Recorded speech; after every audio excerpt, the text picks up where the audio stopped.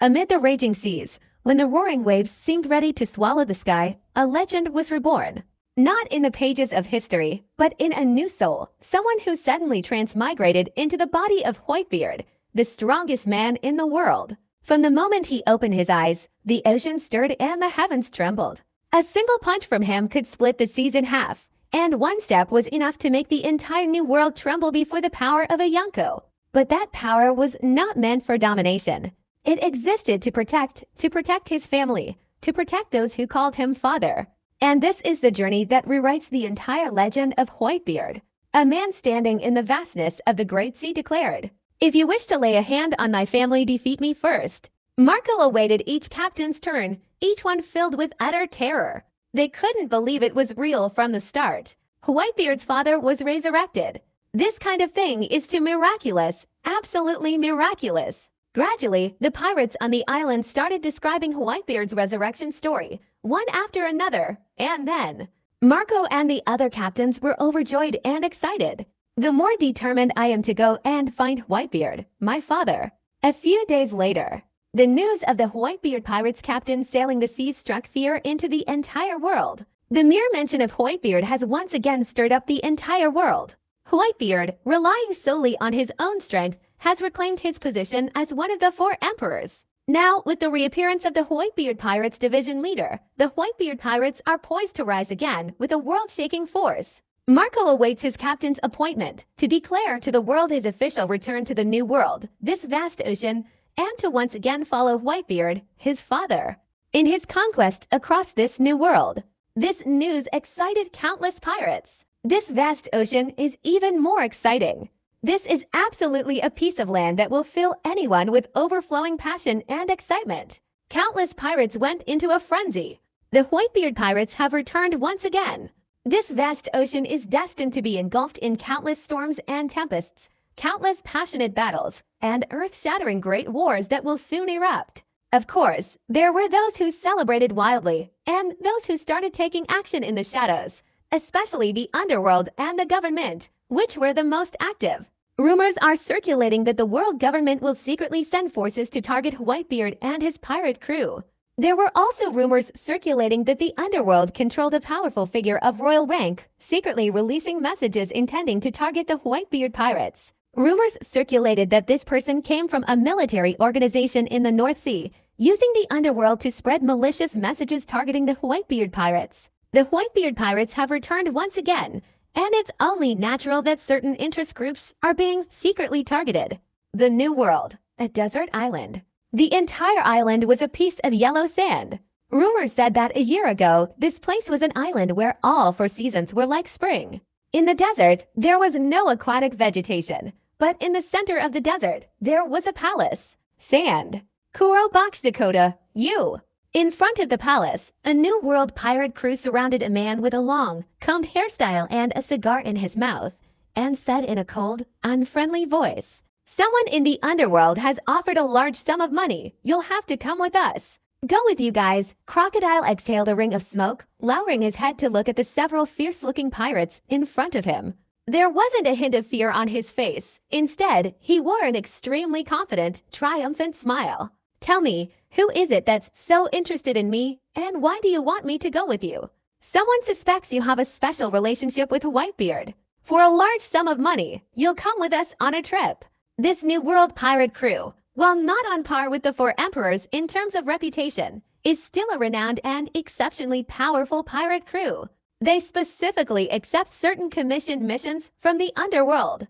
Those who have died at their hands include not only pirates, but also marine vice admirals. Their strength cannot be underestimated. Cluck cluck ha ha ha. He's connected to WhiteBeard. Crocodile threw away his cigar, his right hand brandishing the golden huck, his cloak billowing behind him in the windless air. He stood tall and proud, looking down at the pirates before him. "If you want me to go on this trip, you might all end up here." Boom! Suddenly, sand.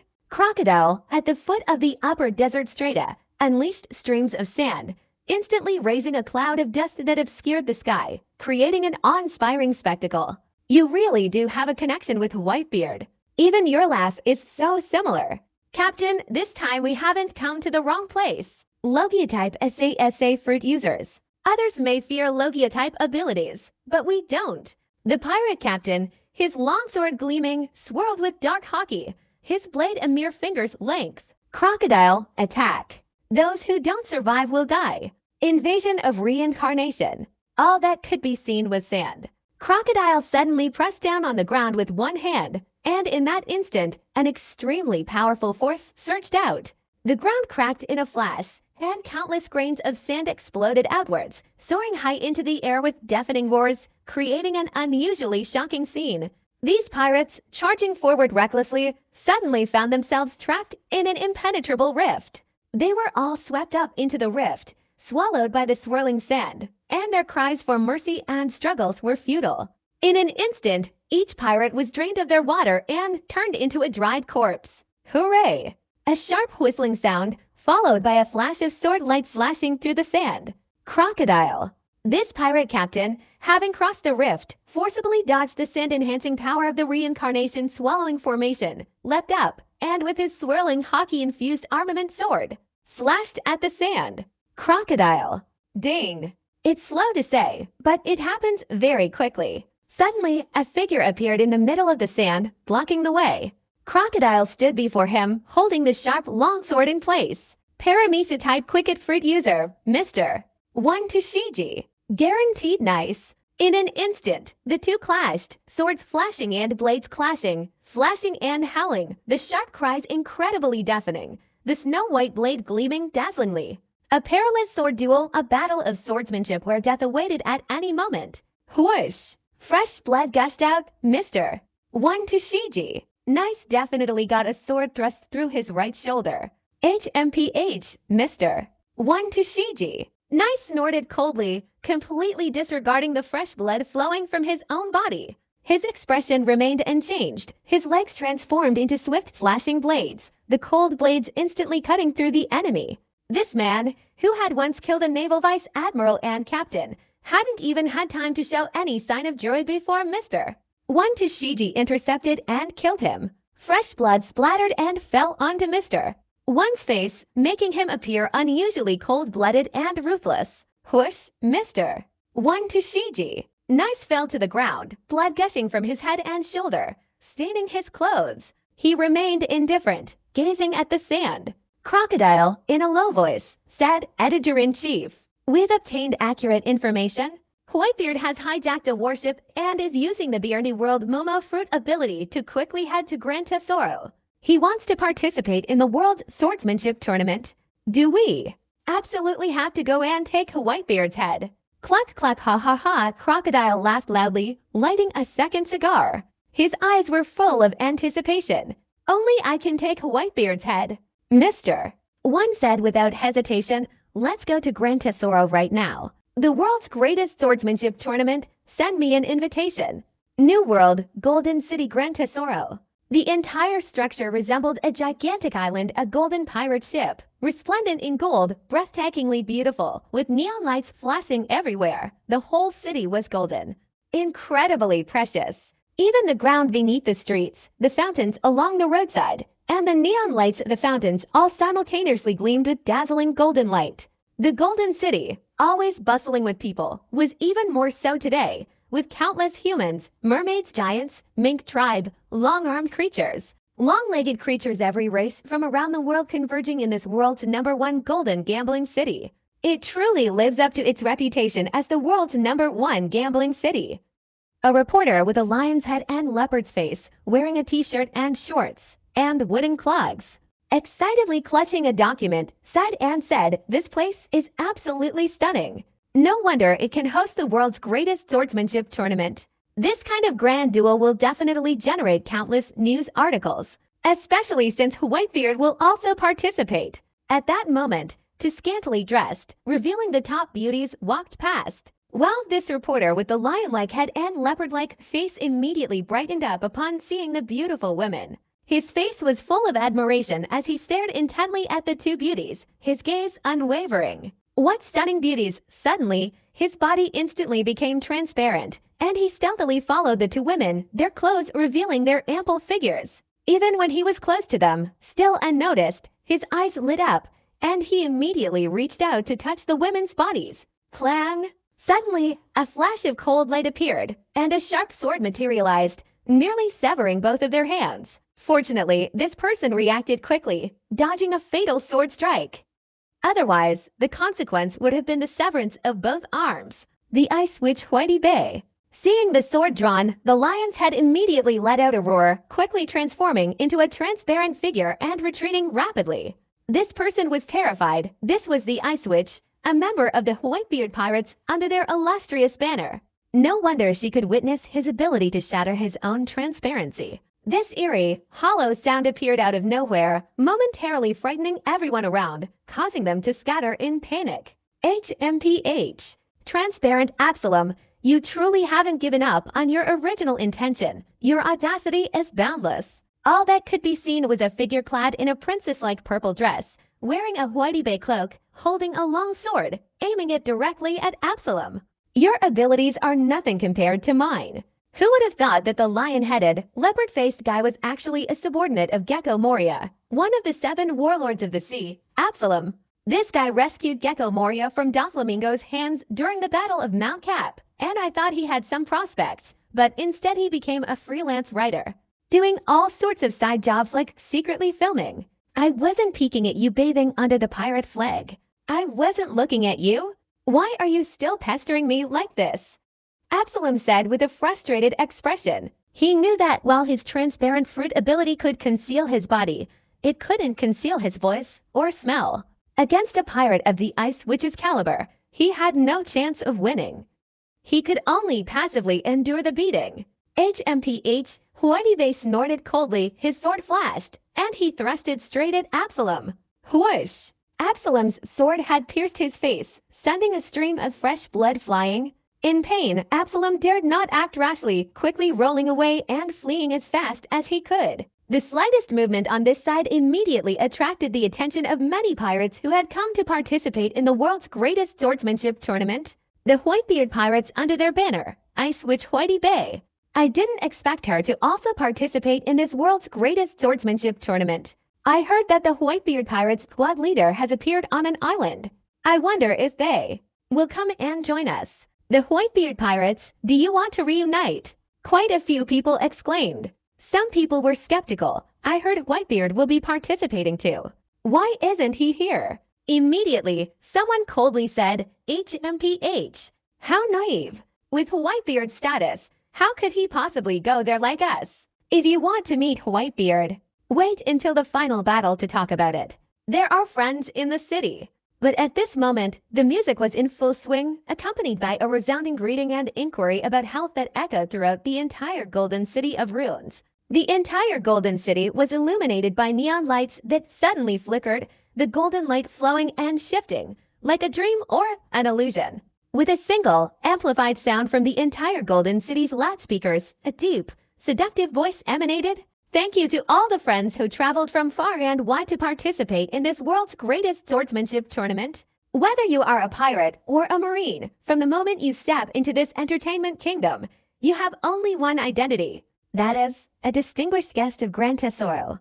Own. Following closely behind, the Golden River's surface widened, and a pirate ship adorned with 3 skull designs sailed through the waves, splashing up countless golden seawater. Welcome to the #1 swordsman on the Golden Ranking, a legendary level expert from the Blackbeard Pirate Shiryu, as that deep voice resounded once again. Everyone in the Golden City erupted in excitement. Wielding the blood-red, mountain-gray sword Shiryu, the moment he appeared, he was instantly met with a deafening roar like a raging sea. Coming from the Blackbeard Pirates, a super powerful main character, the former warden of Impel Down, he is a bloodthirsty killer. Any opponent, regardless of strength, dies at his hands. As soon as the demonic sword was drawn, fresh blood splattered everywhere. Crimson like a demonic blade, stained with the fresh blood of countless New World pirates. I heard that all of Blackbeard's crew members are seriously injured. Why? Some people raised doubts, and indeed, many pirates became skeptical. Could the rumors be false? The Blackbeard pirate said, "Can we trust them?" It's a mix of truth and falsehood, making it impossible to tell. For years without a trace, someone said, and actually, he wasn't wrong.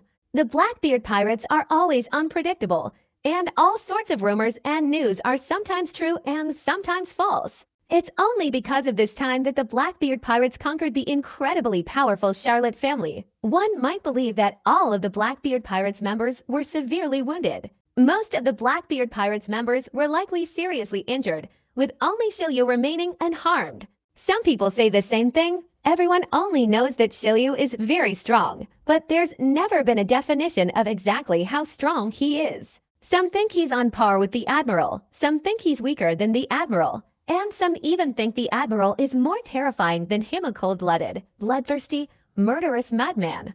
One could say, a normal madman more terrifying than a normal person. But right now, another powerful expert has arrived. Welcome to the second legendary swordsman on the Golden Ranking. From the sky-flying ice pirates, a top-tier figure from the era of Pirate King Roger, Shiki the Golden Lion. According to Guild Tesoro's magnetic voice, echoing throughout the Golden City, a gigantic, supernatural pirate ship with a thunderous roar stormed into the Golden City Sea. I am WhiteBeard, Guild Tesoro. I hope you keep your promise. Otherwise, I won't hesitate to take your entire Golden City with me. Ha ha ha. The pilot stormed into the pirate ship's interior, the golden-haired Shiki, with his hair cascading down to the ground, laughing arrogantly and domineeringly. It's noisy. For a moment, there was a great commotion. To speak so carelessly and recklessly in front of everyone, showing absolutely no respect for the Lord of the Golden City. I doubt anyone as arrogant and reckless as Shiki, the Golden Lion. Ha ha ha. We Grand Tesoro are renowned worldwide for our honor. Your worries are meaningless. Guild Tesoro was confident and composed, without a hint of anger. This was the power of absolute strength. Bang! At that moment, a massive warship swam in, sending up huge streams of golden water. Coming from the new Marine Headquarters Admiral, Fujitora Eisho. For a moment, all the pirates fell silent, and some even instinctively took several steps back. Each of the admirals at the Navy headquarters is an extremely formidable force, capable of instantly eliminating most pirates. Follow them, and a ship without a pirate flag will jump in. On the deck of the ship, there was only one tall, slender woman of the tribe. She wore a hat, a scarf, and had silver hair that reached her feet. She wore gloves, had distinctive tribal tattoos on her legs, and was dressed in a pair of black, patterned high boots. On her back, she carried a long sword with a spiral sheath. Coming from the Charlotte family, one of the 4-star dessert masters, Charlotte Smoothie. It's noisy. No one would have imagined that one of the 4-star generals, who had been hiding among sweet pastries, would appear here at the world's greatest swordsmanship tournament. White. Charlotte Smoothie's gaze swept across the area, looking towards Shiryu, the leader of the Blackbeard pirates, not far away. This was her true enemy. Smoothie's eyes instantly turned cold and sinister. No one knew her purpose for appearing this time. She could be targeting the Blackbeard pirates, or she could be targeting WhiteBeard. Under these circumstances, the fact that it still dares to show itself proves its immense confidence in its own strength. It's so noisy. Following closely behind, a small wooden raft, moving in a straight line, flew in. At this very moment, the entire Golden City is in turmoil. The world's greatest swordsman, Hawkeye Mihawk.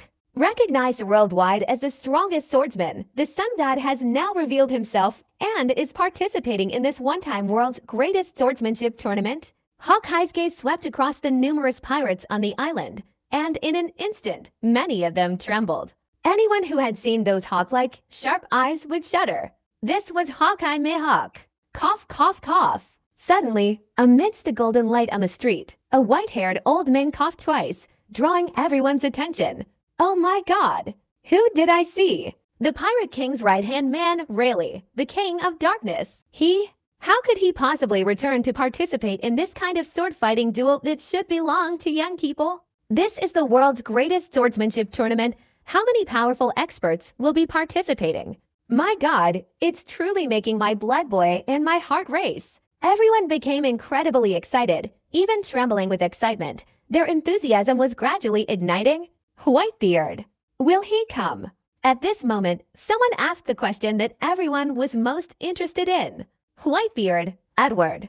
Will Newgate be coming? One after another, the great pirates who caused chaos on the New World's high seas appeared, shocking countless people. It wasn't just those sitting in Golden City who saw these images. under Guild Tesoro's manipulation. Every island in the entire pirate world's Grand Line was broadcasting live footage of this earth-shattering tournament. A massive projector screen displaying images from multiple phones captured these scenes, and each appearance of a great pirate sent shockwaves throughout the world. Sandy Alabasta Island, Water 7, Sabaudi Archipelago, Marineford, Justice Island, even Impel Down. The sacred city of Mariajual, these large islands will have this one-time world's greatest swordsmanship tournament broadcast live. Compared to the previous Kid Trio live broadcast, the scope of their broadcast is much wider. Even in the North Sea and West Sea, on those islands and sea areas where pirates are extremely active, there are live broadcasts of these events. Especially the underworld, and those connected to the beast pirates. Such colossal forces are all watching the live broadcast of this world's greatest swordsmanship tournament, because one of them could be a Logia-type devil fruit. This caused countless people to stare intently. WhiteBeard's sword strike against the Four Emperors' grandmother sparked a swordsmanship craze, elevating swordsmanship to a level of universal interest. Even the world of swordsmanship flourished because of WhiteBeard. The Golden City, resplendent with gold and luxurious, expensive interior. A man in a golden suit, the renowned artist Guild Tesoro, known as the Golden Emperor, spoke in a resounding voice, "Greetings, everyone. Welcome to Grand Tesoro. This is a golden paradise, and it's your paradise too. This is a true golden sanctuary, incredibly lively, bustling with people, welcoming all friends from all corners of the world. Regardless of your status or background, from beggars to kings, everyone can come to Grand Tesoro and enjoy themselves to the fullest. However, for now, everyone should restrain their wild enthusiasm a little, and let's go witness an absolutely breathtaking super grand event, the world's greatest swordsmanship tournament." This place brings together masters of swordsmanship from all corners of the world, from the New World, and from the Grand Line. Whether you're a pirate or a marine, as long as you come here, as long as you have a sword in your hand, you can participate in this swordsmanship tournament. Guild Tesoro's statement caused quite a stir. As long as you possess a sword, that's the rule for participating in the competition. Someone exclaimed, completely disagreeing with such a rule. So, regardless of whether you're a swordsman or not, as long as you carry a sword, you can participate. Then, during the competition, you can't use swordsmanship. Is this still a swordsmanship competition? HMPH, someone else snorted coldly. If it's limited to swords and knives, then what's the point of looking at faces? Even a master swordsman can kill enemies without using a sword. That's what real combat is. Passionate fighting. How can it be constrained by weapons? In Golden City, countless phone cameras captured numerous images and sounds, transmitting them to a monitoring center. Every move of everyone in Golden City would be monitored, and after processing by Golden City personnel, important information would be reported to Guild Tesoro. These things contradicted the sound, and Guild Tesoro naturally heard them. Maintaining his confident smile, he turned towards the golden microphone, his deep, magnetic voice resonating. The rules of the duel are extremely simple. All the strong individuals below the golden ranking in swordsmanship will be divided into 4 areas, 4 arenas, to conduct duels. At the end, the winner of each arena will be the strongest person, who can join the golden ranking and challenge golden ranking powerhouses such as WhiteBeard. The top contenders on the golden ranking will battle each other, and the ultimate victor will emerge as the world's number 1. The number 1 in the world, the devil fruit that can be obtained in my hands. Guild Tesoro took out a small golden treasure chest, its gold dazzling and unusually bright. He waved his arm and shouted, "This is a Logia-type devil fruit. A Logia-type devil fruit that everyone is familiar with. It will belong to the number 1 in the world." Not only that, today, all the strongest who stand at the end of the stage can also claim 100 billion berries. So noisy. As Guild Tesoro's final words rang out, in an instant, the entire Golden City erupted in cheers. Oh my god, 100 billion berries. Even if it means risking my life, it's worth it. Guild Tesoro truly lives up to his reputation as a top-tier artist. In an instant, he stirred up the atmosphere. The entire venue erupted in cheers, and the 100 billion berries were split. Step into the ring. Life and death are predetermined. The world's number 1. It's right before our eyes. Give us a round of applause. Let's use our passion to ignite this world-shattering tournament. Own. As Guild Tesoro's voice faded, the Golden City suddenly underwent a transformation. Amidst the resounding roar, a colossal golden plaque, approximately 10 meters tall, appeared in the city center. The plaque was entirely made of gold, gleaming with an expensive, dazzling radiance. The golden tablet inside was constantly shifting, with several names inscribed with dragons and phoenixes, and flowing hockey appearing one after another. WhiteBeard Edward, Newgate, Juracule the Hawk-Eyed Mihawk, King Silvers, Rayleigh, Shilyu. Above each name is a person of illustrious reputation, a famous figure in the New World. Guild Tesoro's golden fruit ability allows him to control and possess gold, making it flow and transform it into various forms at will. 047. This golden tablet is something he created using the power of the golden fruit. Following this, the ground shook, and the entire city transformed into four massive areas. Each area featured a colossal arena, each several times larger than a football field. The arenas, once they appeared, gradually rose until they reached a height of over 10 meters before finally stopping. This isn't a gladiatorial arena, but a genuine, entirely gold-plated fighting ring, resplendent with dazzling gold, showcasing its immense value.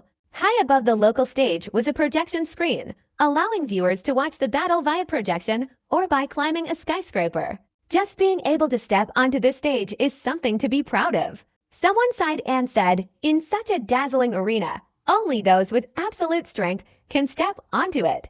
Now, let's begin on the field. According to Guild Tesoro's voice, which echoed throughout the city, neon lights shone directly onto the ring. 100 billion berries. If you finish last, you'll get a share.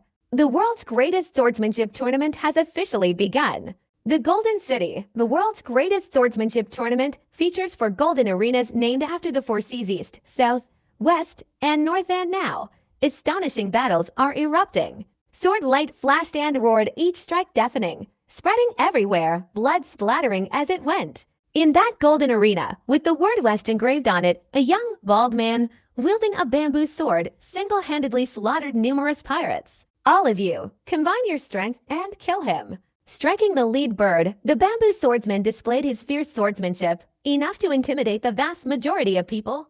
Immediately, a chorus of voices responded, and a group of pirates hastily cooperated, surrounding the bamboo swordsman from all directions. Giving way to someone else can instantly put you in danger. Those who can participate in the pirate group battle are not simple individuals. Each possesses exceptional strength and unwavering self-confidence.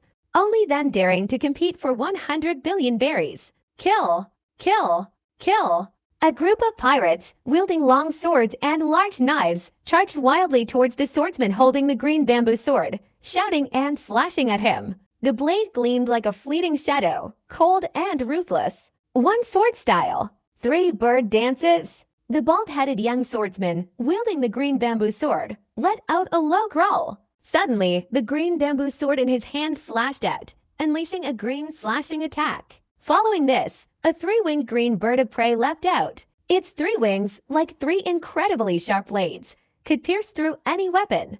As the bird of prey soared through the air, it slaughtered a group of pirates who were attacking it. Pop, pop, pop, pop!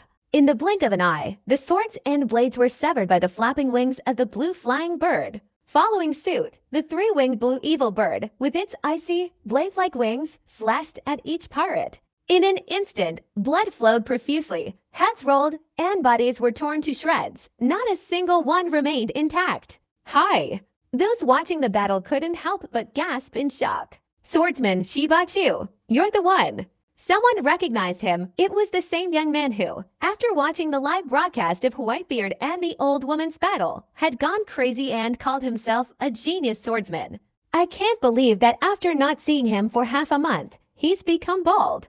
Not only that, but their strength has skyrocketed. Obviously, watching WhiteBeard's battle against the 4 emperors' grandmother gave me some enlightenment and a completely new understanding of swordsmanship. I heard he's a master swordsman of the one-sword style. He recently invented a new move called one-sword style, 3 bird dances. Wielding a bamboo sword, he's been slashing his way through, participating in this year's world's greatest swordsmanship tournament. Some people poured out their opinions passionately, and even more followed suit, excitedly expressing their admiration. Another building bears the inscription East. Representing the Golden Grand Arena of the East Sea, Mr. One Tashiji, wielding an unremarkable longsword, is engaged in battle with a pirate wielding a longsword. Crack! This pirate, with his ferocious swordsmanship, suddenly unleashed a powerful slash, a strike so fierce it directly severed Mr. One Tashiji's sword. He made sure Nice's long sword was in his hand. He-ho! You're dead, this burly, muscular pirate with formidable swordsmanship. Seeing Mr. One sword severed immediately revealed a cruel smile, confident of victory, slash. He unleashed a powerful slash. The swirling air, like a giant serpent, danced wildly in the sky. HMPH, Mr. One Tashiji. Nice snorted coldly, raised both arms, and suddenly swung them, flying straight towards the formidable enemy and slashing at them. You don't want to take a single blow from me. Find the burly, ferocious-looking pirate. Before he could utter the words "find death," his smile froze on his face as he looked down at his chest. He saw Mr. One's hands transform into cleavers, splitting the man's body in two. Whoosh! Following closely behind, fresh blood gushed out like a storm. The ferocious-looking pirate's body was severed in two, falling with two thuds onto the golden ground. Yin Hong's blood flowed across the cold golden surface. Seeing the battle unfold like this, many pirates couldn't help but show expressions of terror. Paramecia-type quick-slash-fruit. A cold, ruthless assassin. Many people couldn't help but gasp in surprise at the cold air. Another golden piece of ground had the word North engraved on it above the ring. Beat, beat, beat. A figure wielding a conical longsword, clad in distinctive armor, fully armed like a swordsman, with headphones on his head and special gas-emitting boots on his feet, moved effortlessly through the crowd, dealing with each assassin who attempted to kill him. With each step, he leapt and jumped through the air like a Marine 6 styles Gappo, effortlessly and without the physical exertion required by Gappo. With the longsword in his hand, each swing sent splashes of fresh blood flying.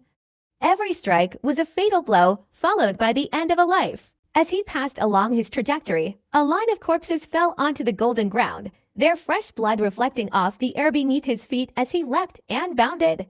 This is from the North Sea War Science and Technology. Oh my God! This is the hand of the devil, a Germa 66 expert. Many recognized this powerful figure from the North Sea, and for a moment, the pirates were all speechless. Lee's money. Suddenly, someone spotted a man in the crowd, a handsome figure with a mechanical gait, wearing a large bear-shaped hat. The 7 warlords of the sea, Tyrant, Bartholomew Kuma. Quite a few people started shouting. Silently, some people couldn't help but tremble with fear, because they knew Bartholomew Kuma. He wasn't just a Shichibukai warlord of the sea, but also directly affiliated with the world government. His appearance meant the world government was directly involved. Following behind was someone in the crowd who made people even more terrified. The world's greatest swordsmanship tournament? I'm afraid it won't be that simple. A tall, thin figure, carrying a sack on his back and wearing a dark green eye mask, followed closely by a snot-nosed penguin, meticulously following a certain direction. The pirates, upon seeing this person, immediately cried out in surprise. Oh my God!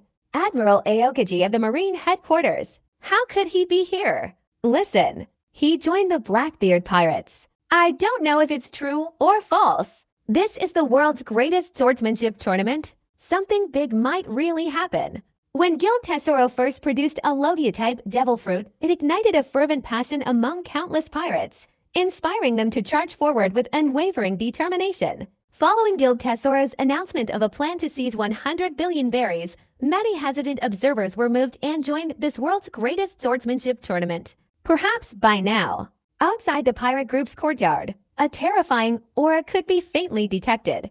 An ancient conspiracy, engulfing the entire Golden City, is causing astonishment and trembling, leaving people sleepless and unable to eat. A Logia-type fruit, indeed, it's impossible for so many important figures with 370 stars to compete for it. Especially a powerful figure like Rayleigh, who avoids power struggles and lives in seclusion. It's absolutely impossible for him to be attracted by a single devil fruit, even less so by 100 billion berries. What exactly is it that's attracting one powerful figure after another? At this point, the pirate group, lacking any sense of reason, all realized the crucial issue. The Golden Emperor spent a huge amount of money cheating in the underworld. In short, all of this is just one person, someone whispered, but stopped there, not daring to reveal more secrets. These things involved the dark secrets of the underworld, and they didn't dare to disclose too much, spending a large sum of money just for one person. There was no shortage of pirates who panicked and became terrified, wondering what kind of price was so high that it could attract powerful figures like Aokiji or Rayleigh. In the end, whose fault is it? El Tesoro, the Golden Emperor who controls 20% of the world's wealth. Why would he end up in such a murky pool of water? Sensational news! This is absolutely sensational news. Absalom, now transparent, was so excited that his hands trembled as he frantically jotted down the next headline that would grab the press's attention. Since transforming into a freelance writer, he had always wanted to gather sensational news, but hadn't been able to. This time, being able to participate in the world's first swordsmanship tournament, he was incredibly lucky to hear one sensational news story after another. I'm going to strike it rich. With this world's first swordsmanship tournament news article, I'm sure I can become an SSJ1 celebrity reporter. Absalom fantasized about himself becoming a celebrity photojournalist, surrounded by countless beautiful women, with countless berries he could casually throw at them. A crowd of women screaming and screaming, a scene of intense waves and nosebleeds. I'm going to be rich. For golden statues on the stage, gold on the ground, and the word Seth engraved on the ring. Once again, a group of pirates surrounds and attacks a single person in a perilous situation. Room. Facing a powerful group of pirates surrounding him, Trafalgar Law, clad in a mushroom-shaped hat and dressed in black, remained completely unmoved. He was calm and composed, his demeanor serene.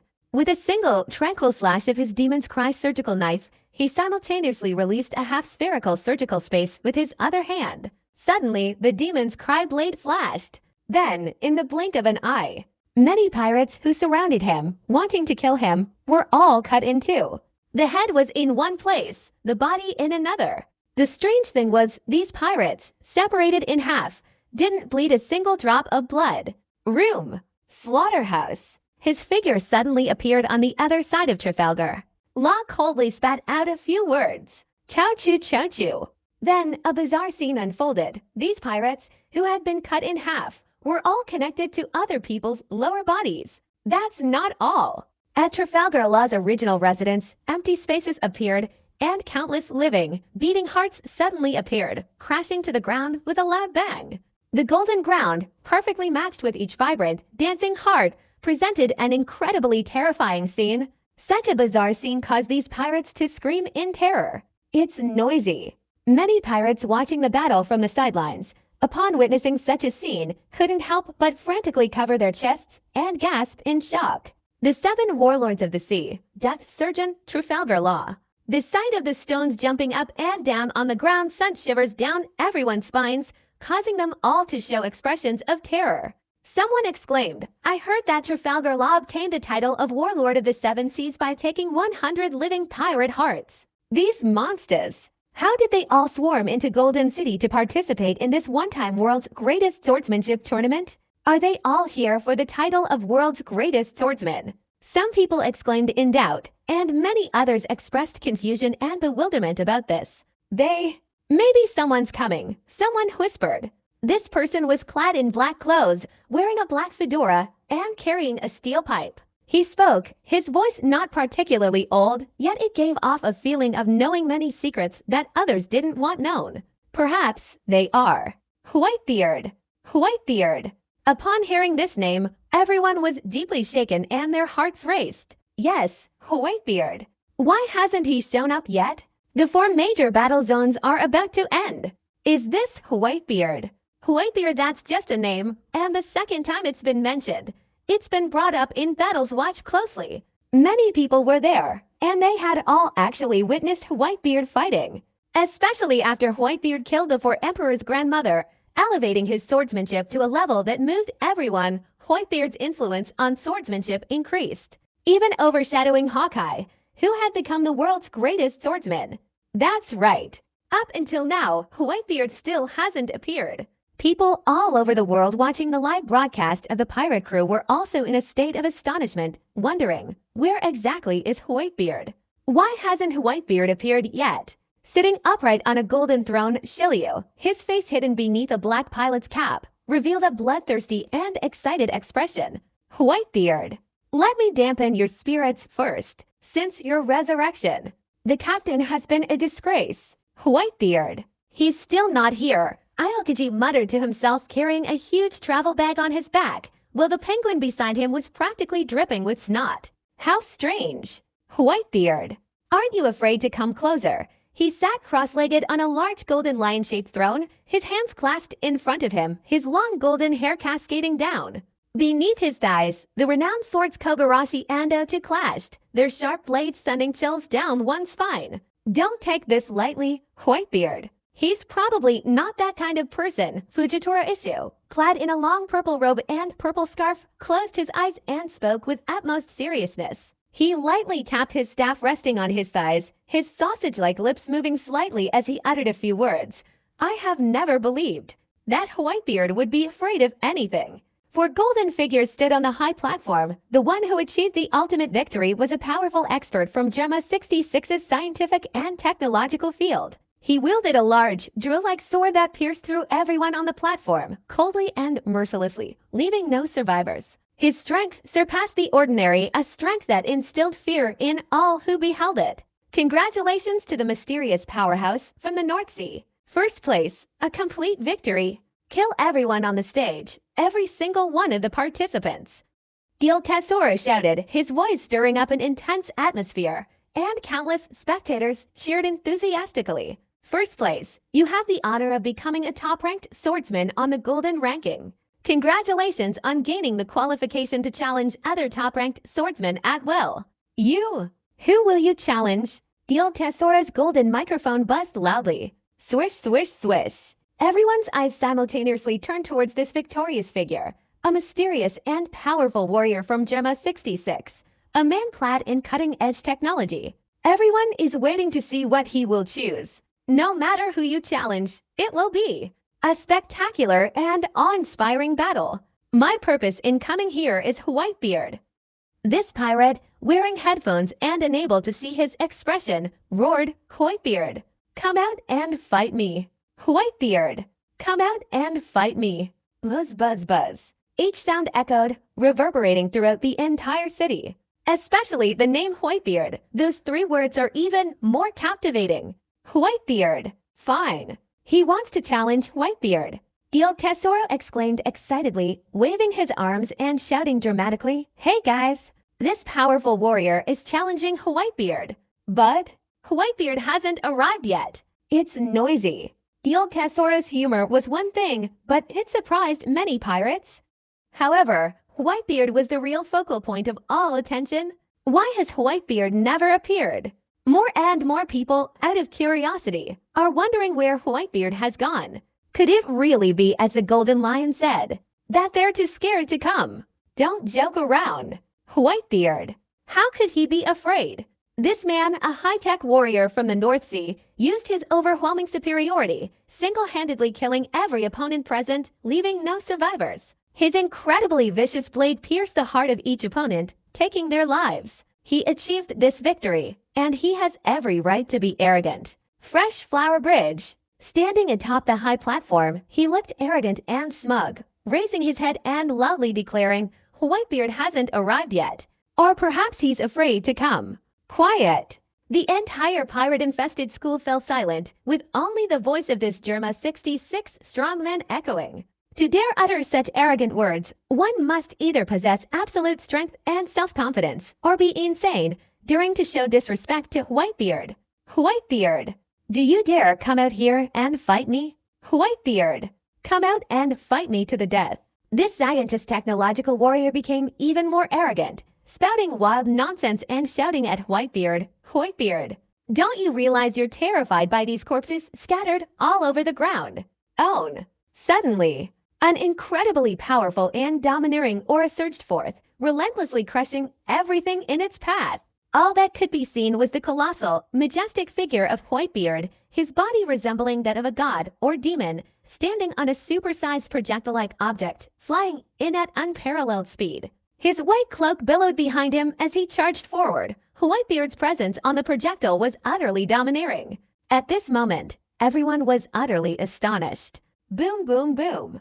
Without bias, Whitebeard's bullets, precisely and rapidly fired, were aimed at the North Sea science and technology warriors. A deafening explosion resounded, instantly shaking the entire Golden City. Thick smoke rose into the air in an instant. This powerful blast, with its destructive force, caused the entire Golden City to tremble. Cough, cough, cough. The once imposing, high-tech warrior now coughed violently, crawling out from the thick smoke. Whitebeard, you dare confront me head-on. Crack! From the bullet-strewn platform, Whitebeard leapt down, landing firmly on the golden platform above, then lowered his head and stomped on the face of a high-tech warrior. In an instant, a crisp sound of shattering bones echoed throughout the entire Golden City. Whitebeard, do you dare to fight me head-on? This person, with the face of a high-tech swordsman, was struggling and shouting loudly on the chaotic golden ground, clearly very unconvinced. His sturdy helmet provided protection. Otherwise, given Whitebeard's strength, one kick would have absolutely crushed his skull on the spot. Let's fight head-on. Whitebeard slightly lifted his leg. The high-tech swordsman on the ground thought Whitebeard was going to spare him and was about to stand up when Whitebeard suddenly kicked him. Boom! A deafening explosion, following Whitebeard's kick, reverberated intensely throughout the entire Golden City. Tall 2-year-7 science and technology swordsman, with a sturdy helmet, was completely crushed by Whitebeard's kick. The shattered pieces of material, propelled by Whitebeard's kick, then scattered rapidly in all directions. The fresh blood, like exploding ice flowers, burst forth at Whitebeard's feet, turning into a vibrant, golden bloom on the ground. Shattered skulls flew about. White brain matter, dark red blood, and the golden arena floor created a scene of exhilarating brain explosions, igniting passion in an instant. In an instant, a deafening scream and cheer, like gasoline igniting, erupted with a thunderous roar, intensely burning the entire Golden City. Whitebeard! Whitebeard! Exhilarating! How dare they speak out and slander Whitebeard? Each loud shout, like a wave of heat, surged one after another within the Golden City. Father cannot be humiliated. Seeing this scene from afar, the Ice Witch clenched her fists even tighter, her body tensing with excitement. The Whitebeard pirates, how can they be tarnished by mere technology? Just moments ago he was arrogant and domineering, shouting at Whitebeard without restraint, and acting incredibly presumptuous. The next second, he was kicked by Whitebeard and his head was crushed. Such a moving scene, it instantly shocked everyone. So much blood. So much violence, so much burning. Right there in the Absalom manuscript, with a pair of leopard-like eyes, he was utterly astonished. He muttered to himself, the most correct thing my master ever did in his life was not challenging Whitebeard. He was too violent. This kind of domineering entrance is something I've never seen before. Aokaji adjusted his blindfold. Originally listless and sleepy, he was now energized, staring intently at Whitebeard. He'll fly in like a bullet, and as soon as he enters the arena, he'll deliver a terrifying showdown to everyone present, stomping on and destroying a top-ranked Golden Arena champion with a single kick. Coming from Germa 66, a high-tech swordsman capable of sweeping through an arena of powerful fighters, his strength was naturally formidable. There was no doubt about that. However, even with such formidable strength, he was still insignificant in front of Whitebeard, and was mercilessly crushed to death with a single kick. In the underworld, a high-ranking figure in the shady dealings was shocked by this scene. Whitebeard. Is he declaring war on Germa 66? Germa 66 was extremely close to the Yonko's aunt. After Whitebeard was resurrected, the first major thing he did was to kill the Yonko's aunt with his sword. This has already forged a deep-seated feud. Some also said, perhaps this time, the so-called world's greatest swordsmanship tournament? Someone wants to deliberately bring about a tsunami in the new world. Huang Kim then inside. The figure shrouded in a large black cloak, holding a pipe-like weapon, Sabo, seeing this scene, his eyes hidden beneath the black hood of his nightgown, couldn't help but show surprise. Ace's father. Whitebeard, he actually has such a violent and bloody side. Seeing this scene, Shiryu, wielding his blood-gray mountain-shaped demon-slaying sword, couldn't help but lick the corner of his mouth, a wicked smile playing on his face. Whitebeard. What a magnificent display of power!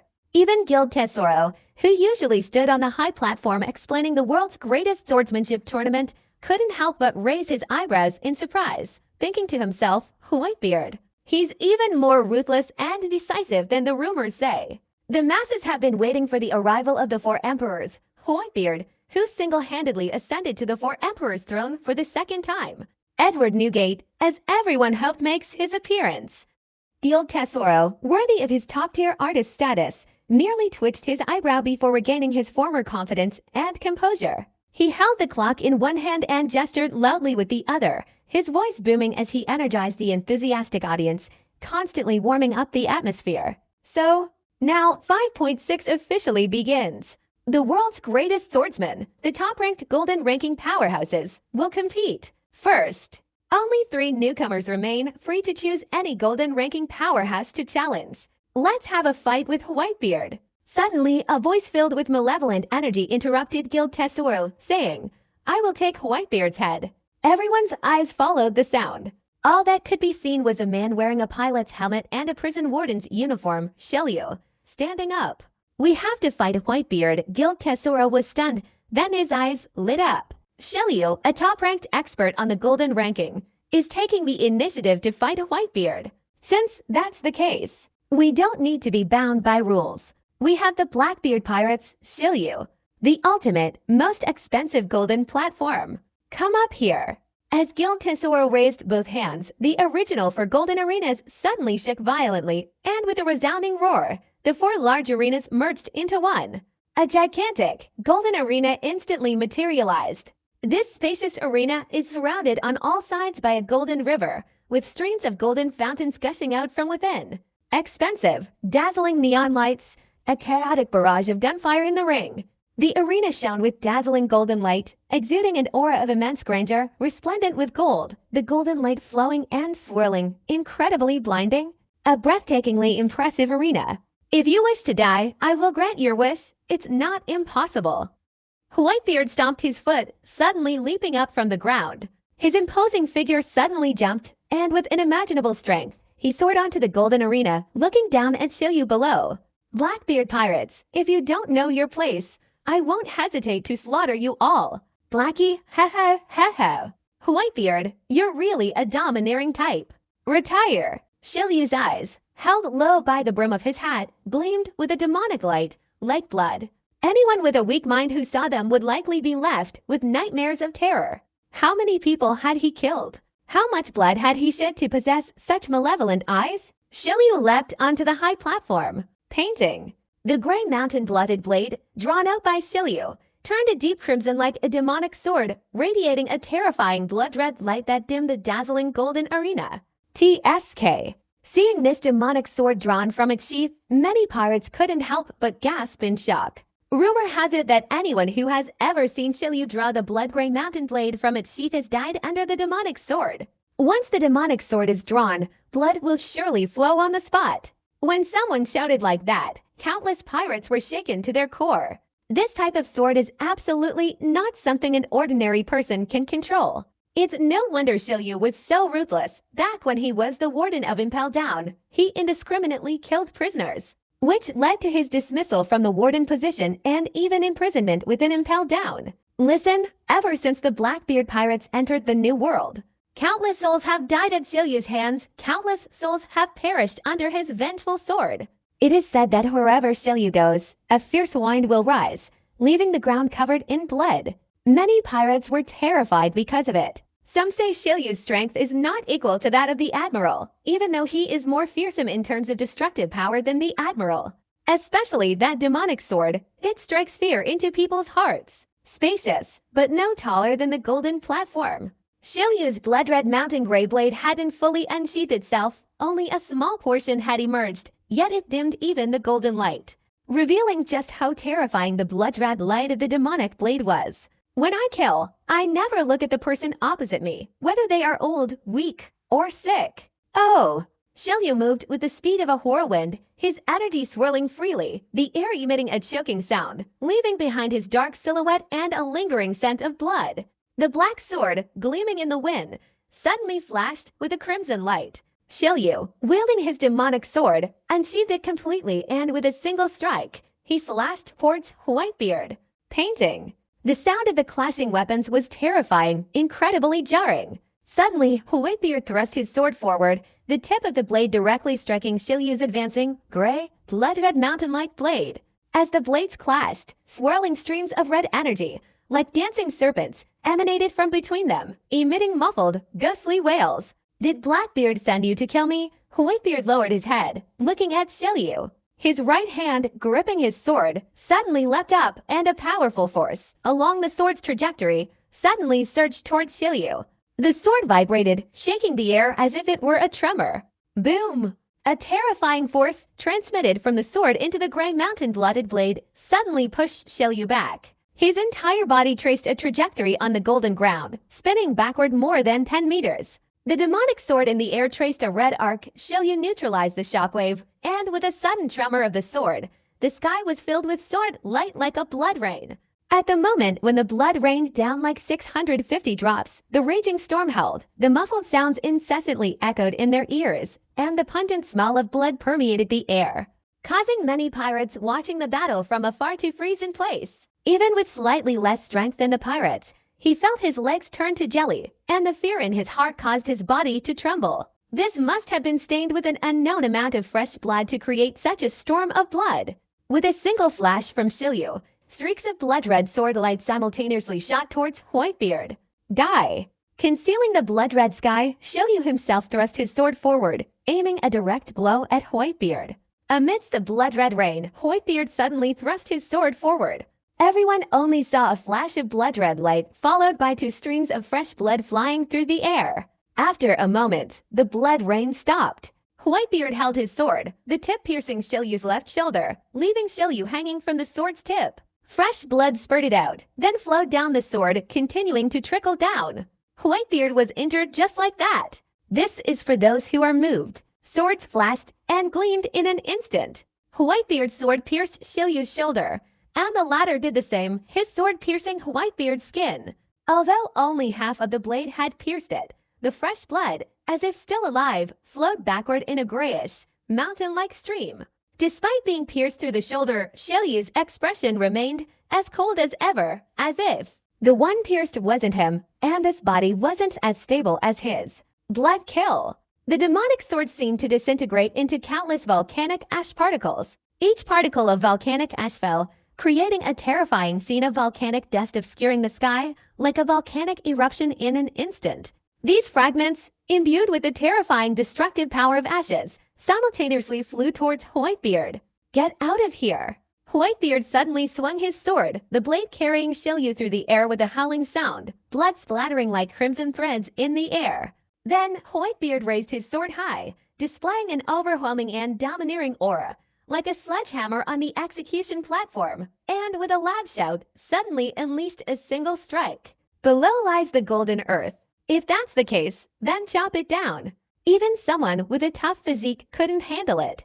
HMPH. Shilyu snorted coldly, suddenly abandoning his attack. He used his hand to deflect the blade that had pierced his own shoulder, and with the force of the blow, he rapidly retreated, drawing out the blade and sending his body flying backward. Bang! The sword struck down upon the golden layer above, emitting a heavy, ancient sound. Crack! Crack! The golden layer was torn open, creating a fissure. The sky was filled with gray dust, which, as before, swirled towards Whitebeard. Each speck of ash contains incredibly high temperatures. The air surrounding this ash is distorted and warped by the intense heat, causing the air to evaporate. Whitebeard didn't even bother to look closely at this. He drew his sword, strode forward like a shooting star, and suddenly unleashed a devastating blow towards the flying Shilyu. The slashes, like a long line, stretched out a long trajectory, accompanied by a resounding roar, and swiftly struck Shilyu. Mister! Just before the terrifying volcanic ash fell upon Whitebeard's body was suddenly enveloped in a powerful layer of armament hockey, making him look like a colossal, black, painted statue of a god or demon. Whoosh, whoosh! Ash fell onto Whitebeard's body, emitting a burning, scorching sound, and plumes of blue smoke rose from it, finally leaving behind tiny brown specks on Whitebeard's body. Bang! Whitebeard's body trembled, the brown specks falling off, his armament hockey receding. Afterward, Whitebeard's body returned to normal. Those dust particles didn't inflict any deeper damage on him. This scene, which allowed everyone to watch the battle, left them all in awe. Whitebeard's armament hockey had become incredibly powerful. While Whitebeard was suffering from liver pain and possessed powerful armament hockey, people were also in awe of his incredibly strong physical body. If it were anyone else, facing such terrifyingly high-temperature volcanic ash sword energy, their body would undoubtedly be pierced by horrific wounds, suffering immediate and severe injuries. Powerful armament hockey combined with a formidable physical body allowed Whitebeard to withstand enemy attacks. Retirement. Upon reconsideration, Whitebeard, disregarding his own safety, unleashed a powerful, overbearing slash, precisely striking down Shilyu, who was flying backward. Shilyu fell into the golden stratum above, smashing a human-shaped crater into the ground. Observation hockey. Shilyu crawled up from the pool of blood, saying coldly. The pilot's helmet had long since vanished, his entire body covered in Shilyu's blood, yet there wasn't a hint of pain on his face, as if he feared nothing. His ruthlessness extended not only to his enemies, but also to his own cold-bloodedness. Even if it meant being killed, he wouldn't hesitate to strike with a single sword blow. And afraid of any pain, this gave Shilyu a supernatural advantage in battle. When Whitebeard unleashed his attack, it wasn't that Shilyu didn't dodge, but rather that Whitebeard used his observation hockey to anticipate Shilyu's dodging position. Unless Shilyu's observation hockey was stronger than Whitebeard's, it would be impossible to dodge. You were able to hurt me. That's something you should be proud of. Whitebeard's voice rang out in an instant, his sword strike carrying unparalleled force, aiming to kill.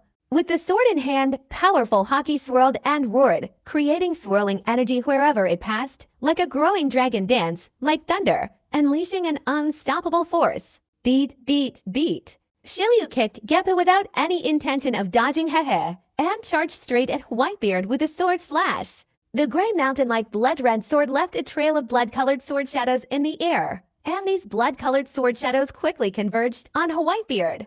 Because Shilyu knew that, under Whitebeard's observation hockey, there was basically no way to escape. The only way to resolve it was to kill him. Whoosh! Fresh blood, a storm. The second sword strike pierced Shilyu's body. It's just what shocked people's eyes was Shilyu, after being pierced by the plastic first, actively confronted the blade a second time, and was pierced through the same shoulder a second time. What a truly wicked and cruel person he is. It caused quite a stir among everyone. I've hurt you once, and even if you die, I can still be proud? Do you really want to hurt me a second time? Don't be ridiculous. Whitebeard's domineering voice echoed throughout the Golden City, his words awe-inspiring and causing many pirates to cheer even louder. It's slow to say, but it happens very quickly. Ignoring his own sword wound, Shilyu's gray mountain-blooded blade, carrying a trail of blood-red light, landed in front of Whitebeard. Crack! Crack! Suddenly, Whitebeard extended another hand, his 5 fingers spread apart, a pitch-black, abyss-like armament hockey rapidly swirling around his palm. In an instant, his hand shot out, ferociously seizing the gray, blood-red mountain-like blade that was attempting to assassinate him. Just for a moment. Thus, the blood-red, shimmering sword vanished completely, leaving only a single demonic blade, which Whitebeard clutched tightly in his palm. Bare-handed. Directly capture the blood shadow, wielding the heavy, demonic sword. Looking across the world apart from Whitebeard, who else would dare to do something like that for 720 TSK? Inside the Golden City, a collective gasp of cold air echoed incessantly in my ears. Such passionate imagery further stirred people's hearts, and many couldn't help but exclaim in admiration, Whitebeard, he might be the most muscular and powerful man in the whole world. Recalling Whitebeard's earlier words, injuring you once is enough to make you proud. How could I possibly injure you a second time? Everyone felt an overwhelming surge of hockey, as expected of Whitebeard. Fearing that others would be ridiculed for saying such things, Whitebeard was different because he was Whitebeard. All of these things, though described at great length, actually happened within an incredibly short period of time. Whitebeard, with one hand wielding a sword that pierced through Shilyu, and the other hand like a dragon's claw, seized the assassin with his blood-red, mountain-colored demonic sword. Suddenly, he pressed down with both hands. This one is pressing down on the one below, the sword, the demon sword, carrying the rain by Shilyu, all simultaneously crashing down towards the golden arena's ground. Own! Shilyu was violently slammed against the golden ground above, and blood spurted out in an instant. Even Shilyu, who was already incredibly crippled, let out a heart-wrenching scream for the first time. East! In an instant, the entire golden arena shook violently. Ket. Small, elongated cracks appeared in the golden strato above, and where Shilyu fell, a deep, human-shaped crater was created. Crimson blood, in the next moment, completely filled the crater. Whoosh! WhiteBeard suddenly drew out his sword, and with a sudden swing, unleashed a domineering blow, like an executioner's blade, ferociously slashing towards Shilyu on the ground. Ding! Shilyu was still alive. At some point, he had even grasped his demonic sword, and in this critical moment, he parried the fiercely descending blow. A deafening clash of swords echoed throughout the entire Golden City. Chow-choo. At the instant the swords clashed, the demonic sword unleashed an unprecedented force in history, a crimson blood-red light, like a giant blood-red flower bursting forth. 9 swirling streams of blood-colored energy, like the 9-tailed demonic fox's 9 blood-colored fairies, swirling and scattering at the point of destruction where the swords collided. Many pirates watching the battle nearby were so blinded by the blood-red light that they couldn't even open their eyes. A terrifying burst of blood-red light erupted, followed by an aura as vast and terrifying as a colossal ocean, enveloping the entire Golden City in its terrifying presence. This aura, like a sky-covering desert, cast a shadow of oppressive power over everyone. He can even resist. WhiteBeard suddenly drew his sword. Drawing his sword and slashing, this single strike unleashed a thunderous roar, the sword's force swirling in all directions like a long line of howling wind accompanied by thunderous sounds. Incredibly terrifying, with unparalleled destructive power, striking Shilyu a second time. In an instant, Shilyu let out a loud roar. Facing WhiteBeard's ferocious sword strike, he could no longer maintain his composure. This was a true killing blow. No amount of beauty could stop it. His entire face contorted in shock. At the very moment the sword, imbued with the roar of thunder and lightning, struck down a life-or-death situation, Shilyu's entire body turned pitch black. And that wasn't enough. Shilyu's body transformed into a gigantic turtle shell. That's right. It's a turtle shell. An ancient, enormous turtle shell with dark, swirling armament hockey. East. The saber slashed down fiercely onto the enormous turtle shell, emitting a thunderous roar. Whoosh! This enormous turtle shell, using its momentum, suddenly slid away into the distance, leaving a trail of fresh, crimson blood on the ground before escaping the range of WhiteBeard's attack. Armament hockey! The turtle Zoan type is truly powerful. At this moment, everyone was shocked. Everyone was utterly astonished. The turtle Zoan ability, originally belonging to the Yonko Charlotte Linlin under the banner of Pecoms, is truly remarkable, but unexpectedly, it has now manifested in Shilyu. Even Aokiji, who usually remained calm while watching the battle, couldn't help but be astonished, muttering to himself, "Is this Blackbeard's power?" At this moment, Aokiji seemed to understand. The Blackbeard pirates' key to their success since entering the New World has always been hunting down devil fruit users. With people watching the fight, chaos ensued unexpectedly. It was assumed that Shilyu would meet a tragic end at the hands of WhiteBeard. But unexpectedly, at the most crucial moment, a problem arose. In this extremely critical situation, Shilyu unleashed his formidable armament hockey, along with a never-before-seen ability called Turtle Spelling Error. The tortoise-type Zoan is truly powerful. No one has ever dared to underestimate it, especially now. Its incredibly strong defensive capabilities in the hands of a crazed swordsman, combined with its extraordinary swordsmanship and formidable defense, are truly... Well, that's what I want. Look, Shilyu's turtle shell has a crack in it. At this moment, observant people noticed something unexpected. Although Shilyu's turtle shell ability had blocked WhiteBeard's fatal blow, a deep crack had appeared on its shell, a shocking sight. Oh my god! WhiteBeard's sword. It's truly unparalleled in the world. Many people cried out in alarm. WhiteBeard's swordsmanship, just like his personality, is incredibly powerful. If you're lucky enough to be injured once, he absolutely won't give you a second chance. So, does that mean WhiteBeard absolutely won't give Shilyu a second chance to resist? Some people were so scared they almost fainted, and when they reached this point, quite a few people's bodies trembled. Given Shilyu's ruthless nature, I fear he will gamble his life on this final blow.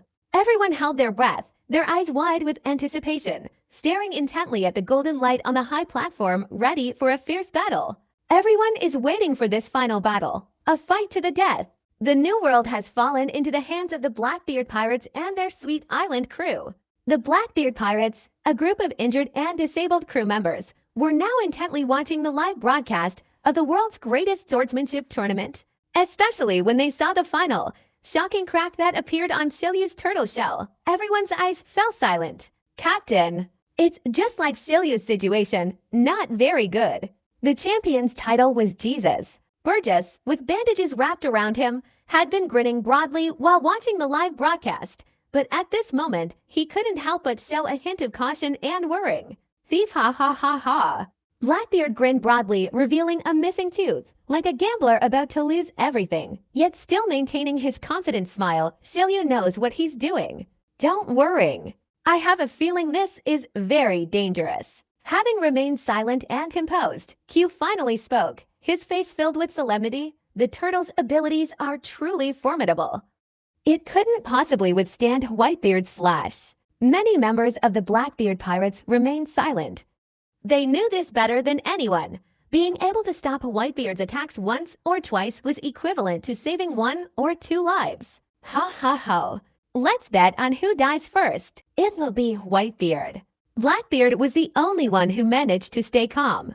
Without a bit of Su Ding's strength, how could he have hidden from the WhiteBeard pirates for over 20 years? The decision to let Shilyu participate in the world's greatest swordsmanship competition, to kill WhiteBeard in front of everyone, was originally a world-shattering gamble, with both wins and losses. Moreover, in Blackbeard's eyes, anything that doesn't have a definitive conclusion at the very end is far beyond one possibility: victory or defeat, only in the end. Will one person's death be the deciding factor? Captain? At that moment, a pirate rushed in from outside, his expression anxious, and hurriedly said, Marco, the leader of the WhiteBeard pirates' remnants, has recaptured Fishman Island. Fishman Island, located in the first half of the Grand Line, is one of only 2 routes into the New World, and therefore the only way for pirates to enter the New World. Fresh Flower Bridge. Currently, the WhiteBeard pirates have seized control of Fishman Island, which means they want to squeeze the first half of the Grand Line and the New World completely. The underlying intention here is obvious to anyone with common sense. Marco, they finally dared to show themselves. Thieves, ha ha ha. Within the magnificent, resplendent Golden City, a place of serene elegance and nobility, Shilyu is moving. Gil Tesoro grabbed the golden microphone and shouted excitedly, whoosh whoosh whoosh. Everyone was staring intently at the final decisive battle. Next, there was an absolutely breathtaking and shocking scene. The golden light on the blood-soaked platform, like a burning flame, blazed fiercely in everyone's eyes. Shilyu, usually cold and ruthless, was now consumed by passion. A life-or-death battle with a truly formidable opponent like WhiteBeard was far more exhilarating than slaughtering the weak. Even so, there will be a death threat. Only the weak fear death. Shilyu suddenly kicked out. Mister. No sword drawing involved, but rather the Marine 6 styles, Rankyaku. In an instant, a dazzling flash of light formed from a dagger, swiftly slashing towards WhiteBeard. Like thunder rumbling amidst a whistling sound, the Rankyaku slash rapidly transformed, until it became a slash approximately 10 meters long, striking directly at WhiteBeard. This level of power.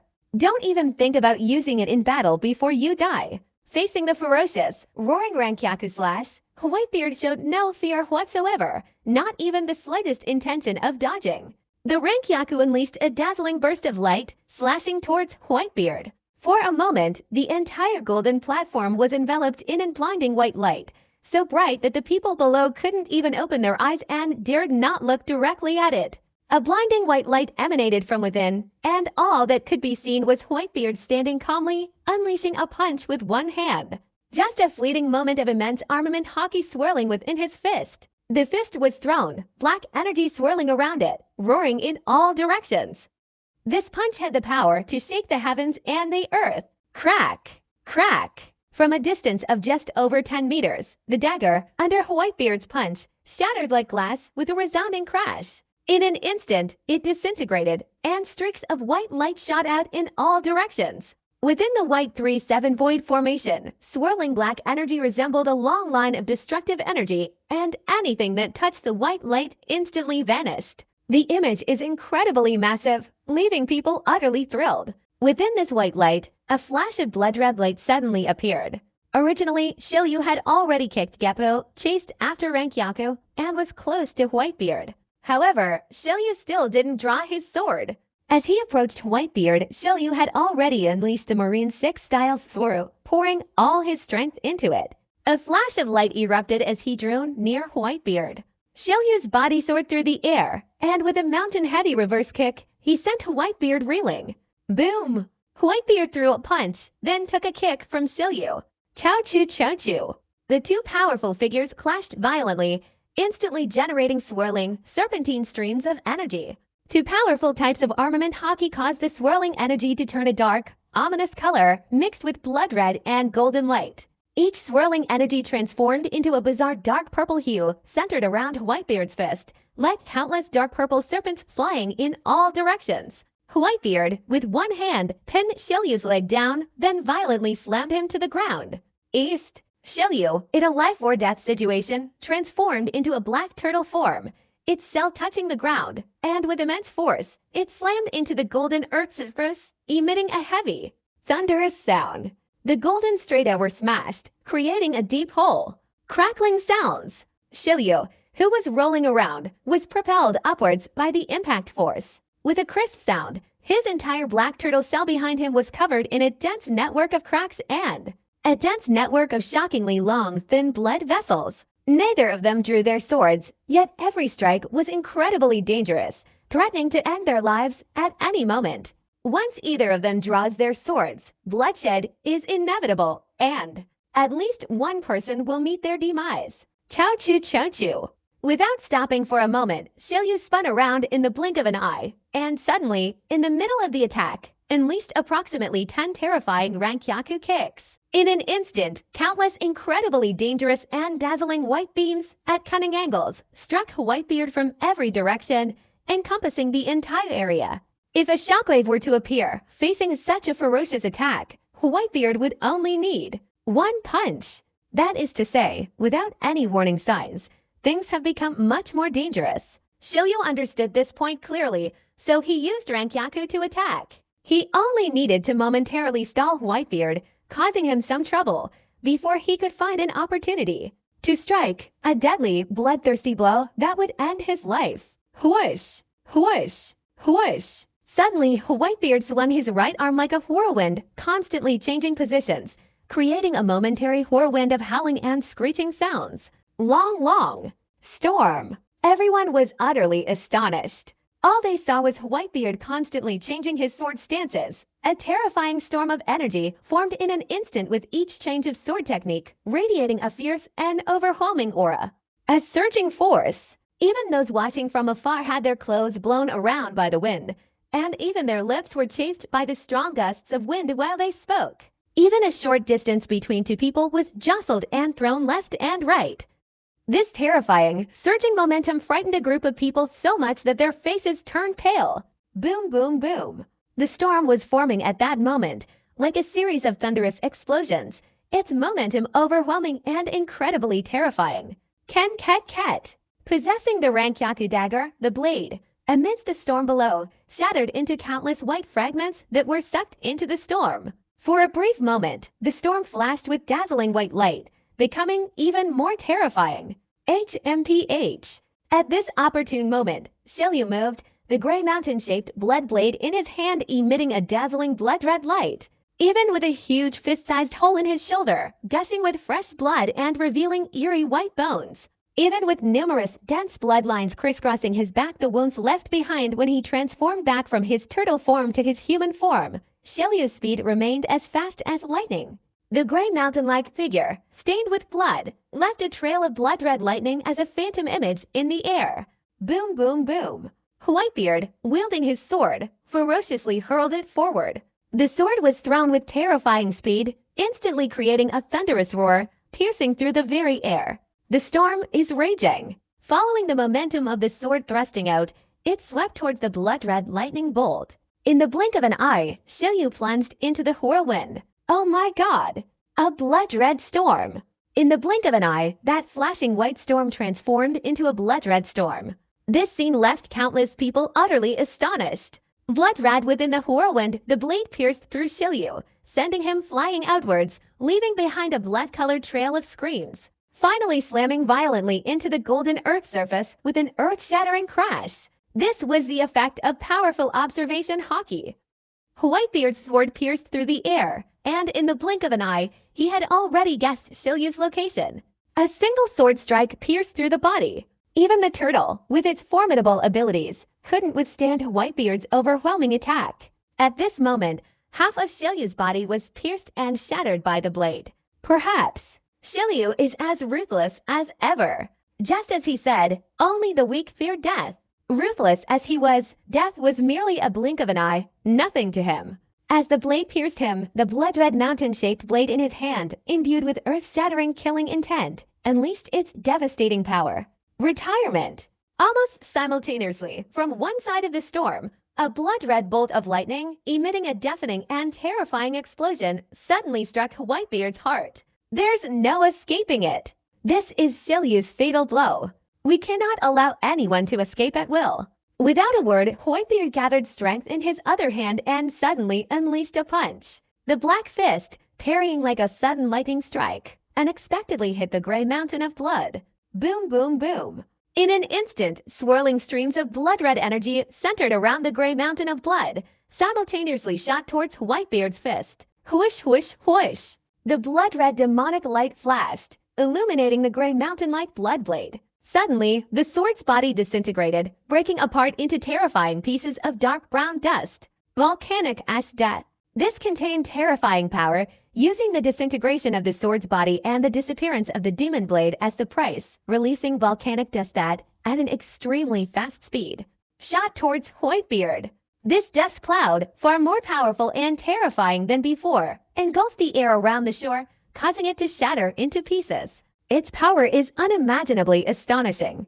Numbness. Seeing this situation, everyone gasped in shock. The disintegration of the beloved sword, this is beyond anyone's comprehension. I've simply never heard of it. It is rumored that all famous swords in the world will inherit the immortal will of their masters, and upon their master's demise, they will fulfill the will they left behind. This world's most renowned sword will only accept a successor who has not yet fulfilled their vow to become its master. Otherwise, even if one possesses it, they will be incapable of controlling it. The blood-gray mountain blade truly lives up to its reputation as a demonic sword. It possesses a shared will to live and die with its master. Shilyu was pierced by the sword. He would absolutely die. Having been Shilyu's lifelong friend and beloved sword, the Blood Mountain Gray Blade, knowing this one thing, therefore, even if it means ruin, he must fulfill Shilyu's will. Kill WhiteBeard. Buzz, buzz, buzz. A cloud of dust filled the sky, unleashing terrifying power, engulfing WhiteBeard and blasting him away. This is an absolute close-range disintegration attack. There's basically no way to escape. Even a powerful and terrifying expert like WhiteBeard, it still doesn't work as before. Mister. An unprecedentedly powerful armament hockey instantly enveloped WhiteBeard from head to toe. Pop, pop, pop. Each sound was like a burning fire engulfing Kurenai Tekai, the cold water echoing as the sound reverberated. The gray mountain blood color is to be dissolved and set as the price. The transformation into a dense, tangled mass of volcanic ash contained an incredibly powerful force, all of which struck WhiteBeard. Each neck instantly spewed out thick smoke. Bring WhiteBeard here to cover him. System. Restore my injuries. WhiteBeard immediately called the system. The host currently has 220,000 points of emotional value. Complete healing requires 60,000 points of emotional value. Currently healing the host's injuries. 60,000 points of emotional value have been consumed. As the sound system resonated, a force like spring returning and flowers blooming surged through WhiteBeard's body like warm water, rapidly circulating through his entire being. Very quickly, the thick smoke dissipated, and Whitebeard appeared unharmed in everyone's sight. It's noisy. Everyone was utterly astonished. Everyone was wide-eyed and open-mouthed. At this moment, countless valuable emotions surfaced in Whitebeard. My God, Shellyu used the power of the disintegrating sword as a price, scattering it into dust and ashes, even distorting and obliterating the air itself. All of it hitting Whitebeard under these circumstances is completely unharmed. Countless pirates were startled by the violent earthquake. It seems like no one was injured. I don't know if that's true or false. 367. Sitting on a golden throne, the golden lion Shiki, with a look of eager anticipation, muttered to himself, Whitebeard. As expected of Whitebeard. With Yora's black sword strapped to his back, Mihawk stood tall and proud, his hawk-like eyes calm and composed as he uttered a few words. You die. Whitebeard walked to the sword stance, gripping the hilt with one hand, and bowed his head to observe the half-shattered body of Shellyu lying on the ground on the upper floor, speaking calmly and steadily. Death? It's so simple. Shellyu, whose body had already crumbled, still held a breath of life. With each word he uttered, a stream of fresh blood spurted from his body. Whitebeard. Teach will give you a surprise. Boom! Whitebeard raised his leg, then suddenly kicked downwards. In an instant, countless streams of blood flew, and at Whitebeard's feet, a shocking crimson flower bloomed. Death? It's always been that simple. Whoosh, whoosh, whoosh. Everyone sitting in the Golden City was breathing heavily tense and extremely excited. Especially when Whitebeard kicked down, Shellyu's entire body exploded, blood gushing out like a blooming flower, further igniting the passion in everyone. This is Whitebeard's first battle, just the beginning. As the tide reached its climax, a kind of surrender caused countless people to become increasingly enthusiastic, excited, and incredibly thrilled. Before the sword shattered, I thought Whitebeard would be seriously injured. Some people let out a long sigh, as if a 1,000-pound weight had been lifted from their shoulders. What a terrifying battle! That incredibly powerful dust and ashes ultimately couldn't withstand Whitebeard's formidable armament hockey and invincible physical body. Someone said, visibly moved, Shellyu is dead. This caused countless shocks. Whitebeard's domineering killing style intimidated countless pirates. This is somewhat inconsistent with Whitebeard's style. Holding the bottle of wine, King Rayleigh shook his head slightly, his silver hair turning white. Whitebeard. Surely he wouldn't be so ruthless. Senju Cracker, with his purple hair, gazed into the distance at Whitebeard and muttered in a low voice, Whitebeard's outburst of power. I hope you can leave this kingdom alive. The sweet treats on Blackbeard's pirate island fell into a deathly silence. Even someone as strong as Shellyu died at the hands of Whitebeard. Even the bodies are gone. His entire body was brutally stomped on by Whitebeard's kick. This was like a sledgehammer, a ferocious blow raining down on all the members of the Blackbeard pirates. Whitebeard's final kick is to show us what he can do to trample us. The police chief, dressed in Lafitte uniform, said in a low voice. All the members of the Blackbeard pirates were startled. Whitebeard. This was a warning to their Blackbeard pirates, given without any warning. Only Blackbeard protested, making concessions that were unpredictable. The first half of the Grand Line, which leads to the New World, must pass through Fishman Island. At the docks, pirate ships, one by one, with their hulls fully completed, were preparing to set sail for the New World. The moment Whitebeard killed Shellyu, a wave of cheers erupted. Father, hockey. I'm furious. It was this Shellyu who initially left an unhealing wound on George. Shellyu and his beloved sword disappeared together, which made the Whitebeard Pirates division leaders feel immensely satisfied. Initially, they led Marco in a fierce battle against the Blackbeard Pirates. George Diamond, hailed as the world's strongest defensive diamond, was still struck by Shellyu, suffering a terrifying, irreparable wound. One can only imagine how terrifying Shelyu's swordsmanship, coupled with his beloved sword, truly is. At this moment, Shellyu was beheaded by his father, which was truly satisfying. Father! Father! Even the squad leaders couldn't help but applaud and praise him, cheering loudly for Whitebeard, the father of the crew. The New World is approaching some sea area near the Golden City. One by one, massive warships appeared at lightning speed. Approximately 60 warships. The Six Paths Command has summoned an unusually terrifying military force that has appeared in this sea area. and they are rapidly heading towards the Golden City. Marshal, we're approaching Gran Tesoro, the Golden City. Lieutenant General Momonga reported into the telephone. Marshal, have you confirmed that we will be launching an indiscriminate, unprompted attack on Gran Tesoro, similar to the one ordered in the extraordinary mobilization? New World, New Naval Headquarters. Akenu, holding a miniature cell phone, was conversing with Vice Admiral Momonga. Upon hearing Momonga's question, Akenu's dark face showed a cold expression. Without the slightest hesitation, he said, once it enters the artillery firing range, immediately launch a devastating attack on Gran Tesoro.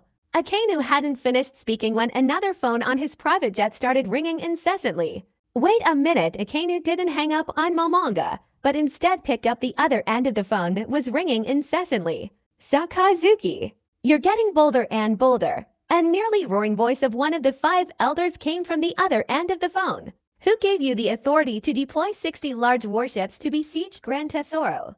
Do you think you can issue an extraordinary mobilization order against Gran Tesoro? Akenu's aged face instantly darkened.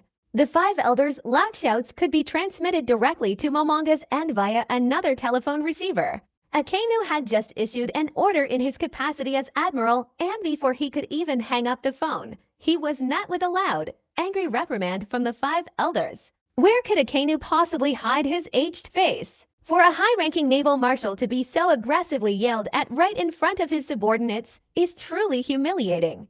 Therefore, Akenu is angry. Good money, King.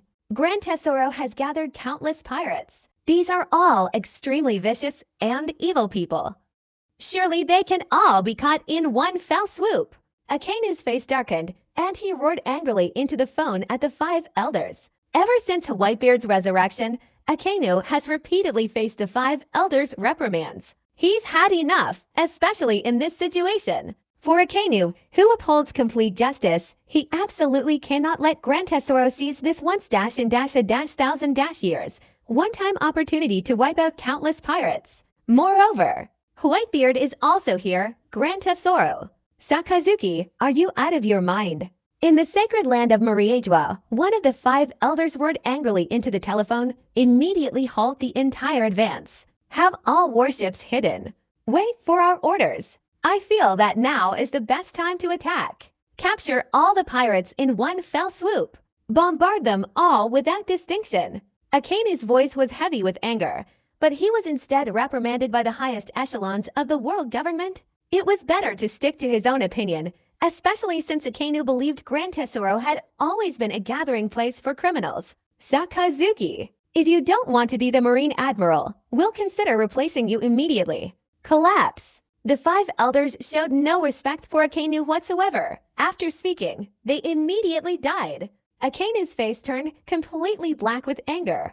Marshal, should we continue advancing at full speed? Momonga, having heard everything clearly, understood Akenu's pain for the first time and hastily inquired about it. Everyone stop. Hide. Wait for my command. Akenu 457 almost shouted, and then Momonga's phone rang. Akenu discovered that, ever since Whitebeard's arduous task, the rift between himself and the highest echelons of the world government had widened, and the arguments had become increasingly frequent. Although Akenu outwardly didn't show much resistance, deep down he was firmly holding onto his own opinion, even to the point of not allowing Akenu himself to do so.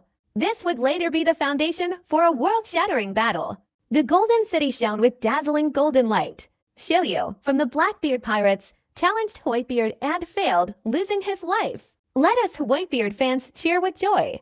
The old Tesoro roared with a resounding voice, raising his hand, and in the distance, streaks of smoke and flames erupted, blazing brilliantly and flashing with dazzling, multicolored light. In the sea of gold, there was a fountain of golden water, gushing up more than 10 meters high, shining brilliantly under the neon lights. Whitebeard!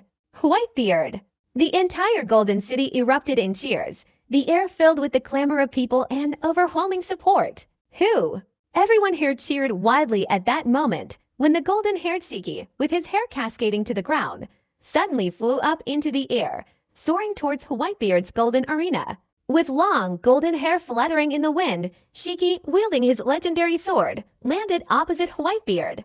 a legendary pirate who nearly killed Pirate King Roger that year, on par with Roger and WhiteBeard in terms of legendary pirate status. And also the first pirate to escape from Impel Down in history, Shiki the Golden Lion, is about to fight WhiteBeard. Shiki's move, unintentionally, caused the already heated atmosphere to erupt into cheers and shouts of excitement to the extreme. Two legendary pirates engage in a fierce battle, unleashing all their emotional and personal values. WhiteBeard, I thought you were dead. It's such a nostalgic feeling, remembering the days when we roamed the high seas together. Shiki, the Lion King, had a smile on his face. The cunning strategist, with his head bowed, was now thinking about how WhiteBeard had suffered incredibly serious injuries in his battle with Shiryu. Seeing that Shiryu BGFC clearly didn't have a single injury, many people were impressed by this point. However, Shiki, the Golden Lion, completely disbelieved it.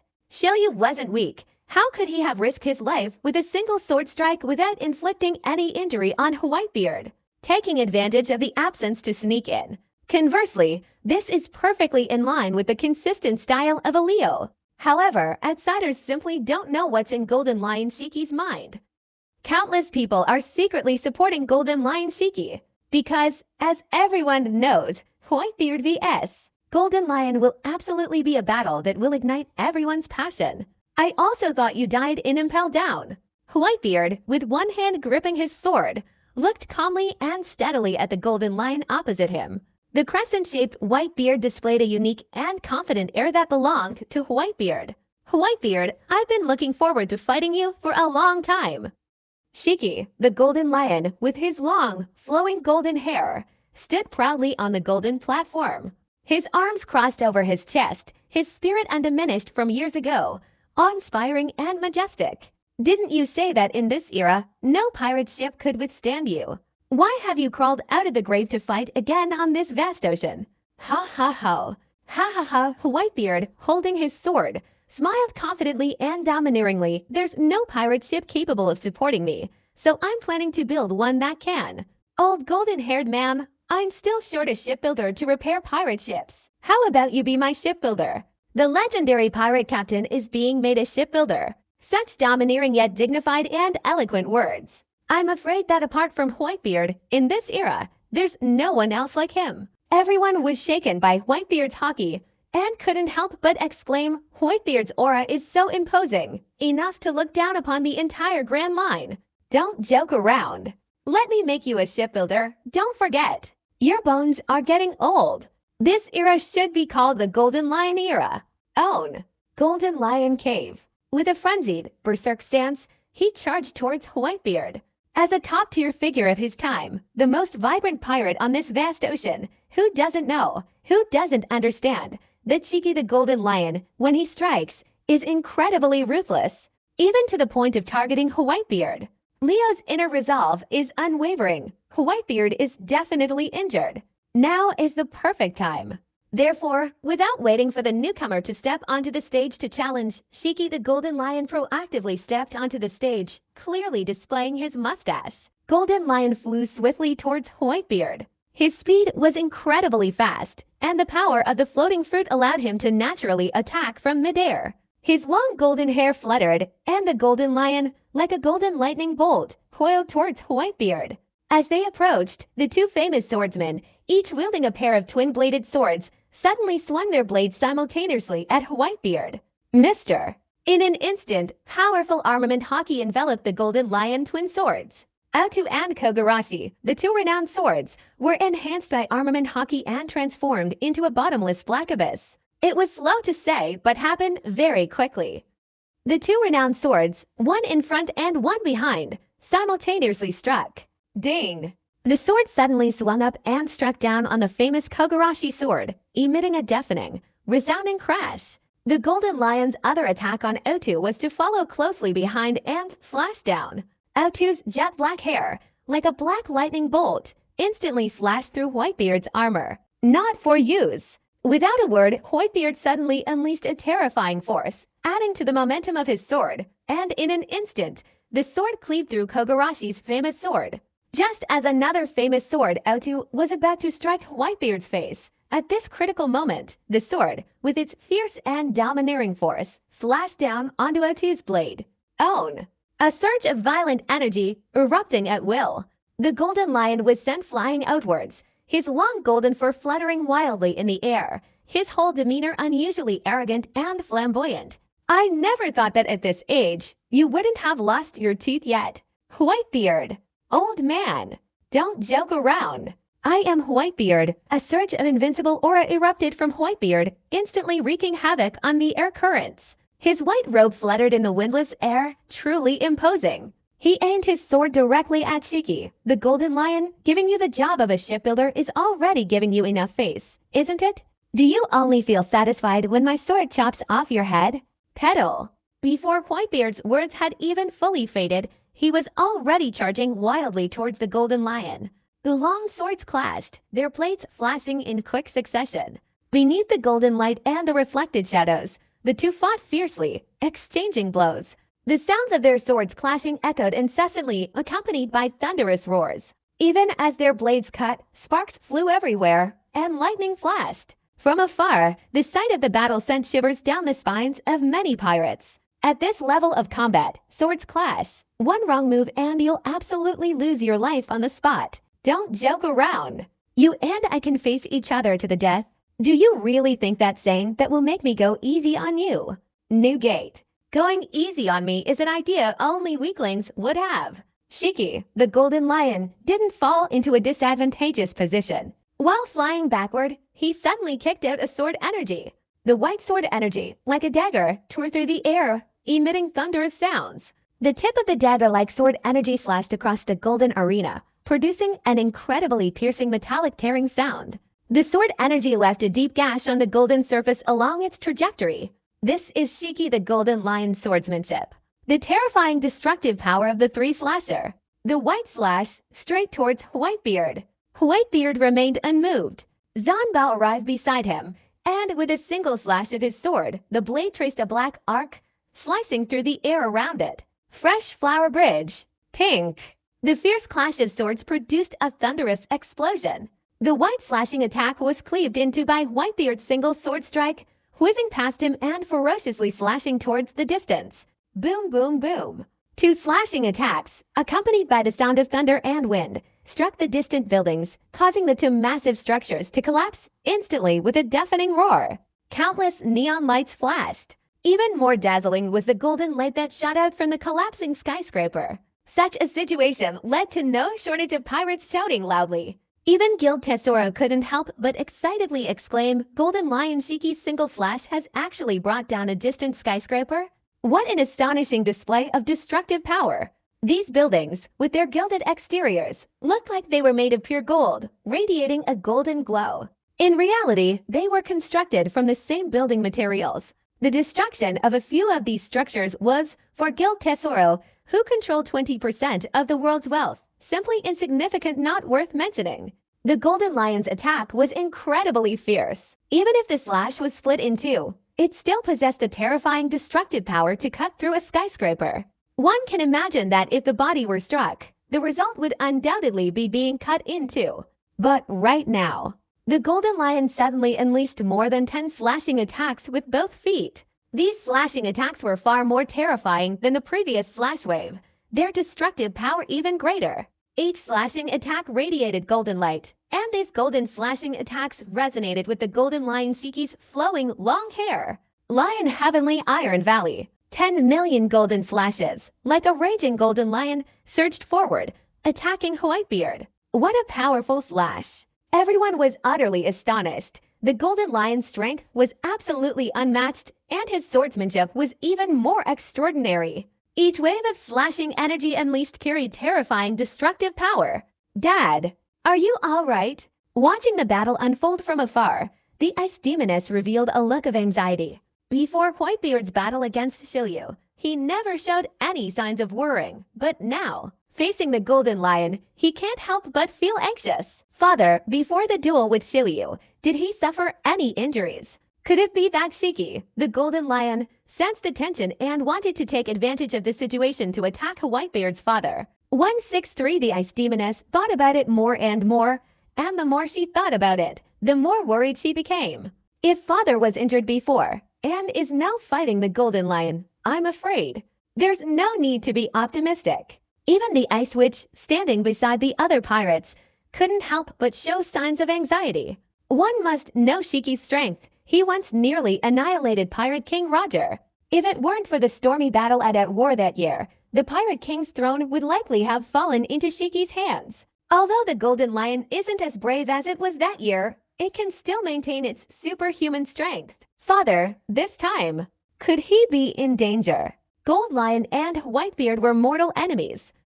Don't be fooled by their seemingly friendly demeanor. In battle, they showed no mercy or hesitation, never holding back. Such a fierce and brutal attack surprised many, excited many, worried many for Whitebeard, and of course, there were a few who secretly chuckled in the shadows. A bend in the road. Having silently watched the battle unfold, Virgo, revealing a long-lost smile, meticulously orchestrated a shocking conspiracy. He initially believed Shiryu could inflict some pain on Whitebeard, but instead, Shiryu was directly and overwhelmingly killed by Whitebeard, his body crushed to pieces. This terrified Virgo.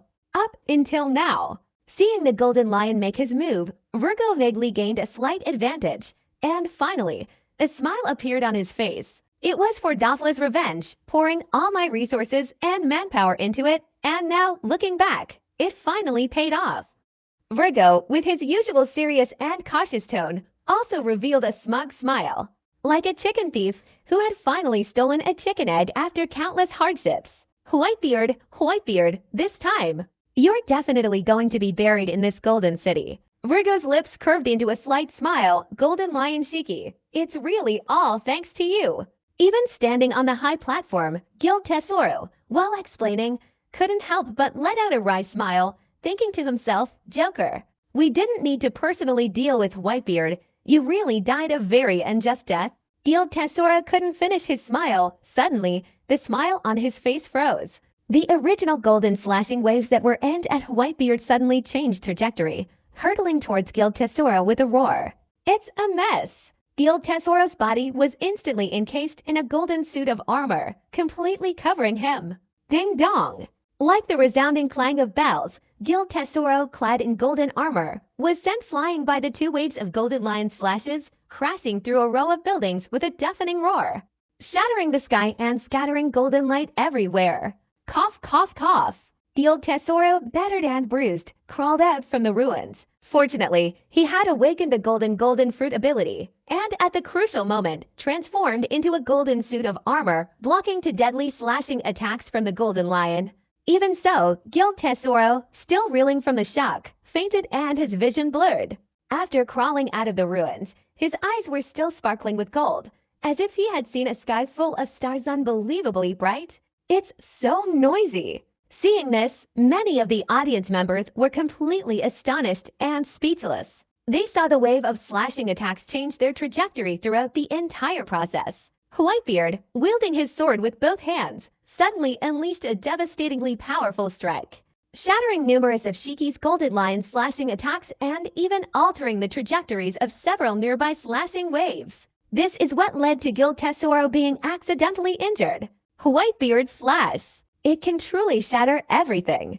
It can even alter the trajectory of the Golden Lion's slash. I heard that Mihawk's Hawkeye slash can change the trajectory of projectiles, but this is the first time I've seen Whitebeard's slash, and it can even change the trajectory of an enemy's slash. It's astonishing. Golden Emperor Gilderoy Tesoro. What terrible luck. Even drinking water makes my teeth tingle, and explaining things has backfired. 4.5 The two waves of slashing attacks, whose trajectories were altered by Whitebeard, were enough to send the Golden Emperor Guild Tesoro flying and even smash through a row of buildings. Such a wave of slashing attacks. How can his destructive power be so immense? After what you just said, I feel like Whitebeard is stronger. After what you just said, I feel like Guild Tesoro is even more unlucky. Amidst the heated discussions erupting from all sides, Guild Tesoro, upon hearing these comments, felt utterly displeased. His face darkened, and his originally handsome features gradually contorted in discomfort. Guild Tesoro, who was originally grinning broadly, now had nothing but thoughts of selling out his gang. His face was completely black. How could he possibly smile? Even though he's a top-tier artist, the strongest commentator, he still has to take some responsibility and force a smile. Firstly, it looks like his facial features are distorted. It's so humiliating. I'm incredibly unlucky. That hateful Whitebeard. Gil Tesoro was furious inside, but since he was the king of the Golden City, he couldn't show his anger. He had to smile. He could only smile. Even though he was very upset inside, he could only put on a cheerful face. After all, he couldn't let the king of the Golden City and the top-tier artist lose face. Unable to hide his smile, Virgo was utterly astonished. Virgo was furious. He had worked so hard to see Whitebeard suffer a humiliating defeat, but instead, the Golden Lion's devastating slash sent Gil Tesoro, who was also on the high platform, flying down and leaving him in a terrible state. Virgo might not be happy right now. The original group of pirates, who were still worried about the ice witch betraying them, were all stunned. The women thought that their father, Whitebeard, would be in danger. Here are the results. Whitebeard's father is fine. Conversely, the innocent Gil Tesoro was extremely unlucky. The rest of the audience was in a state of uproar. Even the Golden Lion on the field was momentarily stunned, changing the trajectory of my slashing attack. This is something you couldn't do before. And now you've done it so big. In his youth, Golden Lion often fought alongside Whitebeard. Their fighting styles were extremely familiar, basically a 50-50 at straw, neither able to kill the other. He had never seen Whitebeard alter the trajectory of his own slashing attack before. But now, Whitebeard had done it right before his eyes, and this made Golden Lion feel a strange sense of unfamiliarity. I don't believe it either. Having died once before, Whitebeard could still be stronger than me. The Golden Lion has always refused to give up and immediately launched a frenzied attack. Boom, boom, boom. Wave after wave of slashing attacks, the frenzied slash, were directed towards Whitebeard. These slashing waves, once they appear, immediately emit a sharp, ear-piercing sound of wind-breaking, even thunderous explosions, causing anyone who sees them to feel a tremor in their heart. Don't waste your energy. Whitebeard unleashed his sword technique, his armament hockey swirling around him. His swordsmanship was unparalleled. With each slash, he deflected the entire wave of Golden Lion's attacks, sending them all askew and sending them flying into the distance. Boom, boom, boom. These terrifying slashing waves, instead of striking Whitebeard, deflected their trajectory as Whitebeard countered them, severing a building within the Golden City. A golden-colored building, a magnificent structure, was severed into and then slowly collapsed, emitting a series of rumbling sounds. The unluckiest of all was Gil Tesoro. He had just crawled out of the ruins, brushed off the dust and debris from his clothes, and before he could even grab the golden microphone to explain, he was struck by a wave of slashing energy and sent flying. A deafening crash sent a row of buildings collapsing. Dust billowed up in all directions. Gil Tesoro was so angry he felt like his lungs were about to explode. This wasn't over yet. Just as he was about to crawl out of the ruins, a wave of energy from a row of buildings severed him, falling straight down from above Gil Tesoro's head and burying him in the rubble. Virgo, his face flushed with embarrassment, had just tried to save Gil Tesoro, only to have his burial structure severed. What a terrible, utterly humiliating experience. For a brief moment, those watching the pirate battle were all terrified into silence. Shiki the Lion's slash wave is no joke. If, by any chance, innocent people are harmed, then it will be a massive bloodbath. This one. There are plenty of people who use fake phone projections and get killed, but there are still plenty of people using fake phone projections in their work, broadcasting such emotionally impactful images live. The outside world was struck by such a breathtaking image that everyone was left speechless with astonishment. So, what kind of fighting is this? The New World pirate crew was all shocked by the violent earthquake. I feel like I'm seeing the Golden City swaying and about to collapse. Whitebeard and Golden Lion are still fighting in the same spot. Between the two, waves of slashing attacks roared. The Golden Lion's wave-like attack was deflected by Whitebeard's sword, destroying a row of buildings in the Golden City. Whitebeard followed closely behind with a sword strike, nearly severing the Golden Lion's mane. Shiki, using his observation hockey, narrowly avoided death, but was nevertheless left with several of his golden manes cut off. This made Leo both angry and frustrated. Those watching the group battle were utterly astonished. Gradually, more and more people felt that Golden City 833 was on the verge of collapse. Whitebeard and Golden Lion, to such powerful figures, would engage in a battle without any reservations, and it's entirely possible they could destroy the entire Golden City. A resounding crash. The old Tesoro, clad in golden armor, emerged from the ruins. Seeing the Golden City, now destroyed and crumbling by Whitebeard and the Golden Lion, he was momentarily filled with righteous indignation. Bang!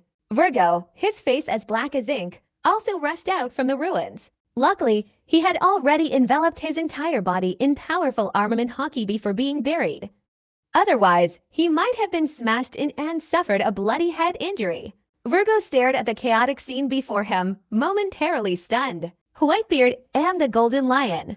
They're not fighting, are they? He's destroying the city. Old man Huang Jincheng. The old Tesoro roared, but it was all in vain.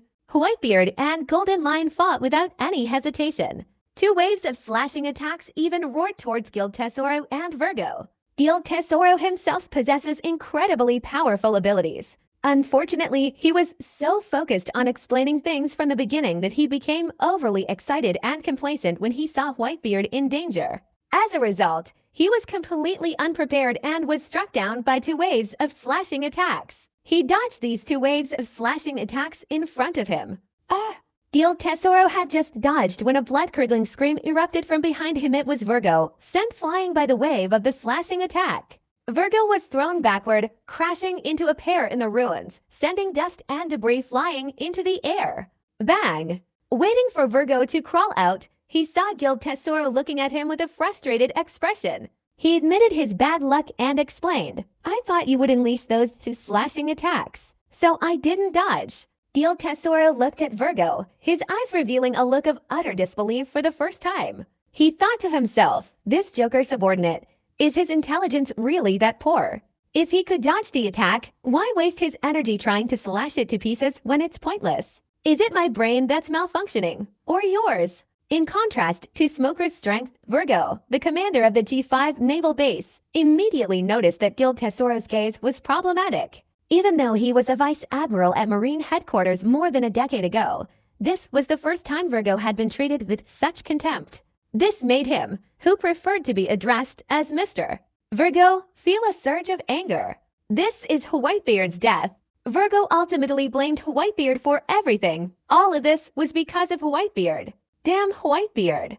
Along with Golden Lion Shiki, Guild Tesoro didn't bother with Virgo's matter. He looked up, and what met his eyes was a chaotic mess of ruins, countless dazzling lights destroyed in an instant, causing Guild Tesoro's heart to ache endlessly, feeling as if his flesh was about to fall off. He had never felt such pain before. He looked at the place where Whitebeard and Golden Lion Shiki were fighting and angrily shouted, "Attack! Attack!" Boom, boom, boom. In the Golden Arena, towering golden walls appeared from all directions, surrounding the entire massive arena. Whitebeard and Golden Lion were still in the same spot in the arena, but the waves of their sword strikes had turned the entire Golden City upside down, leaving it in ruins. At this moment, Guild Tesoro used the golden wall to enclose the arena's perimeter, this preventing the wave of slashes from further destroying the Golden City.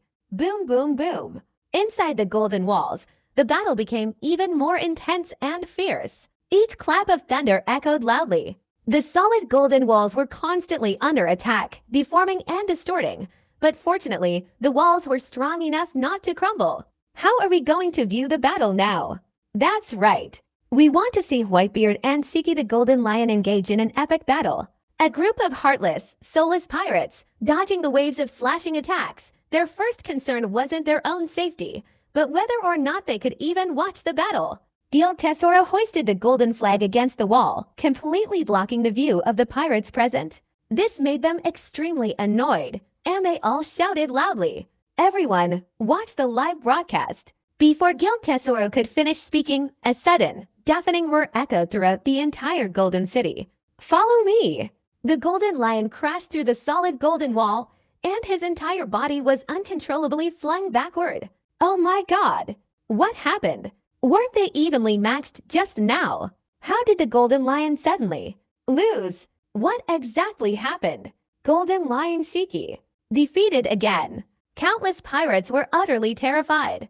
They had just witnessed the Golden Lion and WhiteBeard being evenly matched in strength, but then their vision was obscured by the Golden Wall, and Shiki, who was following the Golden Lion, was instantly slashed away by WhiteBeard. For a moment, the pirates were incredibly curious. They all turned their eyes towards Guild Tesoro.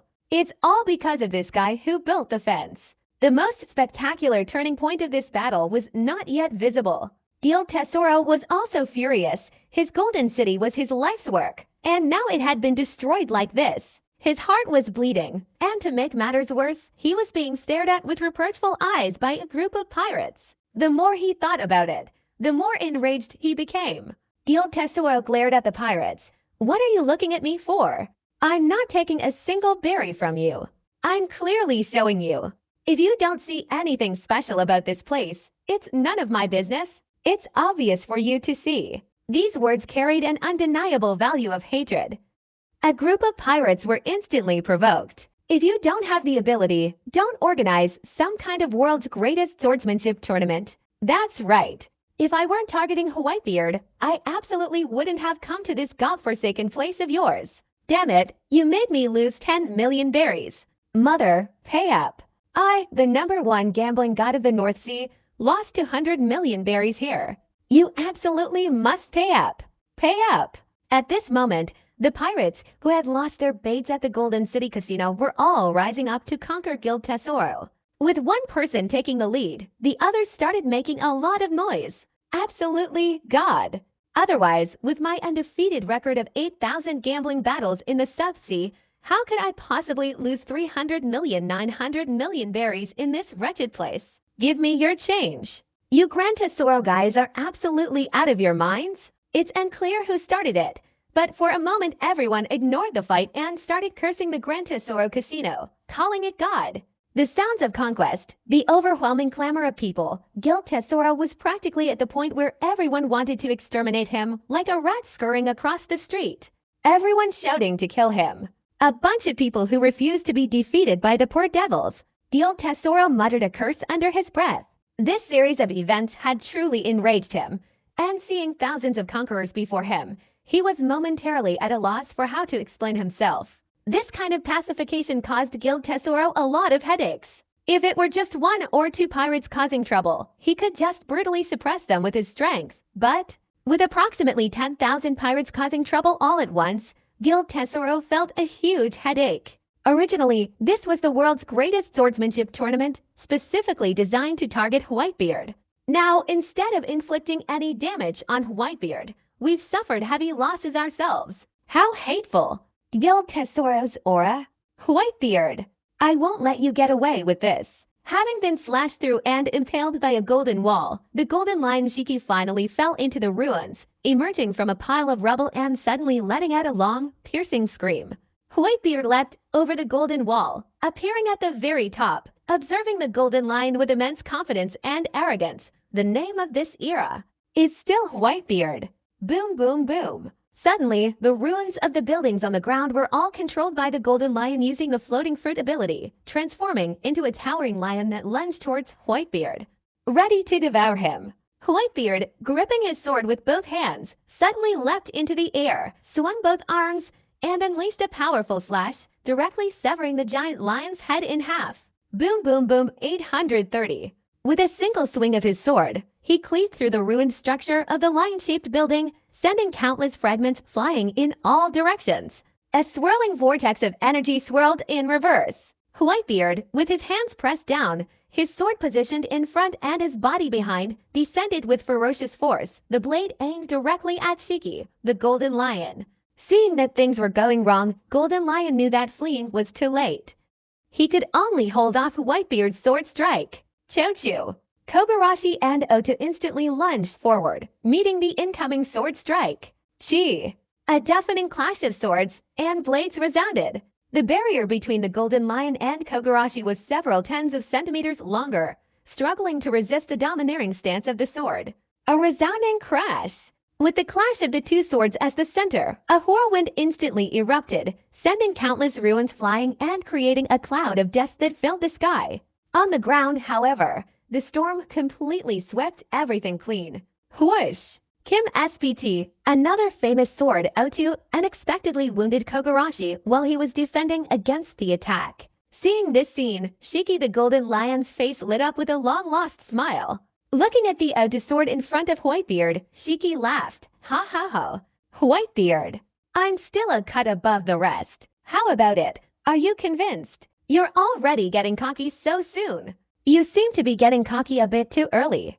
Whitebeard's expression remained calm and composed, showing no sign of panic or distress. In fact, it even gave Shiki, the Golden Lion, a hint of mockery in his eyes. That's right, it's satire. That would be normal. Shiki the Golden Lion would absolutely ask, "What do you mean by that?" But given the perilous situation, he obviously couldn't afford to ask such a mild question. Golden Lion, you're really quite confident, aren't you? You think you can withstand me with just one sword, and yet you still harbor the greedy thought of using another sword to ambush me. Whitebeard wore a calm smile on his face, but his voice was unusually cold. Do you really think that, under my observation hockey, your petty sneak attack tricks could succeed? At this moment, Shiki the Golden Lion was completely transparent. Otu inflicted damage on Whitebeard, but the wound remained on Whitebeard's body. Whitebeard intentionally inflicted this injury on him, using the injury as the price to prevent him from ever controlling Otu again. But if it were transformed into a Kogarashi sword, a single-branched tree, perhaps it's just as Whitebeard once said, there's fundamentally no way to stop the sword's power. Shiki's expression changed drastically. He understood completely. Maybe it's all too late. Boom! Whitebeard, with his hands clasped together, suddenly unleashed an incredibly powerful and domineering force. In an instant, the original sword, which had been suspended in midair in opposition to Kogarashi, suddenly pressed down. Kogarashi, who had been resisting the attack from below, was like a child being toyed with by an adult, unable to withstand a single blow, and was instantly cut down. The sword, carrying an overwhelming and destructive force, ferociously slashed towards Shiki the Golden Lion's head. Boom, boom, boom. The sword master said it fell, slashed down on Shiki the Golden Lion's head. Even Shiki, the Golden Lion, in this critical moment, with his full haki covering his head, was unable to withstand such overwhelming power. With a deafening roar, Shiki the Golden Lion was directly slashed into the earth's crust. This is the ground, not the golden ring. As the sword struck the Golden Lion into the earth, countless golden sparks of earth and rocks instantly scattered in all directions, accompanied by howling whines and deafening explosions that seemed to come from the heavens, a truly terrifying sight. Bang! Whitebeard finally landed on the ground, and without any problem, he took the famous sword Otu off his person. TSK. Right now. Seeing this, everyone was shaken, gasping in shock, their bodies trembling in unison. Terrifying. There had never been such terror before. Whitebeard descended from the heavens in a form that sent the Golden Lion Shiki crashing into the earth. That's awesome. That's truly awe-inspiring. Whitebeard. This is incredibly powerful, to the point of being utterly chaotic. Someone was so impressed. He had originally wanted to find a descriptive word to describe this battle in Whitebeard's hockey, but after searching for half a day, he couldn't find any words that could perfectly describe Whitebeard's hockey, only able to describe it in a jumbled mess. Hockey is fundamentally beyond comprehension. With Shiki the Lion King being slashed into a deep pit, this battle was declared a complete victory for Whitebeard. Whitebeard slashed to people in quick succession, causing countless others to feel a little intimidated. However, this battle wasn't truly over. The Golden Lion, worthy of being a legendary pirate from a bygone era, withstood Whitebeard's powerful sword strikes, was sent flying into the ground, yet he didn't die, crawling out of the abyss. Oh my god! Golden Lion Shiki is incredibly strong. And he didn't die. Although he looked incredibly pathetic and battered, at least he didn't die. He withstood Whitebeard's devastating slash and survived. What a terrifying character. Many people are impressed by the Leo's stubborn and resilient life force. However, upon closer inspection, his head was bleeding profusely. His long golden hair had been cut short in large chunks, but what was most striking was, ba ba ba. Everyone's eyes simultaneously fell on the Golden Lion's head. Their eyes were filled with utter astonishment, and not only that, but also surprise, curiosity, bewilderment, and even a strange expression. Why are you all staring at me like that? Even though I was defeated by WhiteBeard, I still have more than enough power to take care of you all. The golden lion was extremely uncomfortable.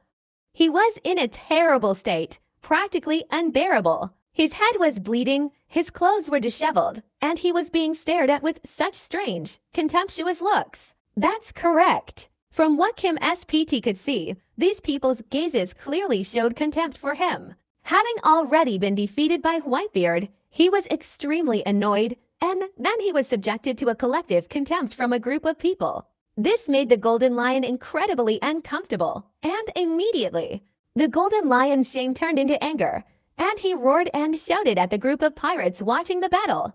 Look back, and I'll slaughter all of you." The onlookers watching the battle for control of the pirates glared, their eyes wide, and simultaneously raised a middle finger, pointing only at the top of Shiki the golden lion's head. The golden lion frowned, reached up and touched the top of his head with both hands, and then the golden lion trembled all over. He was terrified. The original golden lion's head had been impaled by a steering wheel for several decades. Again, I can't find it. After decades of humiliation at the helm, he was instantly annihilated by a single sword strike from WhiteBeard descending from the heavens. The golden lion once sought treatment from the world's most renowned divine physician, and without exception, they all came to the same conclusion. Simply removing this rudder would absolutely endanger his life. He would die. This makes it seem like the golden lion has been carrying this skull-shaped steering wheel on his back for decades. It's simply incredibly humiliating. I never thought today WhiteBeard would heal me with a single blow. Shiki, the golden lion, was stunned into speechlessness. He even forgot the pain in his body, the bleeding wound on his head, and the feeling of defeat to WhiteBeard. Not only was there no humiliation, but on the contrary, he felt something he had never experienced before. It was incredibly exhilarating. Being tortured by WhiteBeard and still feeling exhilarated, this is something that, apart from Golden Lion, there probably isn't a second person who could do it. WhiteBeard, I have to thank you. Golden Lion was overcome with emotion, tears and snot streaming down his face, almost making WhiteBeard kneel. To be humiliated and reduced to this pathetic state right before our eyes. And yet we still have to thank WhiteBeard. Oh my god! Is Shiki Kim not using his brain? Outsiders could never understand the humiliation the Golden Lion felt at the top of his head, nor could they comprehend the intense emotions raging within him. They were all utterly shocked by what the Golden Lion had said. To be tortured like that by WhiteBeard, and yet still show WhiteBeard such gratitude. It's truly terrifying. Could this be what they call WhiteBeard's charm? His mother and I are hearing about this legendary pirate for the first time, one who even thanks his enemies after being beaten. We even noticed a peculiar, idiotic aura emanating from the Golden Lion. Fresh Flower Bridge. Fresh Flower Bridge. I can sense that the Golden Lion's gratitude towards WhiteBeard is emanating from the depths of his soul. Many pirates, seeing the Golden Lion's demeanor, felt a sense of unease, as if this surely wasn't a joke. WhiteBeard looked at Golden Lion, his expression sincere, his voice like a thunderclap. Golden Lion, be my son. I will lead you to conquer the world. Golden Lion, be my son. WhiteBeard's haughty roar echoed throughout the entire Golden City, reverberating endlessly. Everyone was quiet. Everyone was utterly astonished. Even Shiki, the Golden Lion himself, was startled by his mother's words. The Golden Lion was truly startled. He had known WhiteBeard for so many years, yet he had never seen WhiteBeard so arrogant, never seen WhiteBeard so shameless. Kim SPT even felt that WhiteBeard was deliberately trying to annoy him, thinking he could take advantage of him. For a moment, the Golden Lion's original gratitude towards WhiteBeard vanished completely. The Golden Lion is the most arrogant and tenacious pirate on this vast ocean. Should we let him go and be our son? What kind of joke is this? Don't joke around. WhiteBeard, Shiki, the Golden Lion, tossed aside his long, blood-stained golden mane, his face full of arrogance as he said, "You and I are both famous figures who have dominated this vast ocean. You're overestimating yourself by wanting me to be your son." Painting. Ciela la la. WhiteBeard swung his sword, the blade gleaming with cold light, aiming directly at the Golden Lion's head. Whitebeard laughed heartily. Either become my son, or go to hell to repent. I've just been reborn. My name in this era is destined to be Whitebeard. What kind of person is Kim SPT Shiki? He had been arrogant his whole life, never having been subjected to such humiliation. He wanted to rebel, perhaps. He was facing the powerful and domineering Whitebeard. He had previously considered himself very knowledgeable about Whitebeard, but in front of Whitebeard, Golden Lion realized he was wrong. He not only didn't understand Whitebeard's personality, but he also didn't understand Whitebeard's true strength. Looking at Whitebeard's fierce gaze and gleaming blade, Golden Lion was certain that if he didn't comply, Whitebeard would not hesitate to chop off his neck with a single blow. Failure to comply will certainly result in death. In response, Leo himself simply couldn't accept 307. Kim SPT was extremely uneasy internally. He was thinking a great deal.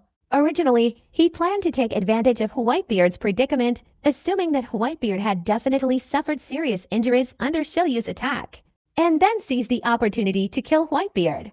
After that, he tragically discovered that Whitebeard was completely unharmed. Finally, Leo found himself in a state of awkward embarrassment and discomfort. Golden Lion, who once dominated the seas and stood tall alongside Whitebeard, looking down upon the legendary pirates of the Grand Line, is now being forced to become Whitebeard's son. Has his life ever been this tragic? The Golden Lion is now filled with immense regret. He began to doubt his lifelong talent for manipulation.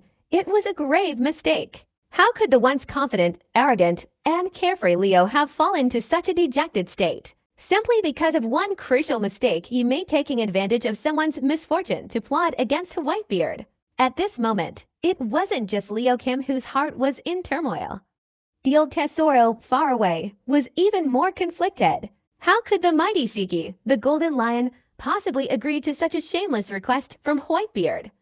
Il Tesoro thought to himself, actually feeling a little pleased, because Whitebeard's domineering nature was destined to provoke more and more people, especially in front of Golden Lion. Don't underestimate Golden Lion just because he lost to Whitebeard. If Golden Lion were to fight back desperately right now, he could absolutely inflict another serious injury on Whitebeard. Il Tesoro was inwardly anticipating the scene, the Golden Lion going berserk, then risking his life to severely injure Whitebeard, even pushing Whitebeard to the brink of death. So it truly is a happy ending for everyone. Il Tesoro looked at the chaotic, ruined Golden City before him and felt a surge of hatred. This was all Whitebeard's doing. The best outcome would be for the Golden Lion to fight back desperately, killing Whitebeard, or at least severely injuring him. Then I can seize the opportunity to completely kill Whitebeard.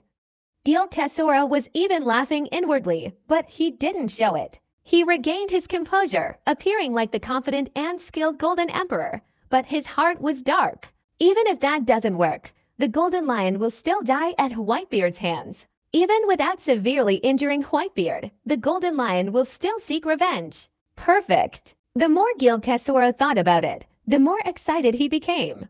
Whitebeard is truly a domineering habit. He even made Golden Lion Shiki his son. His arrogant and domineering nature have become ingrained. With Golden Lion Shiki's personality, how could he possibly bow down to Whitebeard as his father? Il Tesoro secretly rejoiced. Golden Lion Shiki was once a legendary pirate who was on equal footing with Whitebeard. Far away, being beaten and humiliated, Virgo couldn't bear it any longer, and at this moment, he had the same idea as Il Tesoro. He realized that even if the Golden Lion were to be worn down by time, he would absolutely never yield or bow down to Whitebeard as his father. Whitebeard's move this time was completely wrong. He's too powerful, too domineering, too overconfident, to the point of being self-righteous. Virgo thought to himself, hoping that after a period of silence, the Golden Lion would suddenly erupt, engage in a life-or-death battle with Whitebeard, and then severely injure him. Dafla, I can sense it. With Whitebeard's domineering personality, we can definitely avenge our great grievance. Virgo thought of Doflamingo's tragic death at Whitebeard's hands, feeling a pang of anguish. Then, thinking about how Whitebeard's resurrection had led to the annihilation of the entire Don Quixote family, his suffering intensified, and his hatred for Whitebeard burned fiercely. If he didn't know he was no match for Whitebeard's strength, Virgo would have charged forward to fight him to the death. Virgo can only use his wits. It was obvious that he was using a process that, although dangerous and with a somewhat relaxed ups and downs, would soon lead to success. Shiki, the Lion King, remained silent. Many people watching the pirate battle fell silent, their eyes fixed on the Golden Lion. Everyone was waiting for the Golden Lion's answer. Rejection. What follows will absolutely be a life-or-death battle. That 1.7 fear of fighting that explodes at the slightest touch. Even if the battle ends in an instant, the outcome still feels worth anticipating. If they respond, then it will be even more spectacular. Even a powerful and terrifying legendary pirate like the Golden Lion willingly became WhiteBeard's son. So, on this part of the Grand Line, who else could withstand WhiteBeard's overwhelming power? Everyone is waiting for Leo's reply. After a long period of silence, Kim SPT finally spoke, a statement that surprised and astonished the entire world. I choose to join the WhiteBeard pirates. WhiteBeard. Father.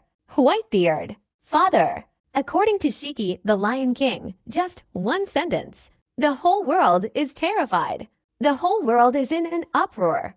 Amidst the commotion and astonishment of countless pirates, Huang Jincheng was utterly dumbfounded. Watching the remaining pirates fight live on stream, everyone was utterly astonished, completely dumbfounded.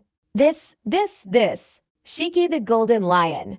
A legendary figure who was famous alongside WhiteBeard in his time, and yet became WhiteBeard's son. Countless people cried out. They simply couldn't believe their ears. Absolutely unbelievable. It was so excessive that it surprised and astonished everyone.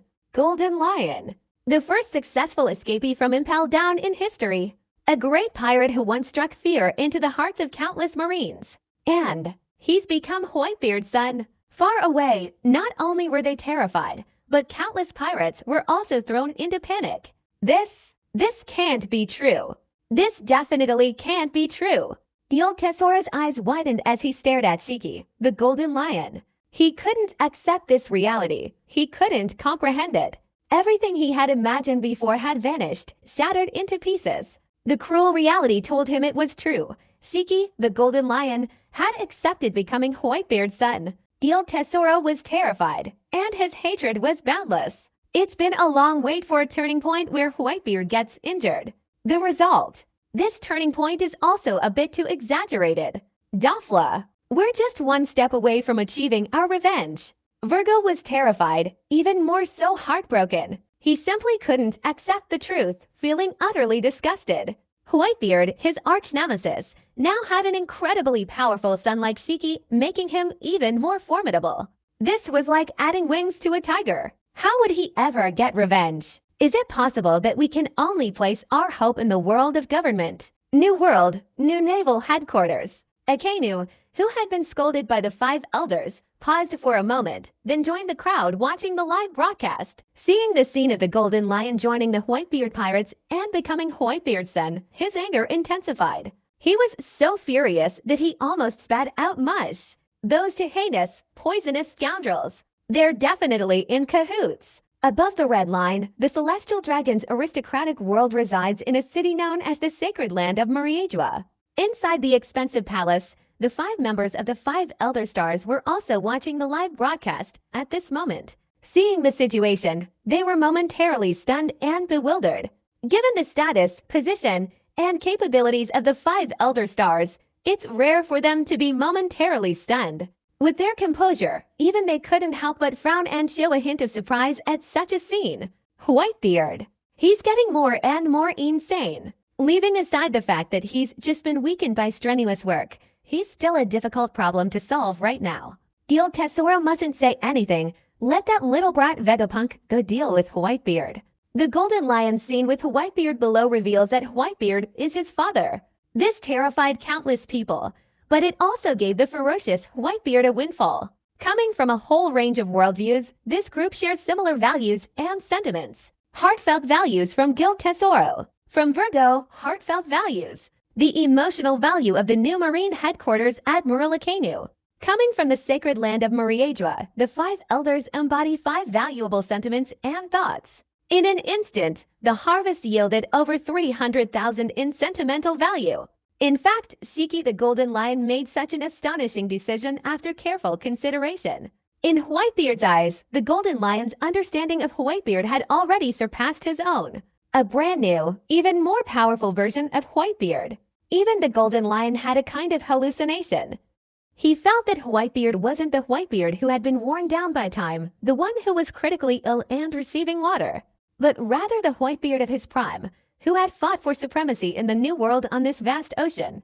Although neither his white, crescent-shaped beard nor his physical appearance has changed in any way, the strength he displays is already at its peak, and even surpasses the peak in terms of regenerative abilities. Shiki, the golden lion, knew perfectly well that Whitebeard could withstand Shiryu's deadly attack without a scratch. This level of ability surpassed even superhuman understanding.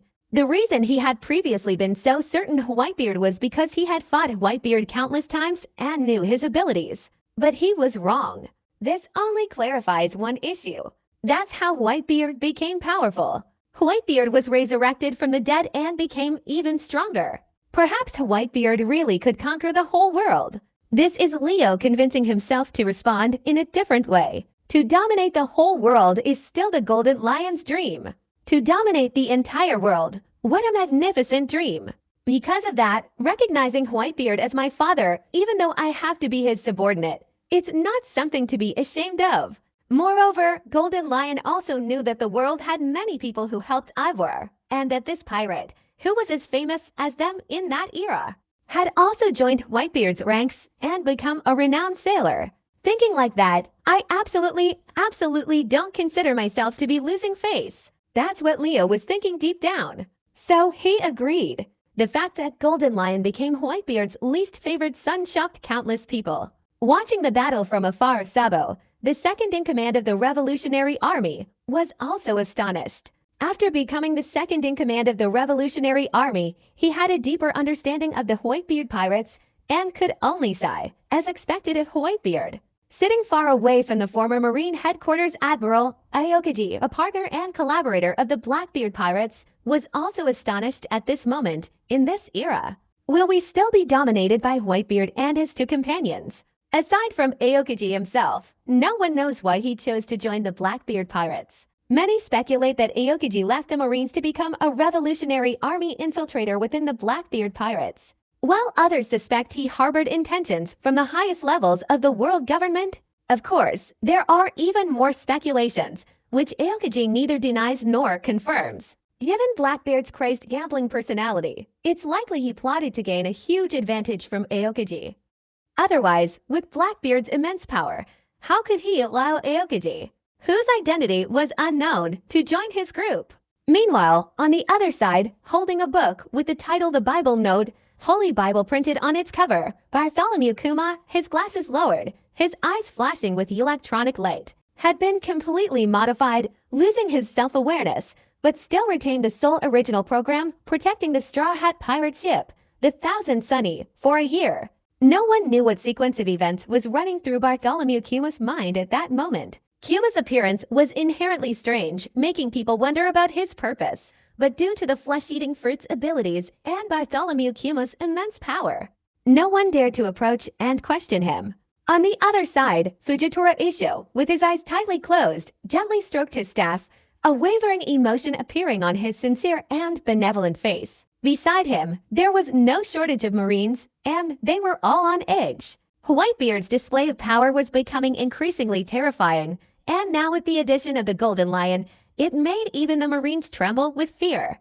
Mr. Laughter, the Golden Lion has joined Whitebeard's ranks, and now Whitebeard is truly like a tiger with wings. This is terrible news for us. What should we do about this? Quiet down, Fujitora's low voice, though somewhat intimidating, managed to bring a sense of security to these terrified Marines. Golden Lion Shiki has become the host's son, gaining 30,000 points of affection value.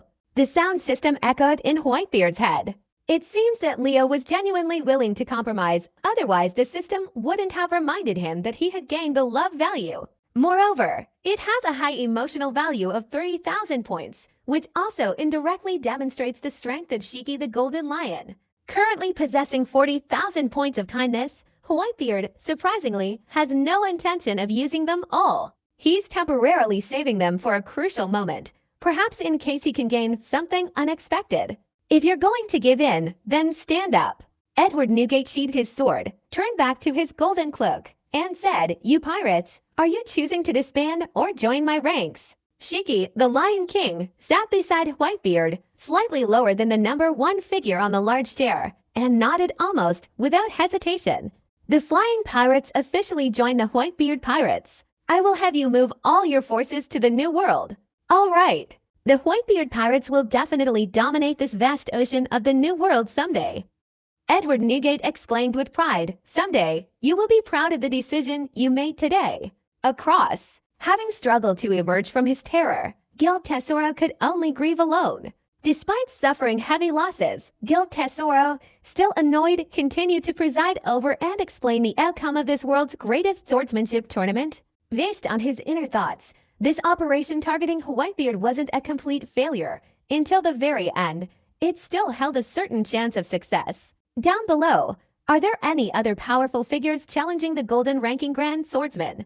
Gil Tesoro used the power of the golden fruit to remove the towering golden wall. TSK. Seeing the golden arena floor cracked, many of the pirate group watching the battle couldn't help but gasp in shock. All that could be seen was Whitebeard and Golden Lion fighting across the golden arena's surface, where shocking cracks appeared one after another, incredibly exaggerated. As if the entire surface was about to split open. The shocking and awe-inspiring mark left countless people gasping in disbelief. This isn't just ordinary soil and rocks. It's made of pure gold. The golden wall's incredible durability is well known, and the resulting extensive network of cracks is enough to show just how terrifying the battle between Whitebeard and the Golden Lion was within its thick, high walls. At that time, separated by the towering, thick golden walls, everyone could only sense the walls constantly warping, unable to witness the intensity of the battle firsthand. However, the cracks left on the golden surface clearly showed just how fierce and awe-inspiring the battle had been. It's no wonder that Leo chose to back down after his defeat. Seeing the golden ring with the torn edge, everyone gradually understood the Golden Lion's inner thoughts. Boom, boom, boom. Gil Tesoro, using the power of the golden fruit, restored the damaged golden arena for the second time.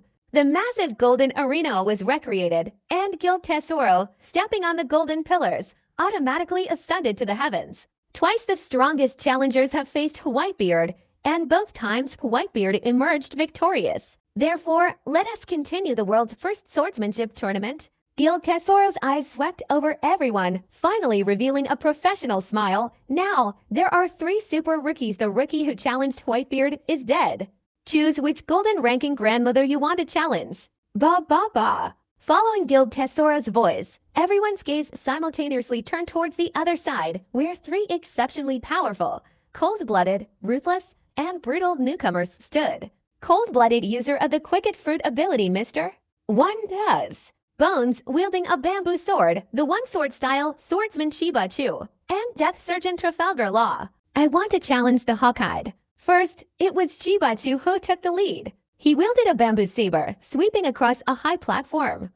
His swordsmanship was supernatural, absolutely deserving of the title of a master swordsman. Everyone assumed he would challenge Whitebeard.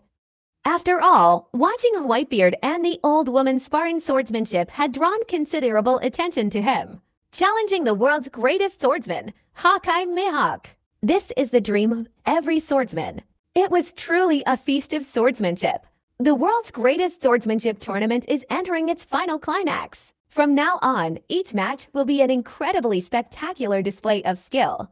Countless eyes are watching this battle. White Mihawk, the Hawkeye, stood up, his black sword strapped to his back. His whole being resembled a sharp sword, and his eyes were even more intensely piercing. Sharp sword, sharp eyes. With his hawk-like gaze sweeping across the area, even the most powerful pirates couldn't help but tremble to their core. Those were eagle eyes, even sharper and more terrifying than a hawk's. In this vast ocean, there's a saying that describes eagle eyes. Even the strongest person will tremble just by looking into his eyes. He truly deserves to be called a man with eagle eyes. Even during the time of the world's greatest swordsmanship tournament, and still hailed as the world's greatest swordsman, no one knew the true strength of Hawkeye Mihawk. However, everyone knew that during the Summit War, Hawkeye Mihawk once instantly killed Jinbai, one of the 7 warlords of the sea, with a single blow, sending him into the sea. Even Doflamingo called the Hawkeye the hardest to compete with at the peak of the men's war. It's clear that Hawkeye was incredibly powerful. He was absolutely the strongest among the 7 warlords of the sea at that time. Guild Tesoro waved his arm and shouted, his spirits soaring, his face full of enthusiasm. Next, let's witness a battle between the rising star Chiba and the so-called world's greatest swordsman, Hawkeye Mihawk. Will Hawkeye Mihawk truly claim the title of the world's greatest swordsman? It will be revealed at this world's greatest swordsmanship tournament. Let's all eagerly await it. Bah! Chibachu and Hawkeye went on stage almost simultaneously. Whether it's the Golden City, the world's great islands, or the entire Grand Line, countless eyes are converging once again, watching this swordsmanship clash. Kurigana on the island. After slaying 15 ADR-01 humans, Zoro, exhausted and defeated a second time, along with the ghost Princess Perona, retreated to the Hawkeye Palace to watch the live broadcast of the Golden City. This person left this place to participate in this so-called world's greatest swordsmanship tournament. Zoro, with his head covered in green algae, his lips slightly upturned, said resolutely, "It's best not to tarnish the reputation of the world's greatest swordsman. I must personally snatch the title of the world's greatest swordsman from his hands." Although Zoro said that out loud, his eyes were intently focused on the projected image on the phone screen, not blinking, not wanting to miss any detail of the battle. Zoro's spirit grew stronger, never giving up, and after the terrifying triangular sailboat was crushed and annihilated by Kumapa Cab, it completely ignited Zoro's determination to become even stronger. After being blown away from the Sabaudi archipelago to this island of Kurigana, Zoro calmed down and desperately practiced swordsmanship. For the first time, he even knelt down in tears, learning swordsmanship from Hawkeye. Once, at the world's greatest swordsmanship tournament, Hawkeye had invited him to join, but Zoro refused. He knew he had to dedicate his time to training and couldn't waste any time on becoming stronger. He was even more aware of the difference between his own strength and the title of the world's greatest swordsman, not a river, but a vast ocean. Instead of wasting time participating in the world's greatest swordsmanship tournament, it's better to spend that time becoming stronger. Use a bamboo knife as a weapon. Zoro's gaze fell on the bamboo sword inscribed on Chibachu's hair. He recalled his youth, when his teacher, Koshiro, had said to him at the Hidden Mist Village, "Any weapon can cut through steel, even a bamboo sword." This guy wielding a bamboo knife is no weakling. Zoro made that judgment in his mind. Zoro also made it clear that every subsequent battle would be a textbook-level fight. For him, practicing swordsmanship had a very positive guiding effect. Mihawk, the Hawkeye, left a projected image on his phone at Kurigana Island with a specific purpose in mind, to let Zoro personally watch the world's greatest swordsman tournament, including Mihawk himself fighting against others, so that Zoro could learn from watching the battles. Mihawk, with his consistently cold and aloof demeanor, only reacted after being provoked by Zoro once, before finally expending considerable effort to search for the projected image on his phone. Of course, someone as foolishly compassionate as Zoro wouldn't think of these things. A lie, a lie, a law. Inside the room, still holding the pink princess umbrella, Perona, floating back and forth in midair, stuck out her tongue like a little ghost lily, making a particularly sound. "You cold-hearted bastard, you'd better suffer a lot. Begin." Looking at Zoro on the screen, his eyes suddenly tensed, becoming even more serious, and his aura naturally transformed, like a straight, long sword, with a cold sword intent hidden within its sheath. The Hawkeye Chiba, without any pretense, directly drew out his black knight sword. His eyes, blazing with a cold, malevolent light, glared at the person behind him. "You are worthy of me drawing my sword, Mr." Chibachu was incredibly serious. That bamboo sword, only a foot long, was immediately enveloped in a layer of ink-black hockey. He hadn't used hockey in his previous battle against over 100 attackers, which shows that the weight of Mihawk in his heart clearly far surpassed that of those 100 powerful pirates. In the blink of an eye, Hawkeye draws his sword. His body moved. Even outsiders couldn't clearly see whether or not Mihawk, the Hawkeye, actually drew his sword. They only saw a flash of dark light, like a black bolt paint job, that flickered and disappeared. Following that, Mihawk, the Hawkeye, appeared not far behind Chiba. Quick, like a lightning bolt. Even powerful pirates, many of them, couldn't clearly see the movements during the fight between these two. The two exchanged a fleeting, almost superficial glance, then separated. Crackling sounds. Not far from there, a crack suddenly appeared in the golden strato, smooth, polished fissure, like tofu being cut open. You are very strong. Mihawk, with his hawk-like eyes, turned his head, looking at Chibachu, who was standing not far behind him, and calmly uttered 3 words. Next, you must take this seriously. You might die. I've always been very serious. Chiba's breathing became somewhat labored. The hand he held the sword in had a trickle of fresh blood at the joint, imperceptible to outsiders. He had just exchanged a sword blow with Hawkeye Mihawk, and only he knew the true extent of the danger involved.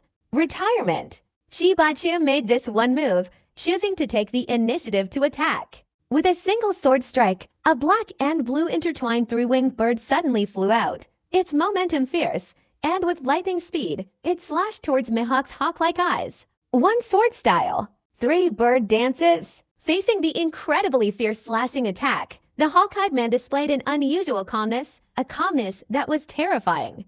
Yuri the Black Sword suddenly pulled back, like drawing a sword to cut through water. One sword strike. The slashing attack, like a sudden shattering of a silver vase, appeared out of nowhere, moving with lightning speed, reaching the absolute limit. Like a silent clash, the 2 slashes in midair met in a fleeting, imperceptible manner. The next second, the 3 wings shattered into countless spakes of light, and Mihawk's Hawkeye slash instantly struck Chibachu. Even though Chibachu used his armament hockey to shield his bamboo sword, a storm of blood still erupted in an instant. Facing the hawk-like, lightning-fast, sharp slash, Chibachu was like a lone boat in the vast ocean. There's absolutely no way to fight back. His eyes widened in surprise. In that instant, he understood just how powerful Mihawk's Hawkeye truly was. The gap between him and the hawk-eyed man was like a wide moat. I've lost. Chiba, the rider, stood perfectly still, holding a bamboo sword. A terrifying slash wound inflicted upon him, blood gushing down, yet he didn't even blink. Behind the wound lies the humiliation inflicted upon the swordsman. His injuries were right there in front of him, blatantly and openly wounded. Mihawk, with his hawk-like eyes, nodded. This nod undoubtedly acknowledged Chiba's extraordinary strength. Chiba-chan vs Hawkeye Mihawk. Hawkeye Mihawk wins. The old Tesoro roared loudly, his hawk-like eyes displaying immense power, causing his own eyes to suddenly light up. He excitedly waved his arms and shouted, "Instant kill! Instant kill!" Mihawk's Hawkeye is almost a death-defying instant kill, overwhelmingly winning. He truly lives up to his reputation as the world's greatest swordsman. The Golden City erupted in cheers. Mihawk's strength is undeniable, so powerful that it makes people's hearts tremble, especially Mihawk's hawk-like speed in drawing his sword. That level of speed was something I had never seen before in battle. Neither Shiryu, Shiki the Golden Lion, nor Whitebeard had ever displayed such lightning-fast, eagle-eyed speed in their attacks. The world's greatest swordsman, besides Hawkeye, there can be no one else. I wonder what would happen if Hawkeye Mihawk fought Whitebeard. The outcome is uncertain. In any case, Whitebeard doesn't possess the shockwave fruit ability, and Hawkeye's strength seems unfathomable. Just with swordsmanship. Hawkeye. Is it possible to defeat Whitebeard on the spot? At this moment, countless people cheered simultaneously, and even discussed Hawkeye and Whitebeard side by side. Just with swordsmanship. No one would dare guess who is stronger or weaker between these two. Chibachu was carried away by men, blood flowing down his body, clearly indicating he was severely injured. It's not that he's weak, but rather that his eagle eyes are too powerful. So, next up, Mr. One does. Bones Trafalgar. Law, you too, choose to challenge that top-ranked swordsman on the golden ranking list. The old Tesoro, with his voice high, shouted towards the golden microphone. I'm coming. Mr. I does. Bones stood up and leapt onto the golden platform. The old Tesoro looked expectantly at Mr. One, a Paramecia-type quick-slash fruit user. Does. Bones, I ask, who do you wish to challenge? Ba. Everyone's eyes were drawn to him. Who will Does? Bones challenge. Does. Bones, who will you choose to challenge? The Paramecia-type Quicket Fruit ability allows his body to transform into swords, making his body as hard as a blade. Moreover, judging from his previous combat performances, he has even learned armament hockey. Dazbone's strength cannot be underestimated. I have a feeling he'll choose to fight a Whitebeard. I agree. He's a good person. Crocodile's only subordinate, his only trusted confidant. Yes, how come I don't see any sand this time? Did Crocodile appear inside the Golden City? Everyone was arguing loudly. Everyone was eagerly awaiting Daz. 393 Bones' choice of challenger. I'm going to fight Mihawk the Hawkeye. Unexpectedly, Mr. One does. Bones chose to fight a battle with Hawkeye Mihawk. Originally, everyone thought he would choose to fight a Whitebeard. Anyway, Sand. Crocodile once declared he wanted Whitebeard's head, and although people didn't know the full story, the animosity between Crocodile and Whitebeard was clear. Mr. I does. Bones was Sand, Crocodile's only trusted subordinate. The challenger just won a round with overwhelming advantage. Hawkeye Mihawk. Guild Tessora's voice echoed, his expression expressive, his movements skillful. So, let Dazbones and Hawkeye Mihawk fight a battle. In an unexpected turn of events, Dazbones stood directly opposite Mihawk, the hawk-eyed man. Hawkeye said nothing. He remained as sharp as a sword. Standing still, his black knight blade pointed directly at Dazbones. Goes. Bones didn't have any superfluous words either. Just like his role in the Baroque Mister, one organization in the Kingdom of Alabasta, he remained consistently quiet and reserved. He was, in fact, a cold-blooded assassin from the West Sea. Conversely, this also suits his consistent personality. Pedal. Goes. Bones moved, his whole body frantically launching a surprise attack towards Hawkeye. In the process, his hands transformed into two sharp blades, and dark hockey instantly enveloped them. Ding! Hawkeye stood his ground, calmly drawing his sword. Black Blade Knight flashed a blur in front of Hawkeye, his attack swift as lightning, blocking Dazbones' close-range flash. That's not all. The hawk-eyed man suddenly leapt up, holding his sword. A terrifying force emanating from the gleaming blade of the Black Blade Knight instantly sent Dazbones flying, giving him no chance to retaliate. White. Mihawk's Hawkeye swordsmanship was incredibly fast. He sent Dazbones flying in an instant with a single strike. Stab! The air was instantly torn apart by a resounding slash, and the sharp Black Blade Knight was already positioned on Dazbones' body. As a top-tier assassin, Dazbones' reaction speed was incredible. His body instantly transformed into a human blade, his entire being a sort of black blade wrapped in armament hockey. Crackling sounds. A faint, soft sound entered Dazbones' ears, instantly making his scalp tingle and his body go cold. Kill them. Goes. Bones was instantly slashed away, his feet landing firmly on the ground, his legs transforming into smooth blades, like ice-cold boots, swiftly sliding towards Mihawk's hawk-like eyes. The eye trans-slashes with lightning speed. Goes. Bones' body slid swiftly, aiming directly at the hawk's eye. Both hands transformed into two high-speed, spiraling, deadly blades. Spiral slash. The atmosphere was fierce, carrying an extremely sharp and murderous intent. If they don't act, they won't act at all. But when they do, it's like a life-or-death battle. Mihawk's hawk-like eyes remained calm and steady as ever, and the Black Knight blade in his hand instantly slashed horizontally. A simple sword strike, yet it contained terrifying destructive power. Stab.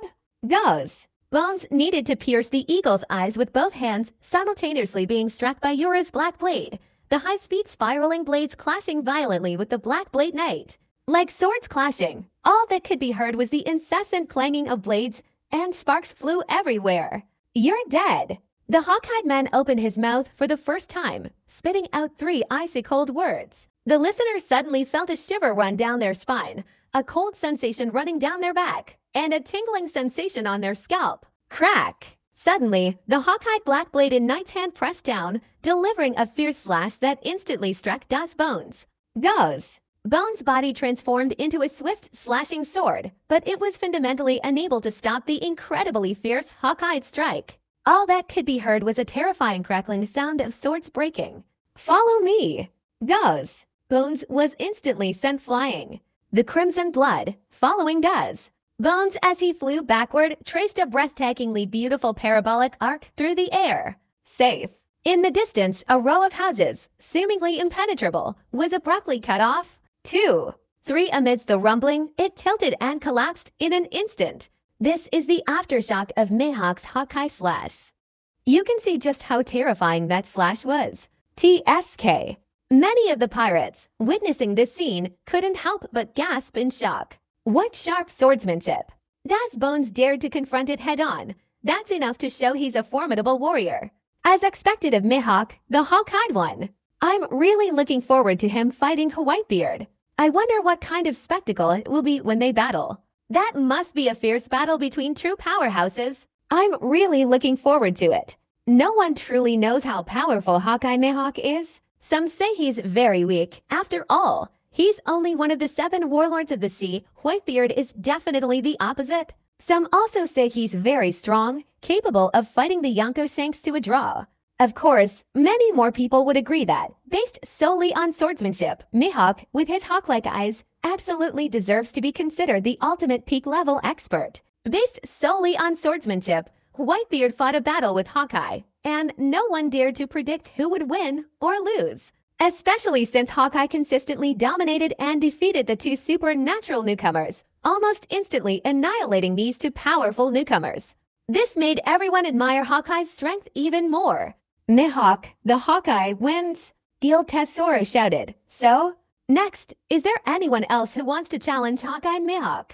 I'm coming. Trafalgar Law stood still, one hand pressing on the demon-crying sword technique, speaking with unusual calmness. It's noisy. Upon hearing Trafalgar Law's words, many people became agitated.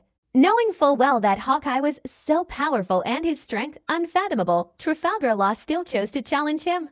This has earned him the admiration of many. Trafalgar Law was a supernova a year ago, but now he's still one of the 7 warlords of the sea. His strength is formidable. His anatomy fruit ability is even more bizarre and unfathomable.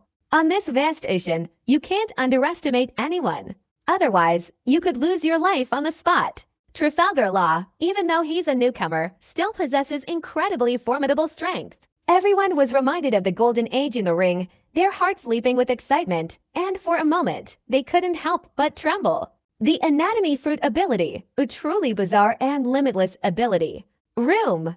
A spatial anatomical sphere appeared, and Trafalgar Law's body flashed, instantly moving from below to the golden platform above, facing Mihawk's hawk-like gaze. This time, a newcomer, Mihawk's sharp, hawk-like eyes fixed on Trafalgar Law.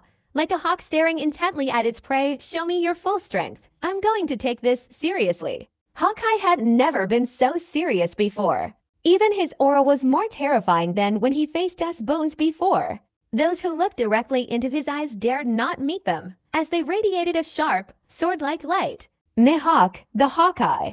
Only now does he seem truly serious. Thank you. Trafalgar Law knew this was Mihawk's hawk-like recognition of his strength, and he became even more cautious. He politely uttered the 2 words, and the whaling surgeon in his hand was drawn.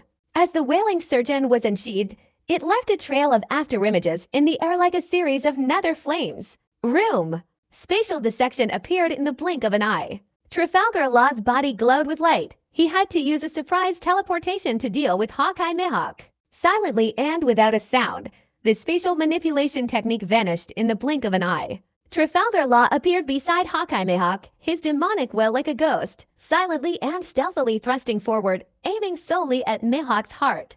If he could seize it, victory in this battle would belong to Trafalgar Law. What? Just as the demon's cry was about to pierce Mihawk's hawk-like eye in a split second, Trafalgar Law's expression suddenly changed drastically. Ignoring his astonishment and disregarding the potential harm to his opponent, he swiftly retreated backward.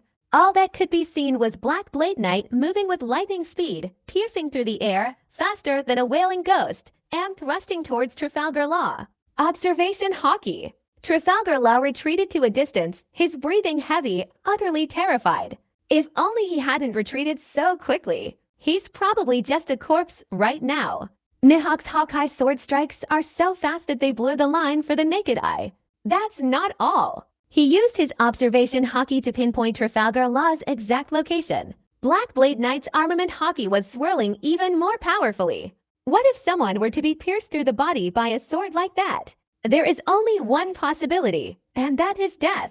Therefore, Trafalgar Law almost, without hesitation, chose to retreat. In that instant, he knew he had lost. TSK 650. The terrifying scene that had just unfolded, witnessed by everyone, elicited a collective gasp of shock. Mihawk's Hawkeye shows armament hockey for the first time.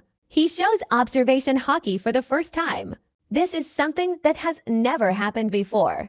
This point about armament hockey is not surprising to outsiders. In this grand line, without armament hockey, it's difficult to inflict damage on Logia-type Devil Fruit users. The fact that Hawkeye Mihawk possesses armament hockey is certainly not unexpected. Perhaps, almost no one has seen Hawkeye Mihawk use observation hockey.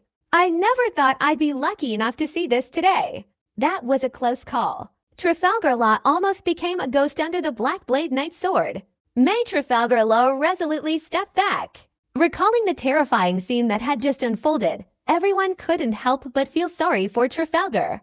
Law broke out in a cold sweat.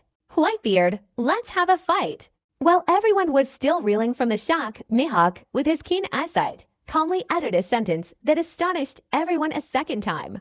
To be able to fight WhiteBeard, regardless of victory or defeat, would be something to be proud of. We defeated WhiteBeard. This is practically the place on this vast ocean where pirates' dreams reside. That's how Ace was that year, right before my eyes, like a hawk. I'm going to have a fight with the hawk-eyed man. Shiki, the golden lion, took the initiative. He stood up, his wild, golden hair swirling like a raging lion's, had truly imposing.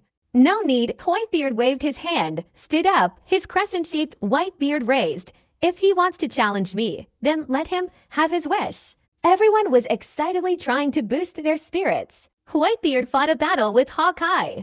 This is absolutely a battle worth looking forward to. After this battle, the title of world's greatest swordsman will finally be decided. Far away on Zoro's island, Kurigana couldn't help but show a slight tremor in his expression, his back straightening even more, his hawk-like eyes finally determined to fight WhiteBeard.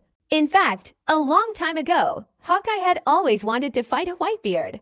Even though he was called the world's greatest swordsman, Hawkeye Mihawk, he still pondered how to become strong. Standing at the top didn't mean invincibility, because on this vast ocean, no one dared claim true invincibility. Hawkeye was extremely strict with his swordsmanship, but finding a suitable opponent to fight against and use to improve his skills was that really so easy. Despite years of discussions with red-haired Shanks, Mihawk, with his keen eye, has found no way to improve. We can only fight WhiteBeard once, even during the climactic battle. The usually silent Hawkeye finally uttered a sentence. I only thought I'd briefly investigate the difference between that man right in front of me and myself before launching his most powerful slash at WhiteBeard. The outcome was thwarted by the George Diamond, becoming a hawk-eyed man filled with regret. Now, finally, I have the chance to fight a real battle with WhiteBeard. Moreover, it was purely a swordsmanship contest. We might be able to fight WhiteBeard. Even the most cold-eyed eagle couldn't help but feel their hearts surge with excitement and passion.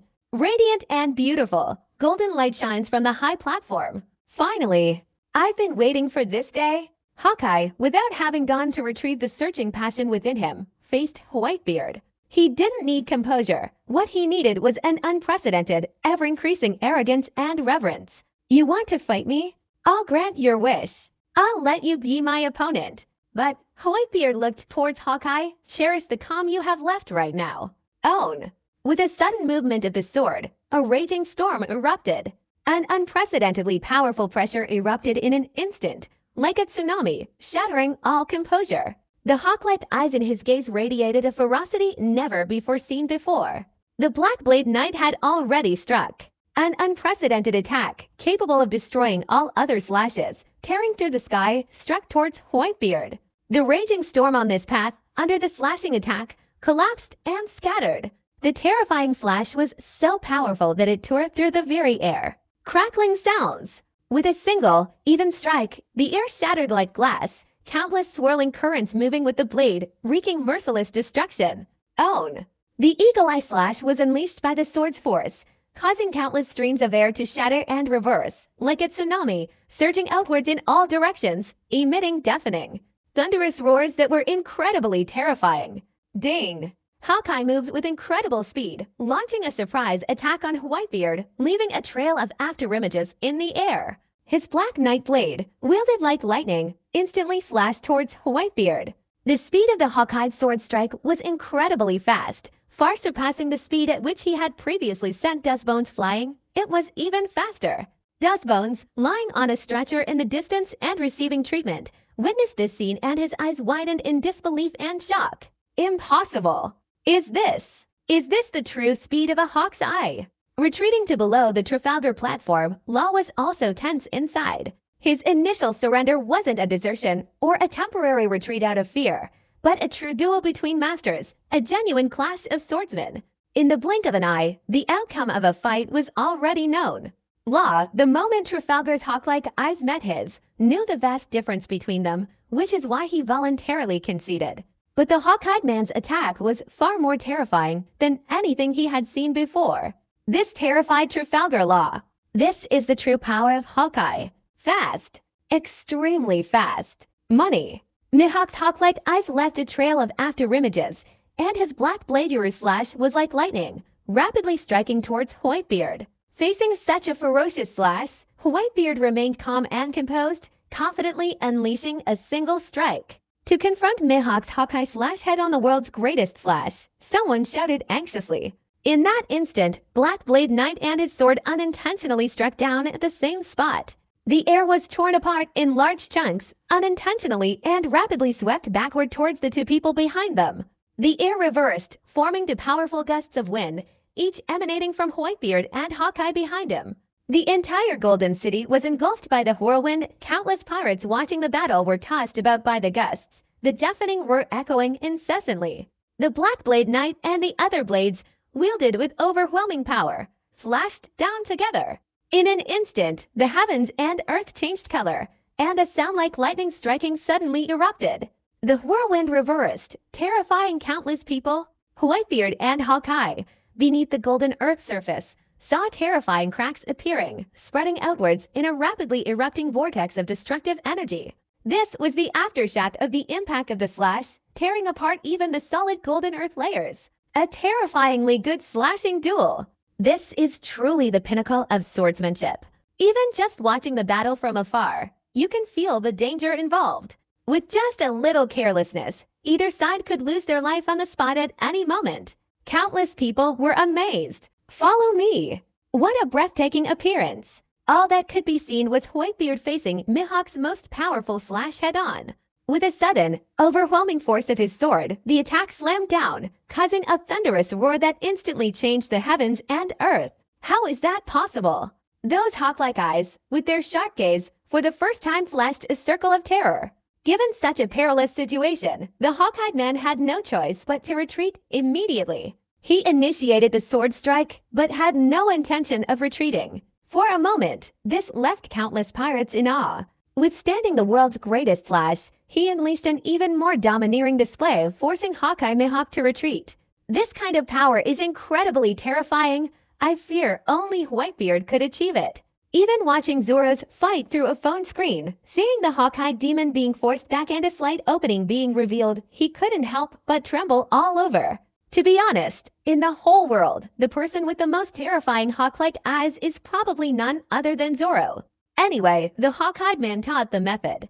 It could be extraordinarily cruel. Just by swordsmanship. That man called Whitebeard, he's supposed to overpower Hawkeye. Zoro couldn't believe his own judgment. It wasn't that his sword heart wavered, but rather that he simply couldn't believe such a thing was possible. Suddenly, Zoro realized another terrifying point. Whitebeard. Bad. Why hasn't he taken the initiative to draw his sword? What is he waiting for? At this level of combat, how could they give anyone a chance to catch their breath? Hawkeye retreated, but without a moment's hesitation. His body swiftly surged forward a second time, launching a surprise attack on Whitebeard. Blackblade Knight had already unleashed a merciless, sky-shattering slash. As the Eagle Eye slash was unleashed, merely stirring up the airflow, it caused distant buildings to creak and groan, appearing as if they were about to collapse. as if caught in an invisible whirlwind. This fierce slashing attack further terrified the pirates watching the battle. With this level of slashing attack, I'm afraid that among the others present, no one could possibly withstand it. This is the ultimate level of swordsmanship cultivation required to unleash such a powerful slash. Crackling sounds. With the eagle-eye slash, the golden Earth's crust was riddled with dense, crisscrossing cracks. These were the result of the slash's aftershocks tearing through the ground. A terrifyingly powerful slash, like a bolt of lightning, swiftly struck towards WhiteBeard.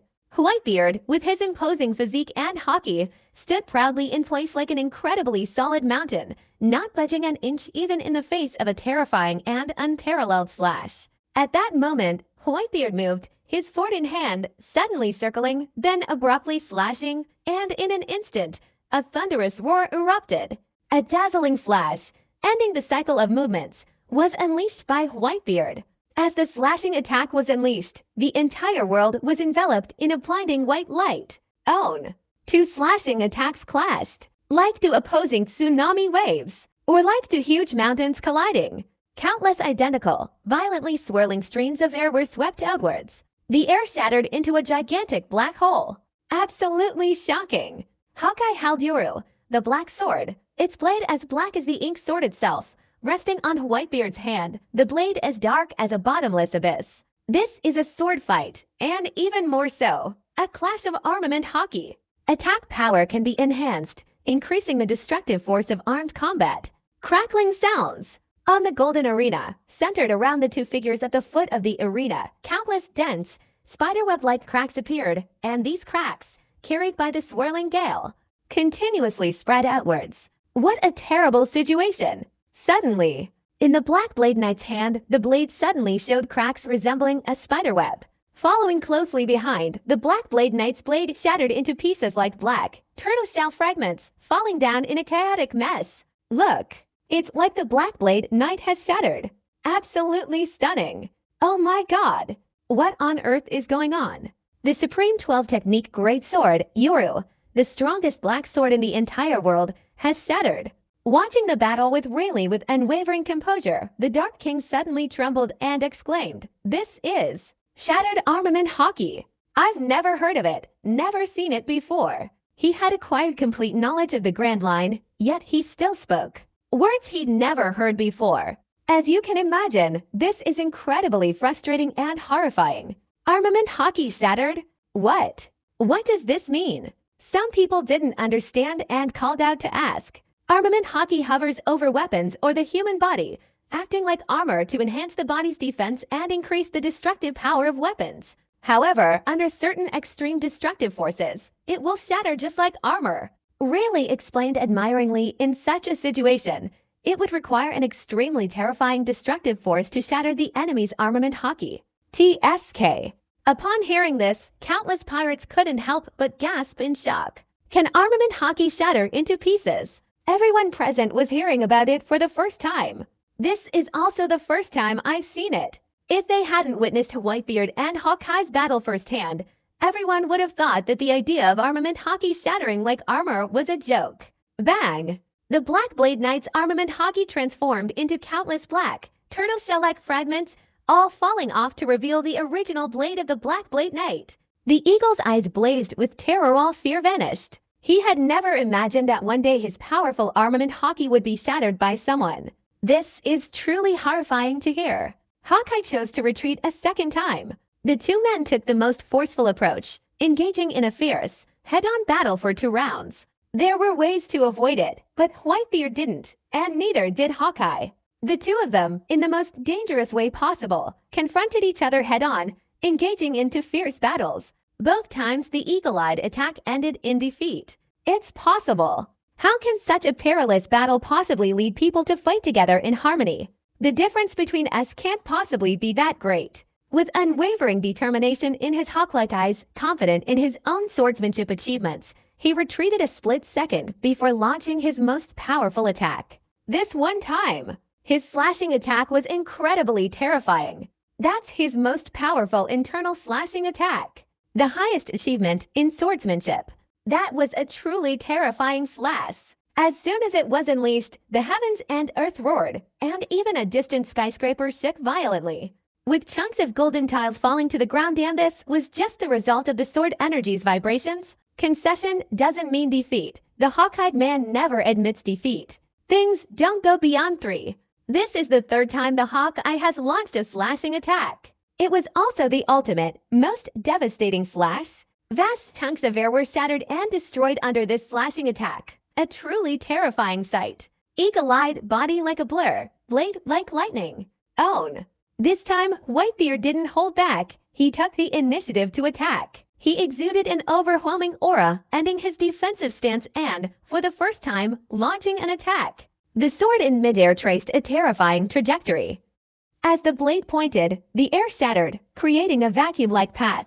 An incredibly deafening explosion, like thunder constantly rumbling, resounded, absolutely terrifying. WhiteBeard, with his imposing physique, moved at incredible speed, charging towards Hawkeye. The two exchanged glances in a silent battle. The slashes were like two straight lines stretching in all directions, clashing in an instant, separating as soon as they touched. Their bodies touched and then immediately separated. It's like exchanging a directional note. This time, unlike the previous 2 times, there was no great commotion, no violent explosions, the horizon didn't crack open, the clouds remained calm. And even the golden earth beneath their feet was unharmed, not splitting apart like a spiderweb. Everything was eerily quiet. That's right, far away. The further away. Thus, the fragmented structure, the skyscraper, was instantly revealed as the two clashed, their bodies intertwined in the blink of an eye. Simultaneously, a glimmer of light appeared in the eyes of the half-demons. Follow me! Owning a skyscraper, like a block of tofu, completely cut off, allows light from the building on the other side to penetrate through. Possessing a skyscraper unusually neat and tidy, it was almost as if, at the same time, the entire structure was slowly falling down. Boom, boom, boom. After the 2 men finished their exchange, an endless rumbling sound erupted, the sound of countless structures being torn apart, a deafening explosion. Oh my god! What level of slashing attack is required to cause such destruction? The entire Golden City has been completely destroyed. Countless pirates were filled with admiration. I can't help but admire it. Even the most distant structures, the skyscrapers on the edge of the Golden City, were all chopped down. A city under the clash of 2 swordsmen was almost destroyed. Our king. Fresh Flower Bridge. Seeing this scene, Guild Tessora's eyes widened. Before WhiteBeard and Golden Lion clashed, nearly half the city had been destroyed. Now, under WhiteBeard and Hawkeye's attack, almost all the buildings in the city were annihilated. Guild Tessora was heartbroken to the point of suffocation. He was seeking revenge for Doflamingo, targeting WhiteBeard. It's a case of the chicken thief fails and loses the grain, a heavy loss. I'll take the whole Golden City for free. Even if he had money, even if he controlled 20% of the world's wealth, it's conceivable that restoring the Golden City to its former glory would require a considerable amount of time. Moreover, the numerous large casinos within these buildings are the very source of Guild Tessora's wealth. What's before our eyes is being completely destroyed. Guild Tessora clutched his chest, his heart filled with overwhelming love. Whoosh! But right now, suddenly, a sound of fresh blood splashing rang out. It captivated everyone's attention. Tightly captivating. Just as Mihawk, who had been fighting WhiteBeard, opened his hawk-like eyes and stood on the golden arena, a stream of crimson blood suddenly gushed from his body. All that could be seen was a terrifying, deep wound revealing the bone, from which fresh blood was continuously gushing out.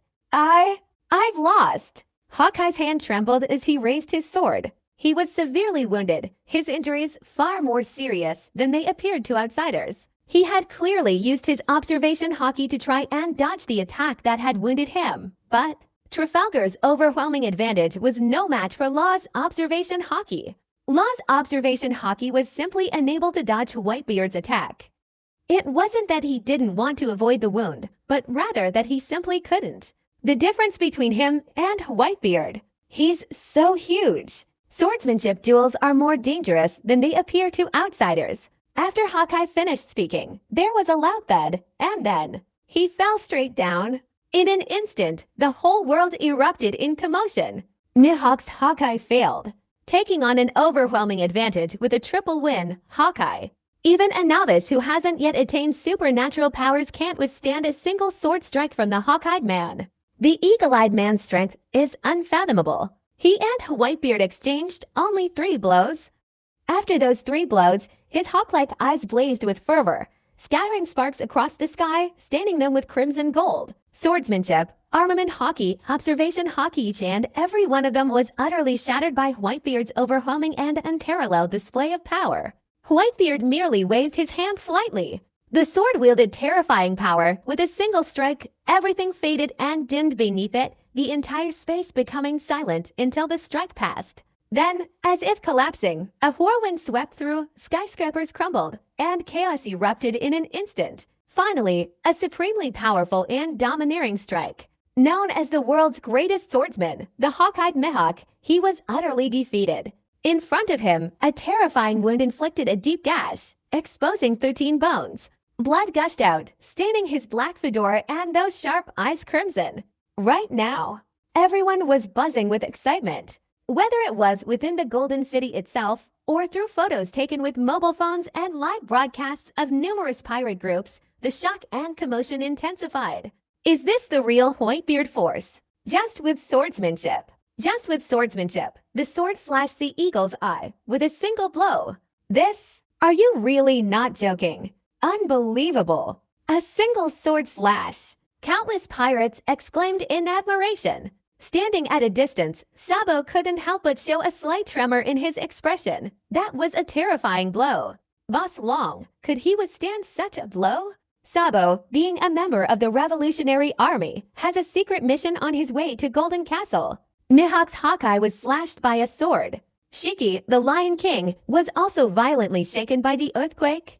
He clearly understood the terrifying destructive power of WhiteBeard's sword strike just now, and he too, couldn't stop it. To be honest, the most emotionally impactful person is none other than Trafalgar Law. Mihawk's Hawkeye sword strike was too much for him to withstand, so he immediately fled. At this moment, WhiteBeard's single sword strike was too much for Hawkeye Mihawk to withstand, directly inflicting serious injuries, resulting in the pathetic state before their eyes. During this time, the difference. How much is it in the end? Trafalgar Law's inner turmoil was unparalleled. WhiteBeard. Will this era still be the WhiteBeard era? Seeing the scene unfold on Kurigana Island, Zoro, with his green algae-like head, couldn't help but tremble all over. Is this really WhiteBeard? Zoro was shocked. It wasn't WhiteBeard who was truly powerful. WhiteBeard's strength was something he had heard about before, so there was no need to be alarmed. What truly impressed him was WhiteBeard's unparalleled, domineering swordsmanship with a single sword in his hand. Nothing was unstoppable. Even Hawkeye couldn't withstand a single blow from WhiteBeard, the most powerful slashing attack in the whole world. Zoro could only use the 3 most powerful words to describe WhiteBeard's slash. Besides that, he couldn't find any other words to describe it. His heart was churning with overwhelming shock and disbelief. Compared to the world's truly top-tier figures, my strength is still far from sufficient. I don't know how to make a man of that caliber. Time for more ascetic practices. Time for more hardship. There will always be a day when I want to defeat WhiteBeard. WhiteBeard's formidable swordsmanship completely ignited Zoro's desire to win. He vowed to become the world's greatest swordsman. But for now, the title of the world's greatest swordsman could only belong to WhiteBeard. So, later in life, Zoro went on a form of training, improving his swordsmanship. The world's greatest swordsmanship tournament has officially entered its conclusion. The world's greatest swordsman. From this moment on, this title officially belongs to WhiteBeard. Guild Tesoro's eyelids twitched wildly. He least wanted to see that image. WhiteBeard seized the overwhelming advantage and secured victory. Indeed, the world's greatest swordsman, WhiteBeard. Guild Tesoro persisted to the very end, loudly declaring, "Let us congratulate WhiteBeard. Lulelo, I don't deserve the title of world's greatest swordsman. If any of you have the courage, go ahead and take it." At that moment, WhiteBeard suddenly spoke. His sword pointed directly at Guild Tesoro, who was standing on the high platform. "Get down from there, you bastard." Guild. 127 Tesoro's eyelids twitched wildly, a chill ran down his spine from the sword's point, and cold sweat streamed down his face. Edward. Newgate, what do you mean by this? Everyone was stunned. Judging by Whitebeard's intentions, he wants to take action against Guild Tesoro. Get out of here, you old man. Whitebeard suddenly unleashed an unparalleled slash. Boom, boom, boom. As soon as this slashing attack was unleashed, the entire Golden City buzzed and rumbled like thunder, a terrifying sound that echoed incessantly. The slashing attack was like a flower piercing the sky, striking towards Guild Tesoro. Come on, for me. In that critical moment, Guild Tesoro suddenly pressed his hands together, and in an instant, an extremely solid golden shield surged forth in front of him. Whitebeard unleashed a powerful slash, instantly striking the advancing golden shield. With a loud bang, the golden shield was slashed away, sending Guild Tesoro flying through the air. I find you very irritating. Whitebeard suddenly attacked Guild Tesoro, which caught everyone by surprise. Why would Whitebeard suddenly attack Guild Tesoro? What on earth is happening here? Could it be that Guild Tesoro has somehow offended Whitebeard? Everyone was arguing loudly. I'm afraid that apart from Guild Tesoro himself and Virgo, no one else knows the reason behind this. Whitebeard, we have no enmity between us, so why are you attacking me? Guild Tesoro emerged from the ruins, golden water gushing from beneath his feet like a fountain, lifting him higher and higher. Guild Tesoro observed Whitebeard, his voice booming throughout the entire Golden City, as if he were questioning him. Layla Laylo, Whitebeard laughed loudly, his sword movements constantly changing. In an instant, a raging storm roared, sending distant buildings flying with a deafening crash. Pirates taking action. Do you need to do that? You must find a reason, because I don't like the look of you. Mister. The sword suddenly slashed with a 603 strike. In an instant, a flash of white light, like lightning, appeared. The slashing attack emitted a dazzling white light. Like a flash of lightning, Guild Tesoro slashed down from above. HMPH. Guild Tesoro snorted coldly. He knew perfectly well that Whitebeard was definitely suspicious of him, but he still feigned innocence, intending to use this opportunity as an excuse not to hand over that Logia-type devil fruit. Facing the fierce slashing attack, Guild Tesoro moved both hands, and a supersized golden shield appeared beside him, providing tight protection. Of course. The slashing attack landed on the golden giant shield, emitting a deafening, resounding crash. For a brief moment, flames were flying everywhere. Guild Tesoro was prepared, his golden shield, fixed in place by a golden water spell, managed to block Whitebeard's terrifying slash. This level of slashing attack is impossible to cut through my golden giant shield. It's simply a waste of energy. Guild Tesoro was extremely confident. As long as he didn't initiate an attack, he had absolute confidence that he himself would be safe, even if he were facing Whitebeard. Kim Fruit's ability allows him to freely control his golden form, transforming it into armor or a giant shield. His defensive power is astonishing, so he is completely confident and unafraid of any slashing attack. After unleashing the golden giant shield, Guild Tesoro pressed both hands down on the golden water spell beneath his feet and advanced. Suddenly, in the middle, around Whitebeard's body, 4 incredibly solid golden shields appeared, and another giant shield directly descended from the sky. These shields, shaped like semicircles, appeared and then connected to form a sphere, trapping Whitebeard inside. That's not all. In the blink of an eye, each solid golden wall continuously enveloped the golden shield, quickly forming a gigantic golden ball, a massive wall of incredibly sturdy golden structures. Oh my god! Imprisoned by Whitebeard. What does Guild Tesoro want to do? Countless people were shocked. No one expected that Whitebeard would be trapped in the golden dimension. Ha ha ha! Now that I've locked you up, don't even dream of getting out. Guild Tesoro's eyes were filled with a smile. He himself hadn't expected to seize the opportunity to trap Whitebeard. Guild Tesoro became completely unrestrained. Whitebeard, you were careless, overconfident, underestimating me. Now, you've been defeated. Own. But at this moment, suddenly, in the middle, 2 extremely sharp short swords, carrying countless swirling white light, struck towards Guild Tesoro with unimaginable speed, like lightning. The old Tesoro, undeterred by the imminent danger, used Gebu to leap forward and confront the golden giant shield. A loud clang!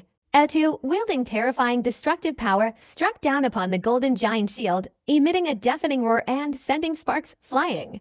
Golden Lion Shiki, don't use it. I've been on guard against you all along.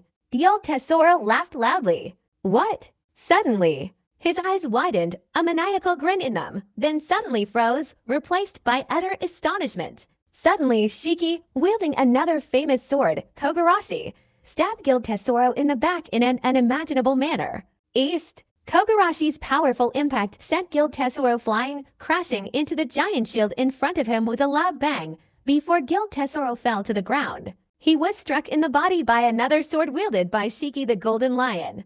Everyone shouted, "Pedal!" As everyone was shouting, Guild Tesoro, who had fallen below, suddenly spun around in midair, his feet performing a Gebu type of kick, and with a graceful posture, landed on the ground.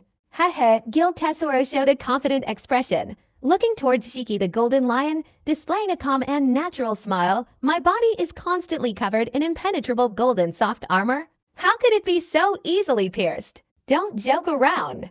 Whoosh! But right now, the original Etu, which had clashed violently with the golden shield, shot forward like lightning, instantly appearing at Guild Tesoro's feet. In that single instant, Etu severed one of Guild Tesoro's legs. Don't joke around. I was defeated by WhiteBeard. How could I possibly lose to a young brat like you? Shiki, the Golden Lion, his long golden mane flying wildly, shouted. Back when I and WhiteBeard were conquering the high seas, you were probably just a snot-nosed little brat. The old Tesoro let out a pained cry. His leg broken. For a moment, fresh blood flowed profusely. He was wearing soft armor, but he probably had no legs. One of his legs was severed by Shiki's Golden Lion sword. Own. At that very moment, the golden ball that had been trapping WhiteBeard shattered into pieces with a deafening roar. Like a bomb exploding, countless fragments of gold flew in all directions.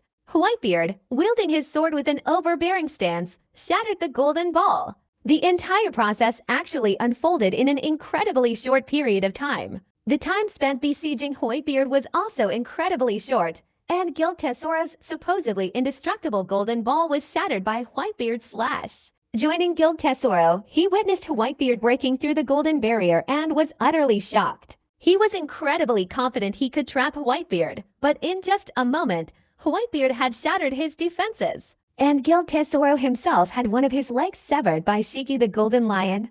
Run!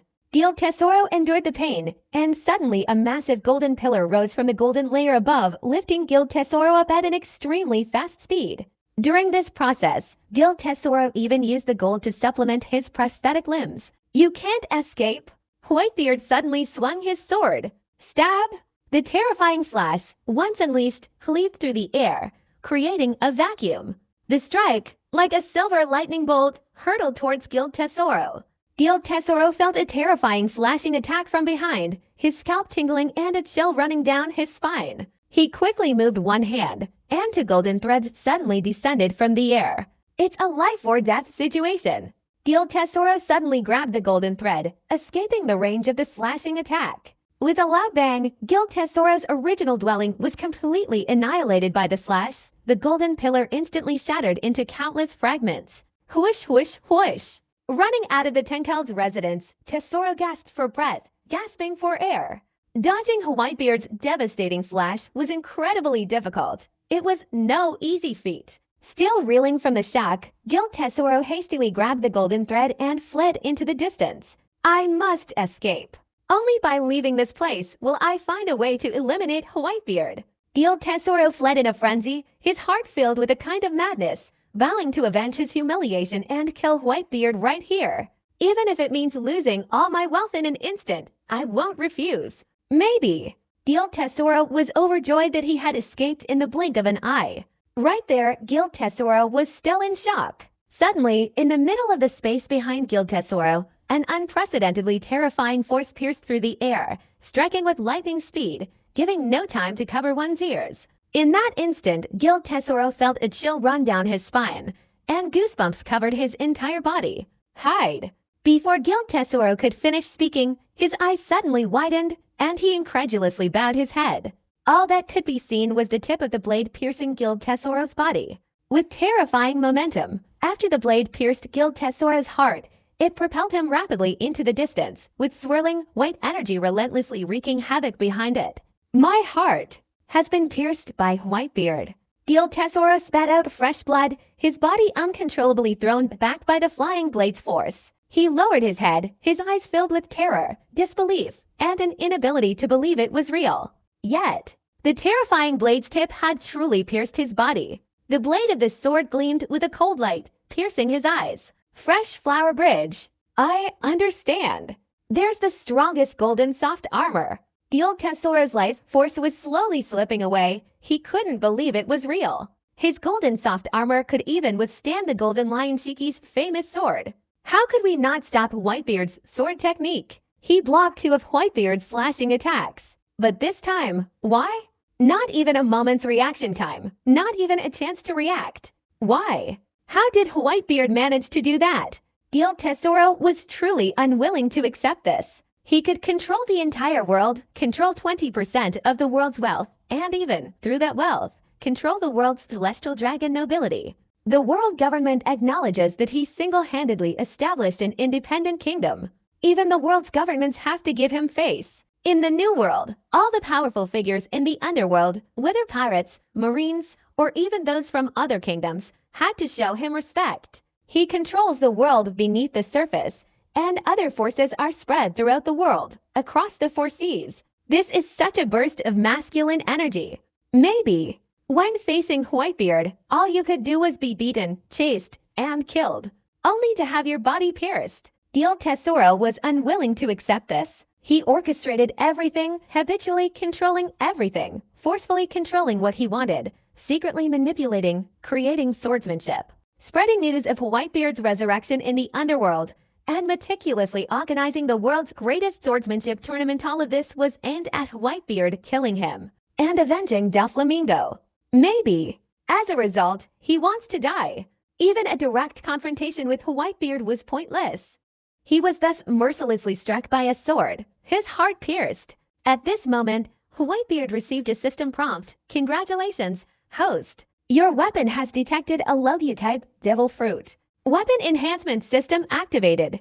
The weapon, now a blade, is beginning to absorb devil fruit abilities. The main sword is indeed absorbing the demonic energy. WhiteBeard's head was constantly filled with suggestions from the voice system. Even WhiteBeard, who had been silent for a long time, couldn't help but feel overjoyed.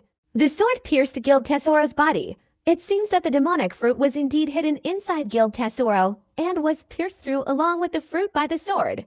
Directly yielding the sword and opening it up allows for absorption. Obtaining the devil fruit truly grants power. Will it be the shimmering fruit? WhiteBeard is waiting. If it were the shimmering fruit, and it were seized by that sword, who knows what it would turn into? The Zoan demon type is indeed transformed by weapons. The weapons will turn into animals that can talk. So, is this a Logia system? What will it all turn into in the end? This is truly something people have been eagerly anticipating. But at that moment, the blade pierced Gil Tesoro's body, and with a loud bang, it was pinned to the ground far away in the city. Countless golden rocks and stones flew out. WhiteBeard slashed the blade killed Gil Tesoro, but little did he know that this would also become the spark that ignited a major event in the world.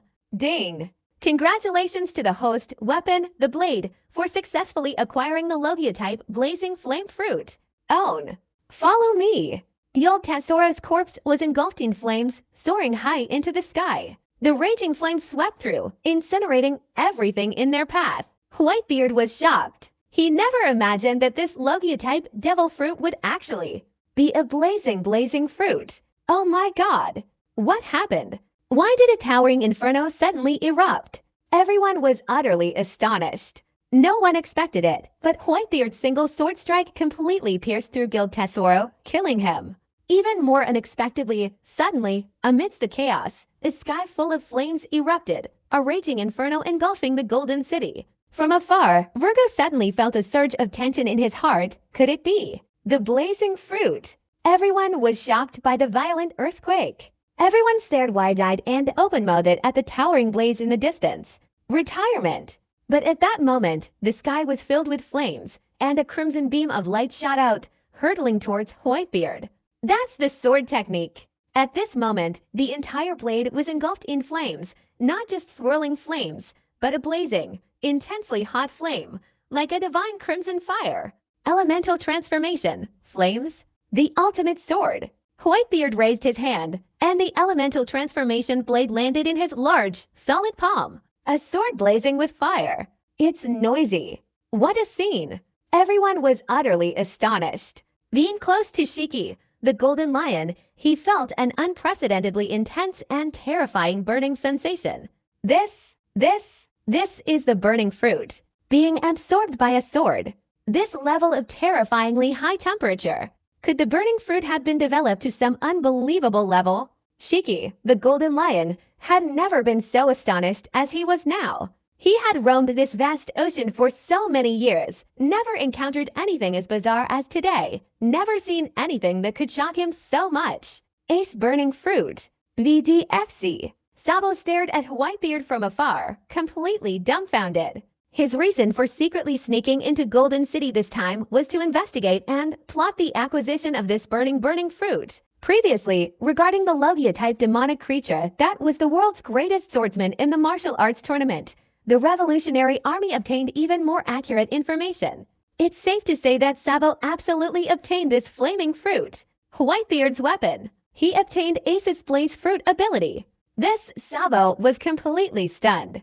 Given his current status and position, it was rare for such a shocking situation to occur, but right now, he couldn't help but be astonished.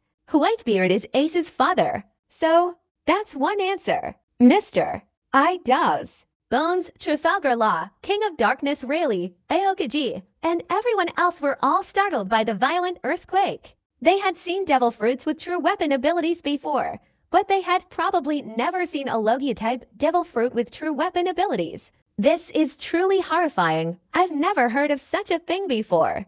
Right now, the whole world was in an uproar. Whitebeard's weapon, a Logia-type devil fruit ability, and the Blaze fruit ability. New World, Naval Headquarters. Akane's face darkened at the sight. Damn it! Whitebeard has obtained another blazing fire fruit. His weapon. What kind of devilish thing is that? How can it even produce a Logia-type devil fruit? The sacred site of Muriajwa. It was considered a forbidden area. Even the celestial dragon nobility were not allowed to enter the palace without permission. This is a forbidden city. A laboratory building. Outside the 5 Elder Stars, only one person can freely enter and exit. That's Vegapunk. The man who was called the world's greatest scientist, Vegapunk, was said to be 500 years ahead of his time. At this very moment, watching Vegapunk's live stream through a phone screen, I was utterly terrified. This could even shock him, a scientist who had led the world's scientific intelligence for 500 years. It was truly an unprecedented event. After years of research, all we can do is develop weapons that, through science, truly possess the abilities of Zoan-type devil fruits. Vegapunk was violently shocked by the earthquake-like shock. He felt an unprecedented astonishment. A weapon that can acquire Logia-type devil fruit abilities. This is unscientific. When a scientist utters the 3 words "not scientific," it's enough to demonstrate just how terrified he is at that moment, how exaggerated that is. Vegapunk unlocked the devil fruit ability to transmit conditions, and could also make objects possessing devil fruit abilities. The limits are truly limited to the demon Zoan type. It could be considered that way, just as before, it could be taken seriously by the world's unusual governments. Vegapunk can create artificial devil fruits, but only those of the Zoan type. Logia-type demons truly convey conditions, which Vegapunk calls forever inferior to unlocking the illusion. Otherwise, once a true Logia-type devil fruit is created, the entire world will lose its balance and fall into danger. That's it. Vegapunk witnessed firsthand Whitebeard wielding his sword, having acquired the Logia-type Blaze Fruit ability. Does this make sense? Can Logia-type demons actually transmit conditions? And can they also be unlocked? Vegapunk's interest in this live broadcast stemmed solely from his desire to learn some information about Whitebeard's resurrection. He is currently most interested in science. It is the lifeblood of science. That was his dream when he was young, and it remains his dream to this day. Vegapunk, in his youth, was considered by the world government to be the most dangerous individual after discovering the life design diagram, and was subsequently captured. The world government even disbanded his previous research team, and controlling him became the world government's job. The lifeblood of graphic design. A kind of transcendence beyond natural science. From the very beginning, the life-sized, costume-designed pacifista, born as living human weapons, possesses destructive power. One can only imagine the terrifying aspects of this science. WhiteBeard. What kind of person is he, really? Vegapunk was deeply shaken. Similarly, at the sacred site of Moriadra, the 5 elders occupy an expensive spot in the palace. The 5 elder stars were all equally terrified. The 5 of them had lived for countless years. Logically, nothing should have caused them to become emotionally unstable. That's right. Since WhiteBeard's resurrection, a series of events have occurred that have left the 5 elders somewhat shocked, angry, and astonished. A weapon capable of acquiring Logia-type devil fruit abilities, is this some kind of advanced technology? How many secrets does WhiteBeard really hold? The 5 elder stars exclaimed in astonishment. Perhaps WhiteBeard intends to prevent us from using him. If we can't seize him, then we'll completely destroy him. Guild Tesoro is dead. Relay the order. Then destroy Grand Tesoro. Our plan is officially underway. Yes, Sakazuki, prepare the fleet and have them participate in the destruction of Grand Tesoro. Just in case. Completely destroy the Golden City and everyone in it. WhiteBeard was determined to kill Guild Tesoro, using him as a spark to ignite the fire. Without any hesitation, the 5 Elder Stars proceeded to destroy the Golden City. New world, new naval headquarters. While still in shock, Akainu suddenly received a call from the highest echelons of the world government, the 5 Elders. A flurry of phone calls rang out, and Akainu received an order to seize the hidden warship ahead of schedule and officially launch a devastating attack on Grand Tesoro. Fresh Flower Bridge 0? The requirement is that not a single pirate can be allowed to escape, and not a single pirate can be permitted to flee. An act of destruction. Akainu didn't hesitate for a moment. After hanging up the phone, he directly called the command center on the warship, relaying the red order, the destruction order. Grand Tesoro, the Golden City outside, on the sea. One by one, massive warships, arranged in a neat formation, advanced with an aggressive aura, carrying immense destructive power. This is the naval headquarters. Even an extraordinary summons, capable of destroying heaven and earth, would pale in comparison to such power. Following closely behind, several medium-sized warships appeared. Follow me and destroy Grand Tesoro. Carrying a massive battle axe on his back, the towering Momomaru led the attack. Behind him stood a being wielding a laser weapon capable of destroying the hearts and minds of living beings of Pachifista. Oh my god! What did I see? The moment the warship appeared, the pirate group guarding the outer perimeter of the Golden City felt their scalps tingle, their hearts pound, and a chill run down their spines. 1, 2, 16, 17, east, west, south, north. Oh my god! Countless massive warships have appeared from all directions, completely surrounding us. And there's more. That's weapon-destroying power, Pachifista. At this moment, seeing the warship carrying pirates appear, everyone was so frightened that their faces turned pale. Run, run, run, run. Run. If you don't hide anymore, the entire Golden City will be destroyed.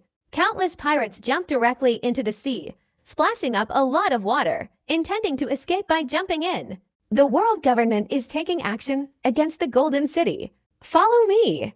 News spread throughout the Golden City. The entire city descended into chaos. Didn't they say Grand Tesoro was an independent kingdom recognized by the world government? The world government would never lay a hand on Grand Tesoro. What's going on now? Someone screamed at the top of their lungs. Countless pirates fled in a frenzy. They all had the same problem in their hearts. Are you suggesting that Guild Tesoro was killed by WhiteBeard? With such speculation, countless pirates were thrown into a frenzy. Guild 467 is virtuous. Tesoro is dead. The world government immediately began launching a devastating attack on the Golden City. Sabo also began to follow the crowd retreating from the Golden Castle. As he left, he made a phone call to his comrades. This Grand Tesoro journey is over. Two pieces of news. WhiteBeard obtained the Blazing Fire Fruit, somehow allowing his weapon to acquire the Blazing Fire Fruit's abilities. The second piece of news. The world government has officially launched an action to destroy Grand Tesoro. Countless warships have appeared outside the city, surrounding it completely. Sabo's words were concise, his voice slightly hurried. He said that every single word could strike fear into the hearts of the Revolutionary Army. On a distant island in the New World, Monkey D. Dragon received this news and was astonished.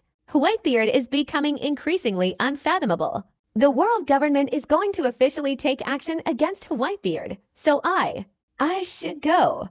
Dragon bowed to an officer beside him and said, inform Sabo to withdraw and get out of the encirclement first. I will be joining him very soon. Somewhere in the New World, a slab floated on the surface of the sea. One by one, the white, crescent-shaped pirate ships, adorned with beard-like designs, were rapidly advancing. Things are seriously wrong. My father in Grand Tesoro is surrounded by the world government. Marco heard the news and couldn't help but frown. Damn it. How many warships? According to intelligence, they've approached a fleet of 30 large warships. Destroying an island would only take one round of artillery fire.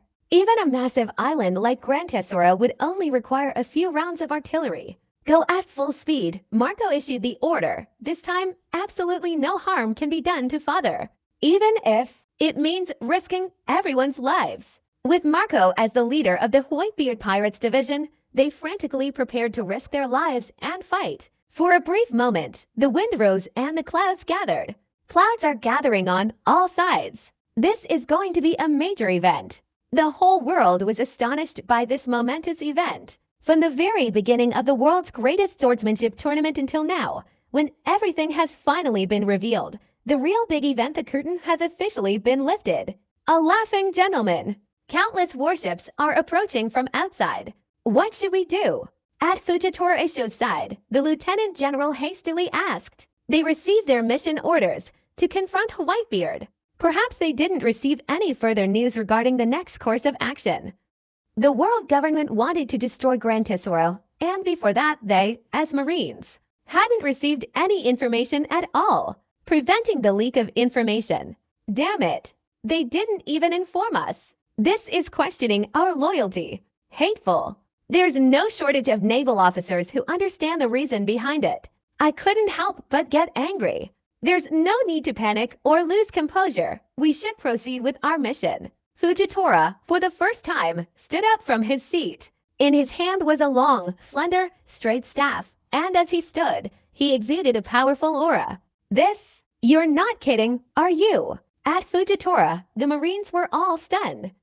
They never imagined that, even in such a critical moment, the smiling admiral would feel compelled to carry out a mission. Are we really going to confront WhiteBeard right now? Mr. Laughter. Think carefully. Make a decision cautiously. Dealing with WhiteBeard now is clearly not a wise choice. I think we should leave this Grand Tesoro first, to avoid being accidentally hit by warships from outside.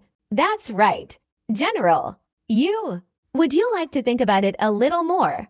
A group of Marines clamored to dissuade Fujitora from his decision, but it seemed to have little effect. Fujitora's decision was firm and unwavering. He wouldn't easily change his mind. He had his own principles and beliefs. This is the best opportunity, WhiteBeard.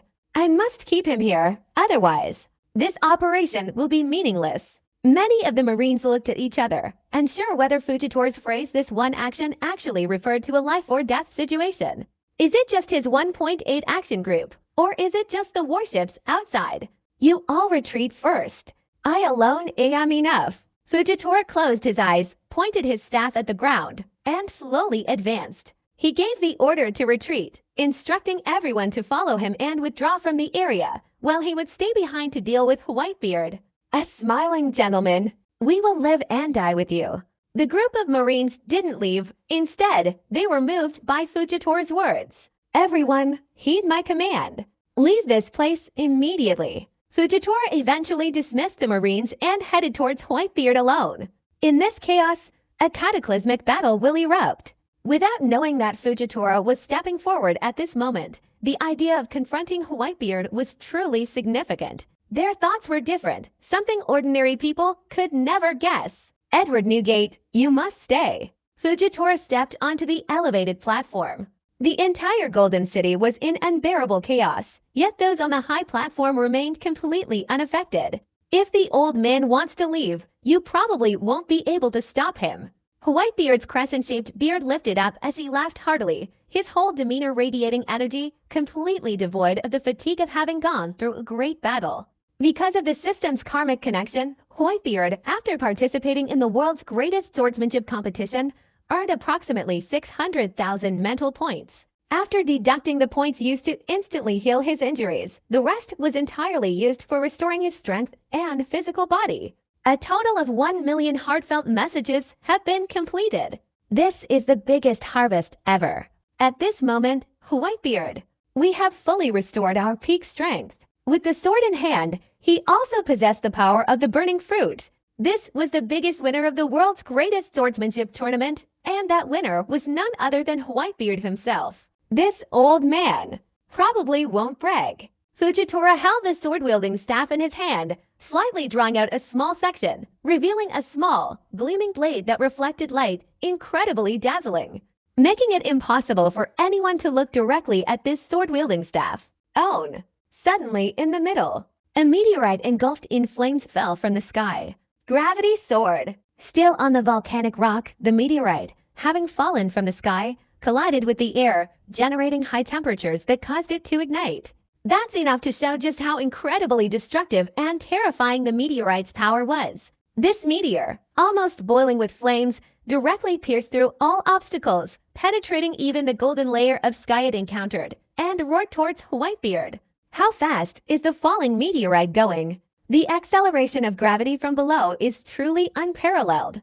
Incredible speed, incredible meteor speed, incredible gravity. From afar, the Ice Witch, witnessing this scene, couldn't help but show a look of horror.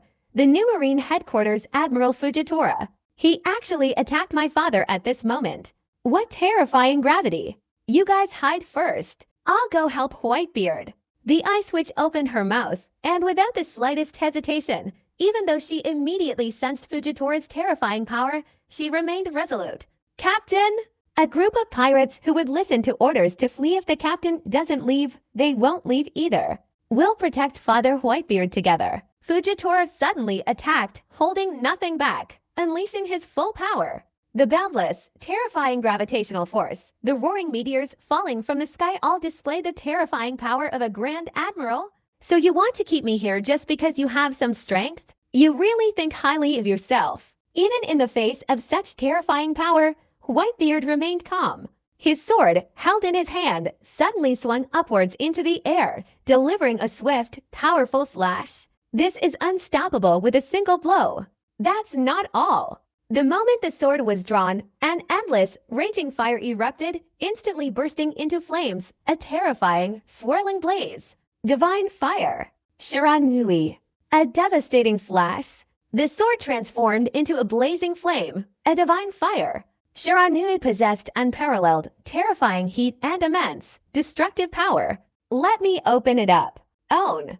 A blazing inferno leading the charge and a meteor hurtling down from the sky collide. For a brief moment, the flames of fire shot out in all directions. Still beneath the rocks, resisting the raging flames, it transformed into a wave of fire, swirling outwards in all directions. Boom, boom, boom. Beneath the raging flames, it transformed into divine fire. Shiranui's sword, wielded with such force, suddenly flashed down onto the still-standing rock.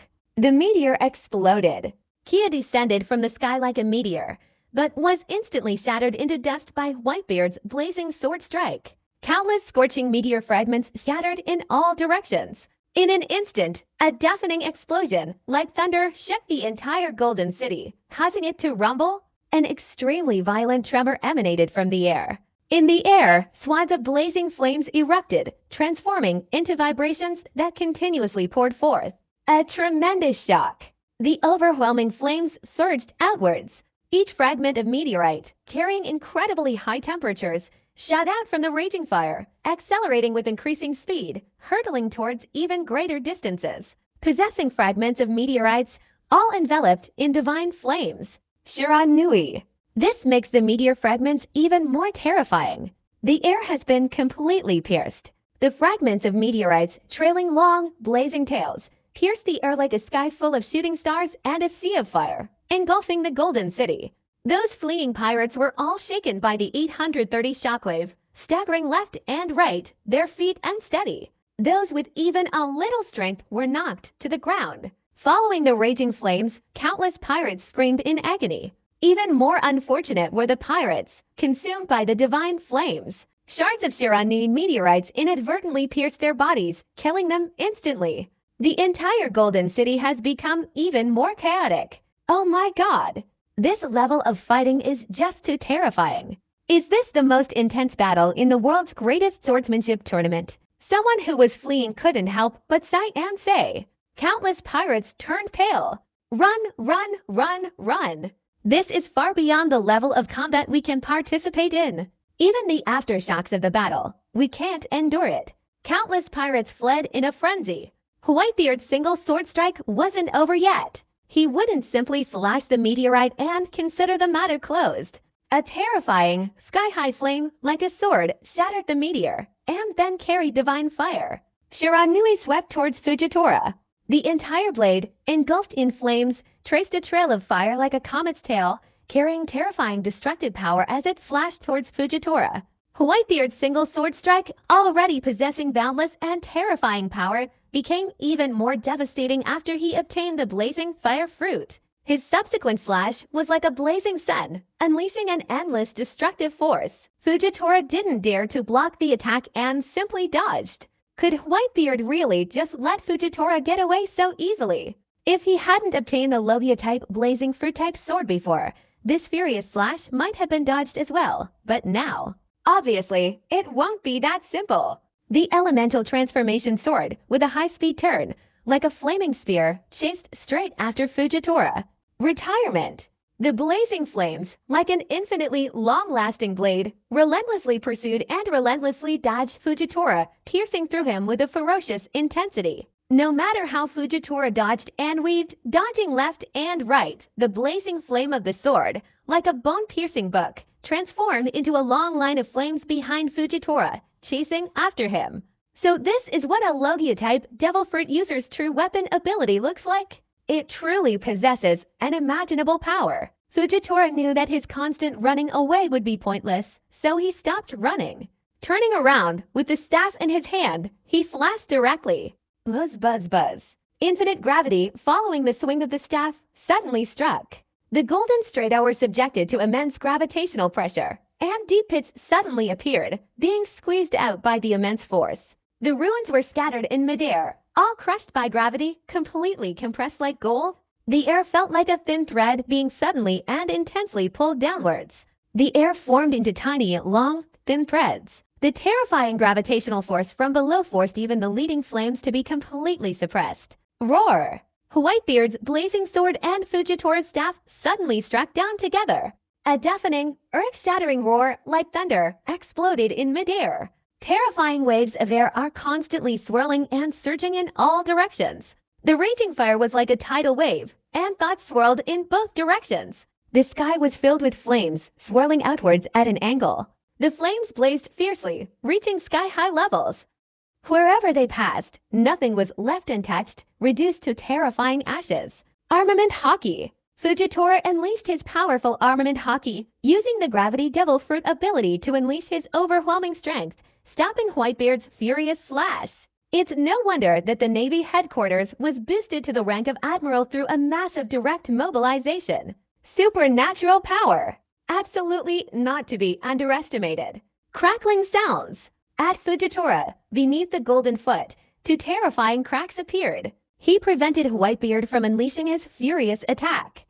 Perhaps the level of danger involved was something only he, the person directly involved, truly understood how terrifying it was. Even the solid golden foundation cracked under such terrifying force. One can only imagine the immense power unleashed by WhiteBeard's enraged slash. Whoosh, whoosh, whoosh. Fujitora blocked WhiteBeard's sword strike, then swiftly retreated. He wasn't impulsive and decided to fight to the death. But there's a different plan. Just as they were about to leave Sabo Castle, they turned around and saw this scene, causing them to frown. The new Marine Headquarters Admiral. His strength far exceeds our expectations. Even after being wounded, the usually calm and hawk-eyed Mihawk couldn't help but say to himself, "That strike from Whitebeard just now. I couldn't have stopped it." The power of the burning fruit, combined with the blessing of the world-shattering sword, surpasses ordinary people's imagination. The fact that even eagle-eyed people could assess him like that is enough to prove that Fujitora's strength far surpasses everyone's imagination. This is the newly appointed general, a truly formidable figure. It might be possible to stop Whitebeard from getting angry and slashing. Boom, boom, boom. Apart from the fighting on this side, people fleeing in the distance were similarly trampled. A truly momentous event, a truly terrifying one, is about to befall this Golden City. There was also no shortage of reckless pirates who wreaked havoc in the Golden City, plundering its gold and riches. They risked their lives to plunder wealth. There were even pirates who became involved in fights, engaging in brawls, creating unbearable chaos, with blood flowing everywhere, a truly terrifying sight. Somewhere in a remote area, Virgo, who had just slaughtered a group of pirates attempting to steal the gold, was covered in fresh blood. He was intently watching Whitebeard's battle, and when he saw Fujitora blocking Whitebeard's enraged attack, his eyes lit up. This might be the only chance to eliminate Whitebeard. Boom, boom, boom. 200.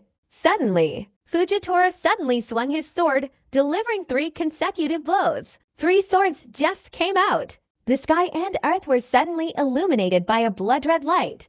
In half a day, 3 incredibly huge and terrifying meteorites appeared, burning with intense flames and carrying an unimaginable temperature that could incinerate everything. Descending from the sky at lightning speed. Target! Whitebeard! Get out of my way and let me open the door. Whitebeard roared, a blazing flame engulfing his blade as he unleashed 3 powerful, consecutive slashes. Boom, boom, boom. Enraged, he unleashed 3 powerful slashes, 3 strikes like thunderbolts against the starry river, intensely fiery, cutting through the sky, striking forward. Boom, boom, boom. In the air, the raging flames transformed into a raging inferno. The meteor, shattered by Whitebeard's slash, broke into countless tiny fragments, surrounding the inferno like a furious rain of fire, obscuring the sky as it hurtled downwards. Virgo was utterly astonished, utterly dumbfounded. Uehara's face, which had been smiling at that moment, contorted, stiffening at the corners, transforming into one of horror and fear. Because just then, a meteor exploded in the sky, carrying terrifying destructive power, engulfing Virgo's location. Countless terrifying, densely packed meteor fragments, emitting sharp screeching sounds and carrying world-destroying power, shot rapidly towards him. At this moment, Virgo no longer had his usual smile. And there was no sign of the previous composure either. The crisis is brewing. His brain was overflowing. Run, run, run, run. Virgo desperately wanted to escape, unleashing the 6 styles of Marine Geppo to its absolute limit. Everyone fled at lightning speed. His body let out a decaying sound, enveloped in powerful armament hockey, and his entire body turned black.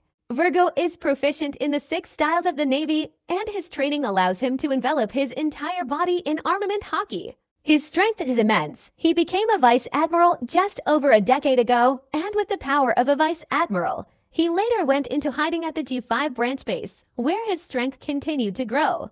His strength is considerable, even within the entire Grand Line, enough to be called a powerful figure. That's right. Right in front of him, facing the terrifying Whitebeard. It seems there's still a lot missing. Chochu is retired. A terrifying, world-destroying meteorite flare, like a storm, rained down. Virgo ultimately failed to escape the fiery meteor's range. Slash! Slash! Known as Bamboo Demon Virgo, he used armament hockey to enhance his bamboo sword, suddenly slashing at the rapidly approaching meteors. Several meteorites shattered with a loud crash. Virgo displayed his formidable strength. That is it. After struggling to shatter the Crimson Virgo meteorite, he didn't even have time to crack a smile before his face suddenly turned deathly pale. Pop, pop, pop! All that could be seen were the shattered meteorites engulfed in raging flames, the blazing fire emanating from Whitebeard's sword. A divine flame. Shiranui, as if alive, shot out and struck Virgo with incredible speed. Even with Virgo covered in armament hockey, he still couldn't stop the divine flames. Shiranui burned fiercely. It happened almost instantly. Virgo's body was burned to ashes. Terrifying flames engulfed him completely. Virgo screamed in agony, trying to extinguish the flames engulfing him. He writhed on the ground, his screams growing louder and louder. What a pathetic sight. That's right. Despite his desperate thrashing on the ground, he was still unable to extinguish the divine flames engulfing him. Shiranui. Underneath armament hockey, Virgo, originally pitch black, now turned completely crimson, burning into a blood red, bronze-like figure terrifying to the extreme. Very fast. Parts of his body began to transform for the second time, turning black, pitch black like coal. That's charred black after being burned by flames. On the ground, the flames burned fiercely, engulfing Virgo on all sides, plunging him into a sea of fire in an instant. WhiteBeard is terrifying. The difference between me and him. And yet, just as he was about to die, Virgo felt a terror he had never experienced before, coming from WhiteBeard. Kia possesses terrifying power, overwhelming strength. He's absolutely not someone Virgo could possibly challenge. Only now did Virgo realize the vast difference between himself and WhiteBeard. It was like the difference between heaven and earth. I created all of these things myself to avenge Doflamingo, but they all ended up becoming WhiteBeard's wedding dress. Only now did Virgo realize that he should seek revenge. In front of WhiteBeard, he was nothing more than a praying mantis trying to stop a chariot, utterly incapable of withstanding a single blow. It's just the aftermath of the battle that's generating flames. I couldn't stop it. Virgo was utterly desperate, his heart filled with despair, boundless despair. Burning fruit. Clearly, I'm the one who found it. Before dying in his despair, Virgo thought a lot. This devil fruit that greatly increased WhiteBeard's power was clearly something he had delivered himself right to WhiteBeard's doorstep. This made Virgo even more desperate. Crack, crack. But right now, from afar on the ground, a stream of icy coldness rapidly froze everything in its path. No flames could melt it. Just as Virgo was reaching the depths of despair, a freezing spell appeared, freezing him in place. In a flash, the original Virgo, who was burning to the ground and nearly dead, was frozen solid, and all the flames burning on his body disappeared. In the next instant, the ice covering Virgo shattered. Virgo, in hell before the gates of Heli, the star of the Jiao constellation, fought and said, "He's come back to life." This made Virgo overjoyed. This is hope in despair. Virgo, who had originally given up all hope, has been given a new lease of life. The Logia-type freezing ability is truly fake, Koza. Virgo was overjoyed. He knew that the ability to counter the freezing power of the rock-eating fruit meant it could completely counter the blazing fruit. We're saved. Virgo's face lit up with a relieved smile. Own. At that very moment, a shadowy figure suddenly appeared in the sky, enveloping Virgo. A sharp, ear-piercing screech had barely begun to sound before that terrifying shadow slammed down. A meteor, approximately 1 meter in diameter and engulfed in flames, slammed into the head of Virgo, who had just been freed from the ice and rescued.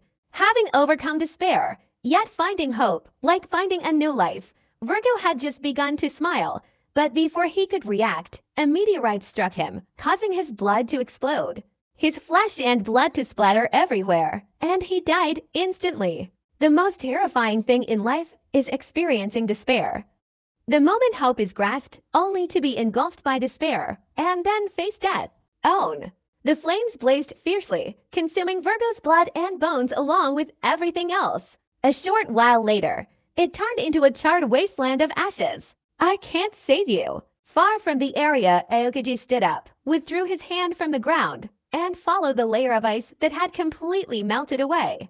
Although he couldn't save Virgo, Aokiji didn't seem to have the slightest wavering in his emotions. No one knows what Aokiji's intentions and motives were in wanting to save Virgo. However, it ultimately failed. WhiteBeard. 737. Is this the right time to arrive? Aokiji was hesitating, seemingly considering his options. Virgo is dead. This battle, aimed at WhiteBeard's world's greatest swordsmanship tournament, truly involved two masterminds behind the scenes, but the outcome was tragic. Death. Il Tesoro, the super-rich king who controlled 20% of the world's berries, was brutally killed by WhiteBeard with a single sword strike. Virgo, wielding the blazing fruit, orchestrated this major event behind the scenes, aiming for revenge against Doflamingo. He was the highest-ranking officer of the Don Quixote family loyal to Doflamingo, but the outcome was even more tragic. Burned to death by the after-effects of the battle between Whitebeard and Fujitora. Just before death, having experienced utter despair, they found renewed hope, only to ultimately perish completely. The results were disastrous to the extreme.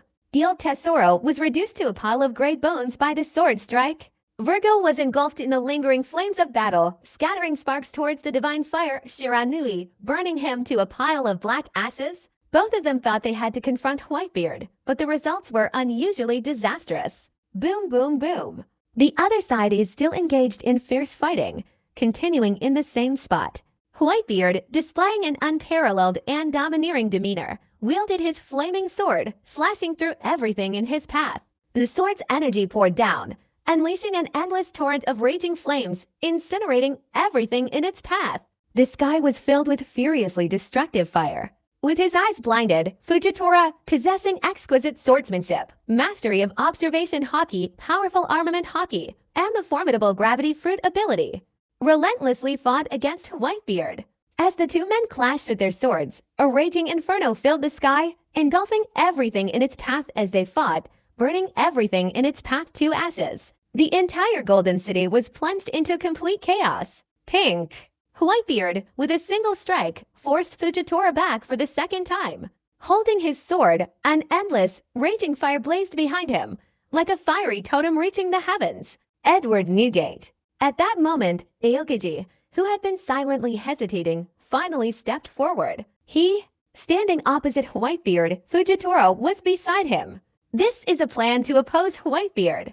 Being able to counter the freezing power of the lava fruit is truly a countermeasure against the blazing fruit. If Fujitora and Aokiji team up, it would be extremely disadvantageous for Whitebeard.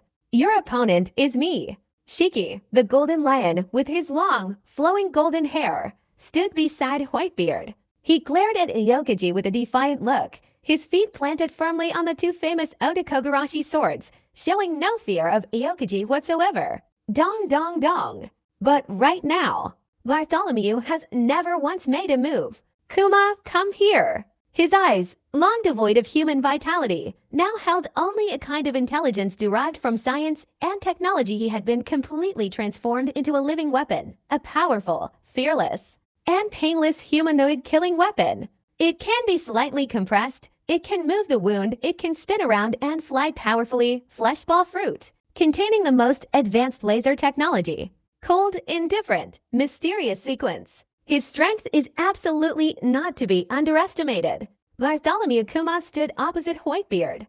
He was a descendant of Vegapunk, the world's highest-ranking scientist, and he came from the world government. Father. The Ice Witch, accompanied by a group of pirate subordinates, charged forward. How could she possibly compare to Bartholomew Kuma?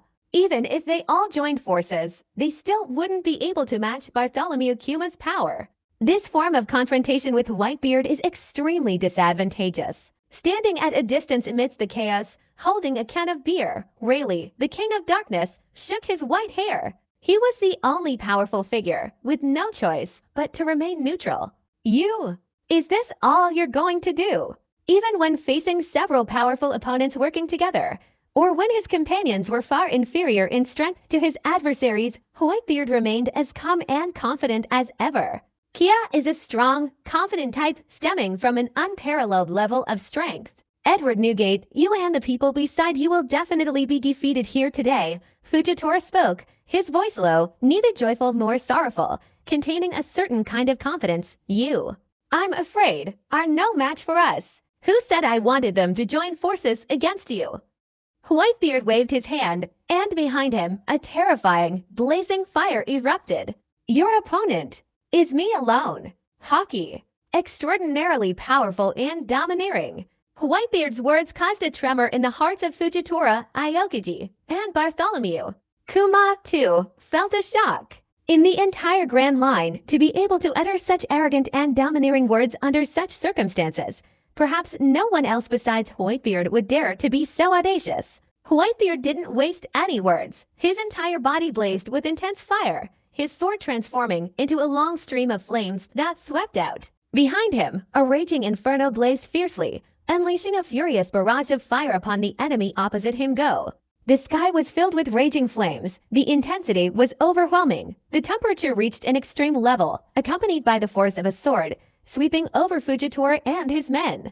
Aokiji, who had already left Marine headquarters, was the first to make a move. No one knew Aokiji's motives. He had clearly escaped from Marine headquarters, yet now he stood alongside Fujitora. Neither belonging to Marine headquarters nor the world government, Aokiji acted impulsively. An incredibly freezing force, like a towering wall, suddenly formed in the middle. The raging flames were frozen and blocked, unable to advance, losing their terrifying and awe-inspiring momentum. The hemorrhoid-scaling ice block. An intense chill suddenly gathered in Aokiji's right arm, and as he suddenly threw a punch, he instantly released an ice bird with such powerful impact force that even the air froze. Upon encountering a raging fire, everything froze solid. This bird of prey, facing WhiteBeard's sword, advances. Aokiji, wielding the Marine 6 style's Geppu, rapidly ascended into the air, launching a surprise attack on WhiteBeard. Freeze! Dual Pole Spear. As he approached WhiteBeard, Aokiji extended both hands, revealing two frozen spears, and thrust them straight at WhiteBeard. Crackle, crackle!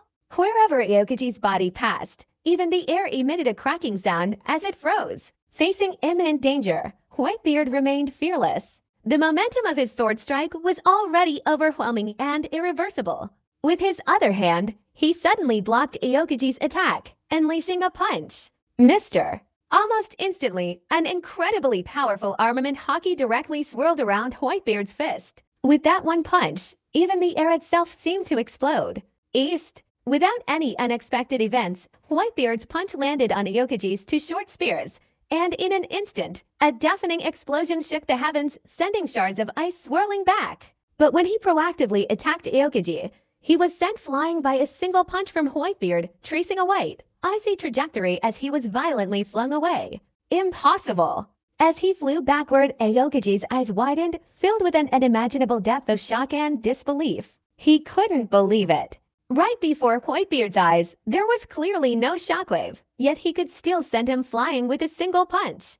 WhiteBeard's power. That's too exaggerated, too terrifying. Aokiji was covered in countless ice shards as he tried to break free, his body constantly disintegrating. Clearly, he had been injured in his recent fight with WhiteBeard.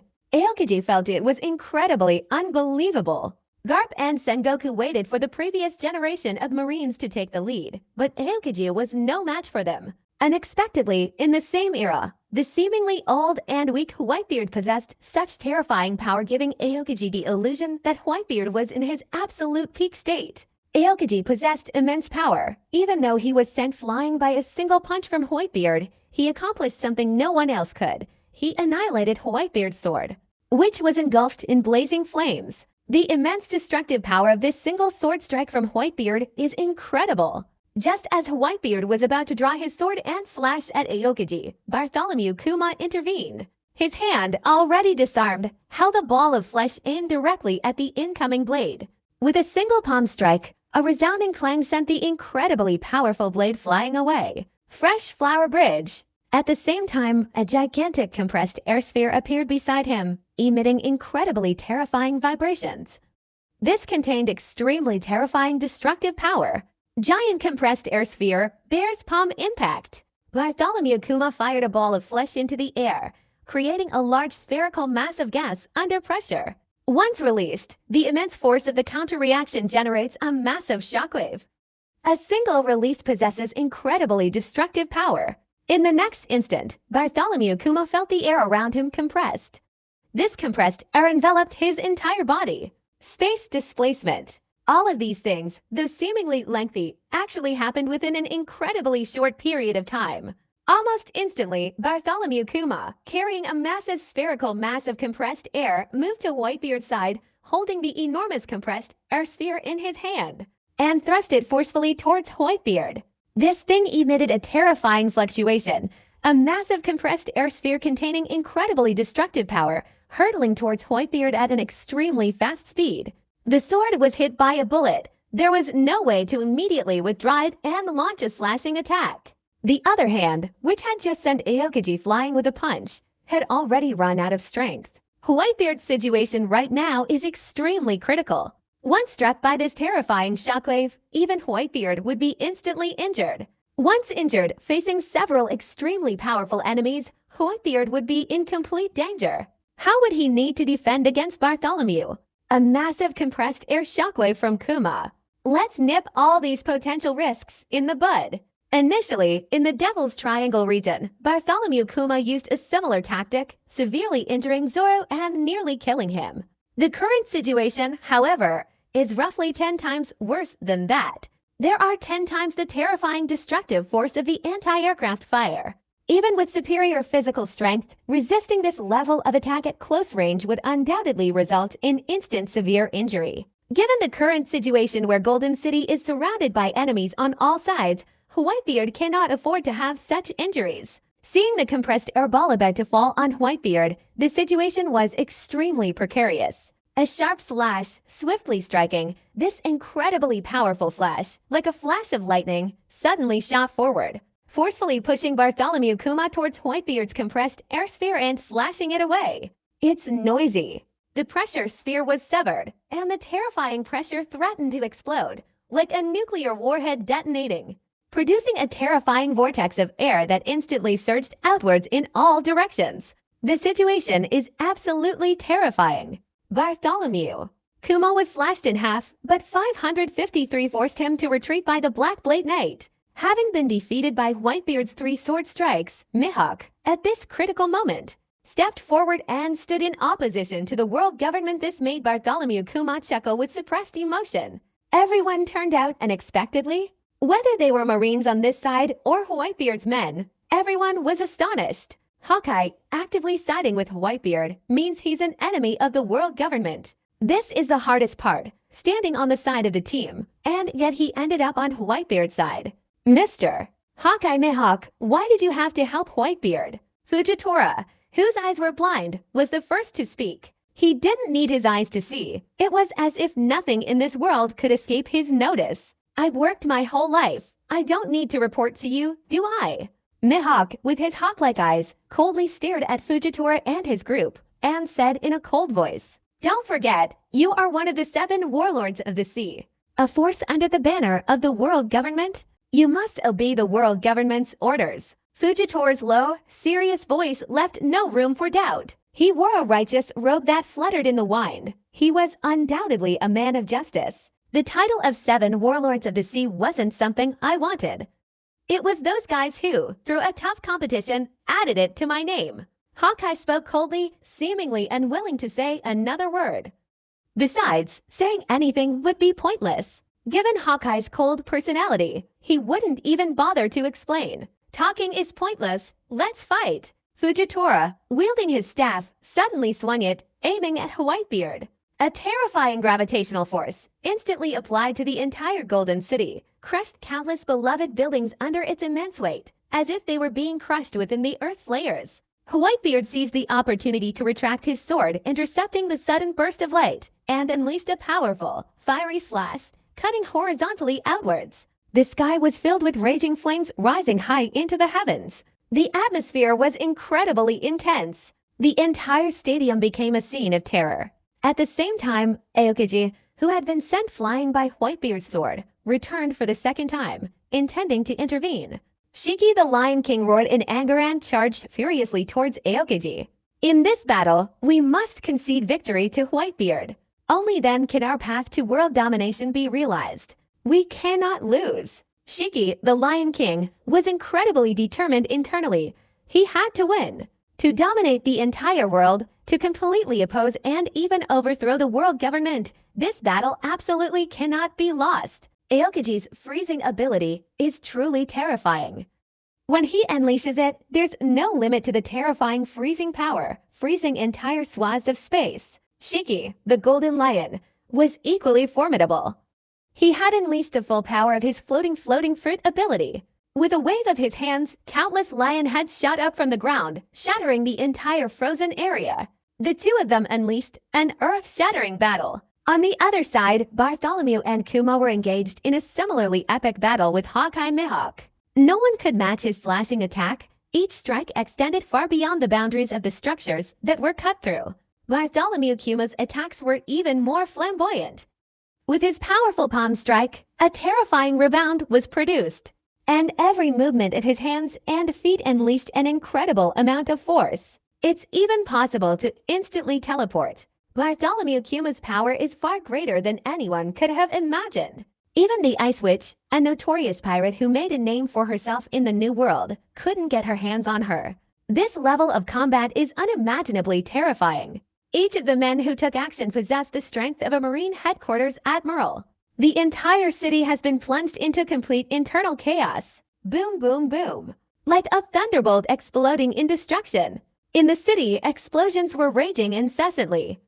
Everything, from precious gold to magnificent buildings, was being destroyed by the fighting. The ultimate battle erupted, and the entire Golden City in the air was blown away. Lightning is falling from the sky. What a terrifying and bizarre situation. But on the outer perimeter, a similarly horrific scene unfolded. Countless massive warships completely surrounded the Golden City, encircling it so tightly that not even water could escape, and terrifyingly huge fortresses were aimed directly at the Golden City. Those who attempted to escape the pirate group via pirate ships or by swimming were all killed in various ways. The ones who intercepted and killed them were the terrifying forces from the World Government Human Living Weapons, the Pacifista led by Momomaru. New World, New Naval Headquarters. The dignified and respected Marshal Nguyen was in his office. Akainu, clad in his righteous robes, picked up his phone and issued a command. According to my previous arrangements, all warships participating in the Gran Tesoro siege operation, turn on your cameras. Live stream this major siege operation. Akainu literally means the true meaning of words. This time he was absolutely confident he could wipe out Whitebeard and all the pirates. This is absolutely a historic moment. Throughout the entire history of the Navy headquarters, there has never been a single, unprecedented opportunity, a moment in history where so many pirates have been annihilated.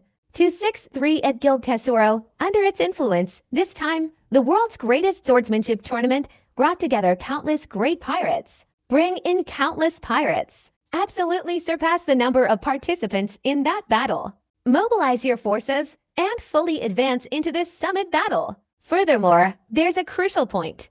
During the Golden City's greatest swordsmanship tournament, many pirates participated and were injured. Edward Newgate, this time, you will surely perish. Akainu is incredibly determined, because this time, Akainu and the 5 elders, for the first time, reached a consensus and devised countless schemes, all aimed at eliminating all of Whitebeard's pirates. T, along with the world's greatest swordsman, possesses all the pirates. Even the Golden City is inside? Let's destroy them together. Then Tesoro could easily swallow up the entire capital belonging to Vukat na GC. Tesoro's fortune would skyrocket. 20% of the world's wealth. It's possible to control the celestial dragons through wealth. How infuriating is this to hand over such a huge fortune to a crazy person? That's enough to drive the whole world crazy with wealth. And even world governments and naval headquarters are going crazy over the enormous fortune. Conquer Guild Tesoro's wealth. Destroy Whitebeard amidst countless pirates. This military action, once executed, will absolutely go down in naval history as a major event of super action.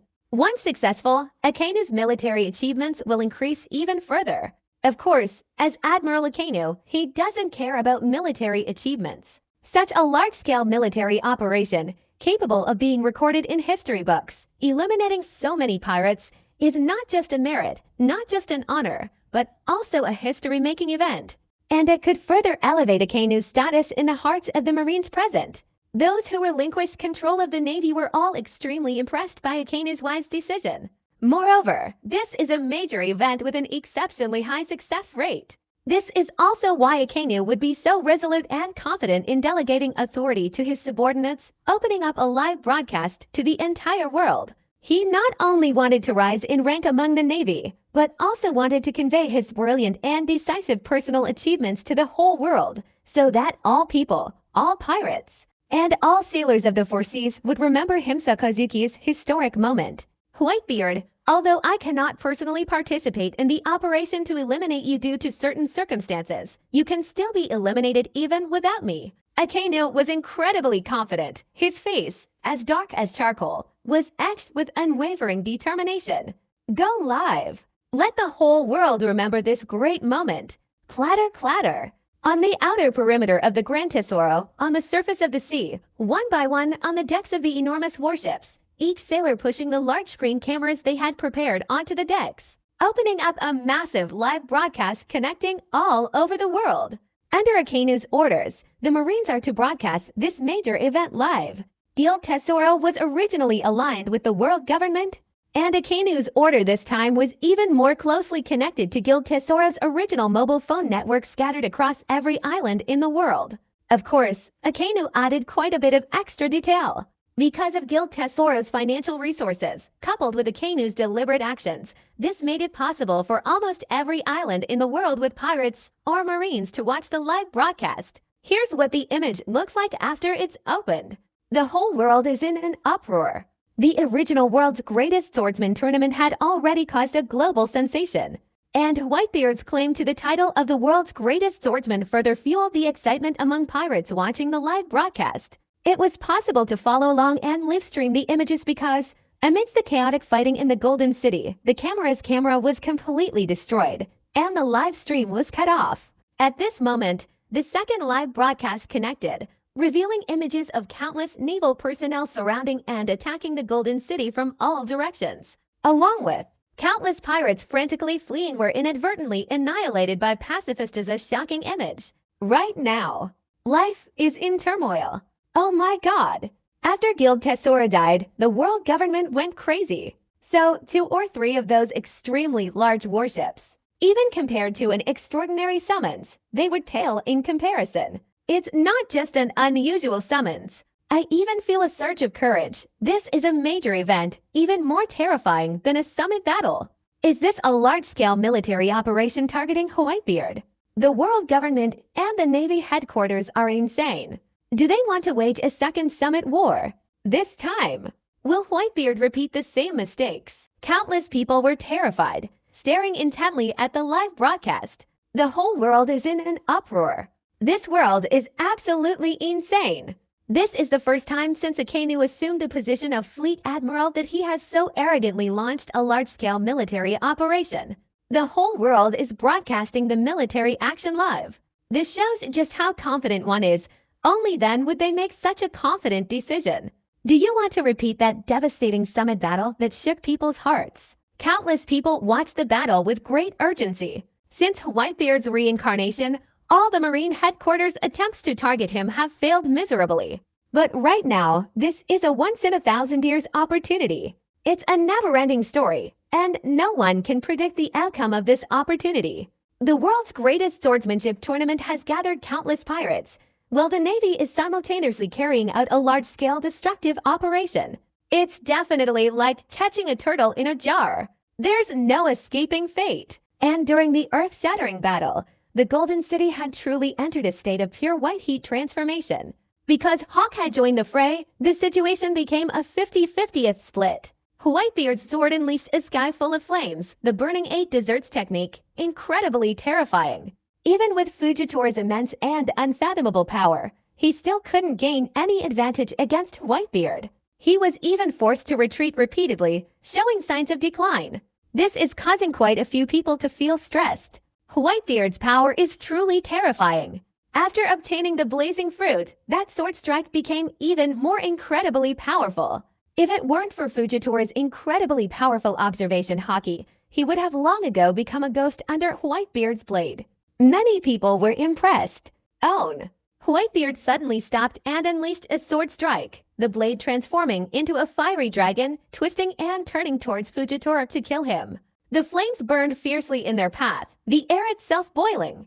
Unstoppable. Fujitora dared not underestimate the situation, otherwise he would very likely lose his life on the spot, becoming a ghost under WhiteBeard's blade. He held his breath, exerting all his strength, dodging to the side, fully deploying his observation haki, and unleashing armament haki without reservation, enveloping his entire body. The flames blazed fiercely, and the sword was dodged. Perhaps those intense flames were directed straight at Fujitora.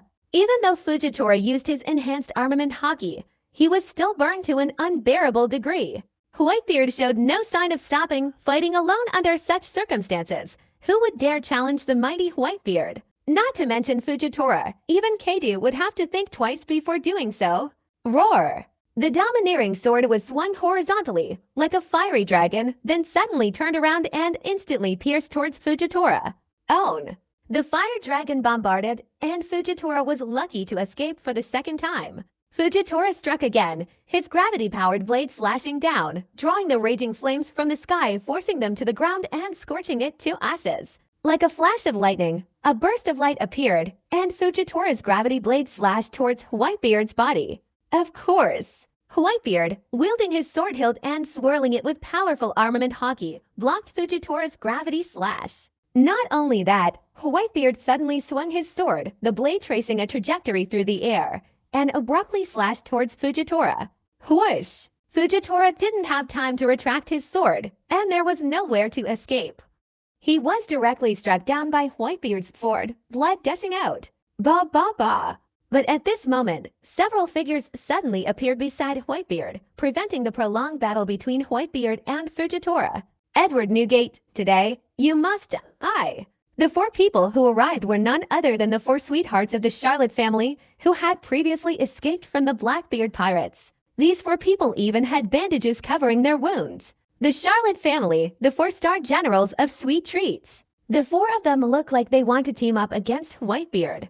WhiteBeard and his sworn enemy were once close friends, but now their hatred has turned into resentment. Revenge is the only thing on their minds. With the addition of the four-star generals to the dessert menu, the battle, which was originally a foregone conclusion, became incredibly difficult to predict. This sudden change was completely unexpected. The four-star generals, who had been secretly lurking in the Golden City, were waiting for an opportunity to confront WhiteBeard. Finally, we've found the perfect time.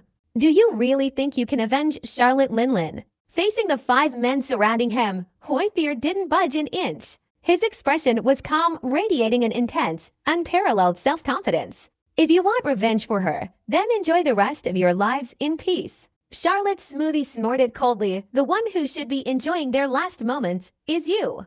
Own. 4-star generals take action with their dessert offerings. These 4 individuals possess supernatural powers, their abilities fully displayed, incredibly terrifying. Up to true. Fujitora, having made his move, wouldn't easily let go of such a heaven-sent opportunity. I had already guessed that you would become the one to destroy our Charlotte family, but now that I look back, how could you possibly become that person? Charlotte, Katakuri said coldly, his observation haki so powerful that he could foresee the near future. He had once foreseen a brief image of WhiteBeard single-handedly annihilating the Charlotte family, but at this moment, Charlotte Katakuri didn't believe the explanation he just guessed. In his opinion, WhiteBeard was at most just a spark to ignite the fire. Charlotte Katakuri was even more confident about today's actions because they were teaming up with Fujitora. What an incredibly powerful combination. Even someone like WhiteBeard would probably struggle to withstand this. WhiteBeard is in an extremely dangerous situation. 5 superhuman powerhouses joining forces to confront WhiteBeard. How dangerous and perilous the situation would be, anyone can easily imagine. Father! The Ice Witch and her group were determined to rush forward to help WhiteBeard, but suddenly more pirates appeared. They were members of the Blackbeard pirates. They had followed Shiryu and ultimately watched helplessly as WhiteBeard brutally murdered Shiryu, thus harboring an intense hatred for WhiteBeard. These things were terrifying for the Blackbeard pirates, completely engulfing the Ice Witch and her crew. This battle involved countless pirate crews. The intricate and complex fighting style is enough to terrify anyone. Far out on the sea, the warship's camera, with its telephoto lens, could clearly capture the situation on WhiteBeard's side. The warships received orders to wait until the fighting on the island was almost over, then launch another frenzied bombing raid. Furthermore, anyone attempting to escape from the 270 islands, whether pirates or others, will be either executed or captured by the commander-in-chief. WhiteBeard's current image, broadcast live and instantly released, has caused a global sensation. WhiteBeard is in a state of unprecedented crisis, a crisis of unprecedented magnitude. Oh my God! The Charlotte family, the four-star generals of the sweets and desserts clan, should avenge Charlotte Linlin, the four emperors' aunt, Fujitora. The four-star generals of sweet treats. 5 of them working together is incredibly terrifying, even forcing WhiteBeard to retreat repeatedly. Countless people became inwardly tense. WhiteBeard's situation right now is extremely critical. The whole world was in an uproar. Countless people were unexpectedly shocked, and countless others became anxious. Boom, boom, boom. On the island, earth-shattering battles are constantly raging. At this moment, WhiteBeard, thanks to Akanu's live broadcast command, once again obtained approximately several 100,000 mana points. His mana points, which were originally depleted and used to restore his peak state, were now further increased by several 100,000, making WhiteBeard overjoyed. WhiteBeard's joyful expression, however, was seen by the four-star generals as showing no respect for him, as if he were belittling them, which only further enraged them. The 4 men went berserk, launching a frenzied attack on WhiteBeard. Sigh. Suddenly, a bounty of 932 million berries was placed on Charlotte Smoothie's head. Smoothie stabbed WhiteBeard in the body with a sword. Seeing this scene, Charlotte Smoothie couldn't help but feel delighted. But before she could fully enjoy the surprise, the smile on her face instantly froze, and that joy turned into horror. All that could be seen was WhiteBeard's terrifying fist, like a cannonball, imbued with armament hockey, crashing down onto Charlotte Smoothie's chest. With a loud crash, Charlotte Smoothie, one of the four-star general's desserts, was shattered by WhiteBeard's punch, and a cloud of blood mist erupted. Charlotte Smoothie's body was shattered, and she was sent flying out, covered in fresh blood, and landed far out in the sea. The desserts of the four-star generals are still missing one of them. WhiteBeard traded his life for a wound. Hateful. Charlotte. Katakuri said angrily deck, his voice booming with rage. Let's charge together. WhiteBeard is injured. This is the perfect opportunity to eliminate WhiteBeard. WhiteBeard killed four-star generals, but paid a heavy price for it. In such intense fighting, getting injured would mean the situation becomes extremely dangerous. Even Fujitora, one of the 4, was overjoyed and charged towards WhiteBeard.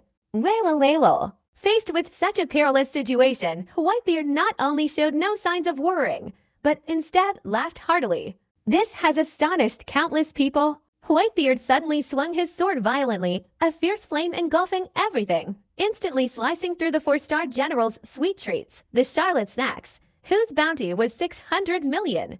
The latter is the one who bears the brunt of the responsibility. In the blink of an eye, it was swallowed up by the sea of flames. Sweet treats for breakfast, four-star generals, to Charlotte. Snacks, forget about it. This scene, however, left Charlotte in immense pain. For them, experiencing such a situation was definitely like experiencing the vast difference between heaven and hell. This isn't right. WhiteBeard was clearly injured. How on earth did he get here so quickly, without being affected by his injuries? Charlotte. Snack, only under normal circumstances would he risk his life to do that. Having just suffered a serious injury, WhiteBeard is simply incapable of doing that. Everyone was a little scared. I just clearly saw it with my own eyes. Charlotte Smoothie stabbed WhiteBeard in the body with her sword, inflicting a serious wound. Maybe. For now, WhiteBeard is acting as if nothing has happened. Charlotte. Katakuri was terrified. Fujitora was also astonished. The entire world was terrified by the pirate group's battle. What they didn't know was that, the moment WhiteBeard was injured, he summoned the system and used the newly acquired mental value to completely heal his physical wounds. Speaking of which, we must also thank Akanu for live streaming this major event. WhiteBeard was able to obtain so much sentimental value, it was enough for WhiteBeard to squander it. The four-star generals, along with Fujitora, joined forces to try and kill WhiteBeard, but in an incredibly short time, WhiteBeard managed to kill Charlotte Snack and Charlotte Smoothie instead.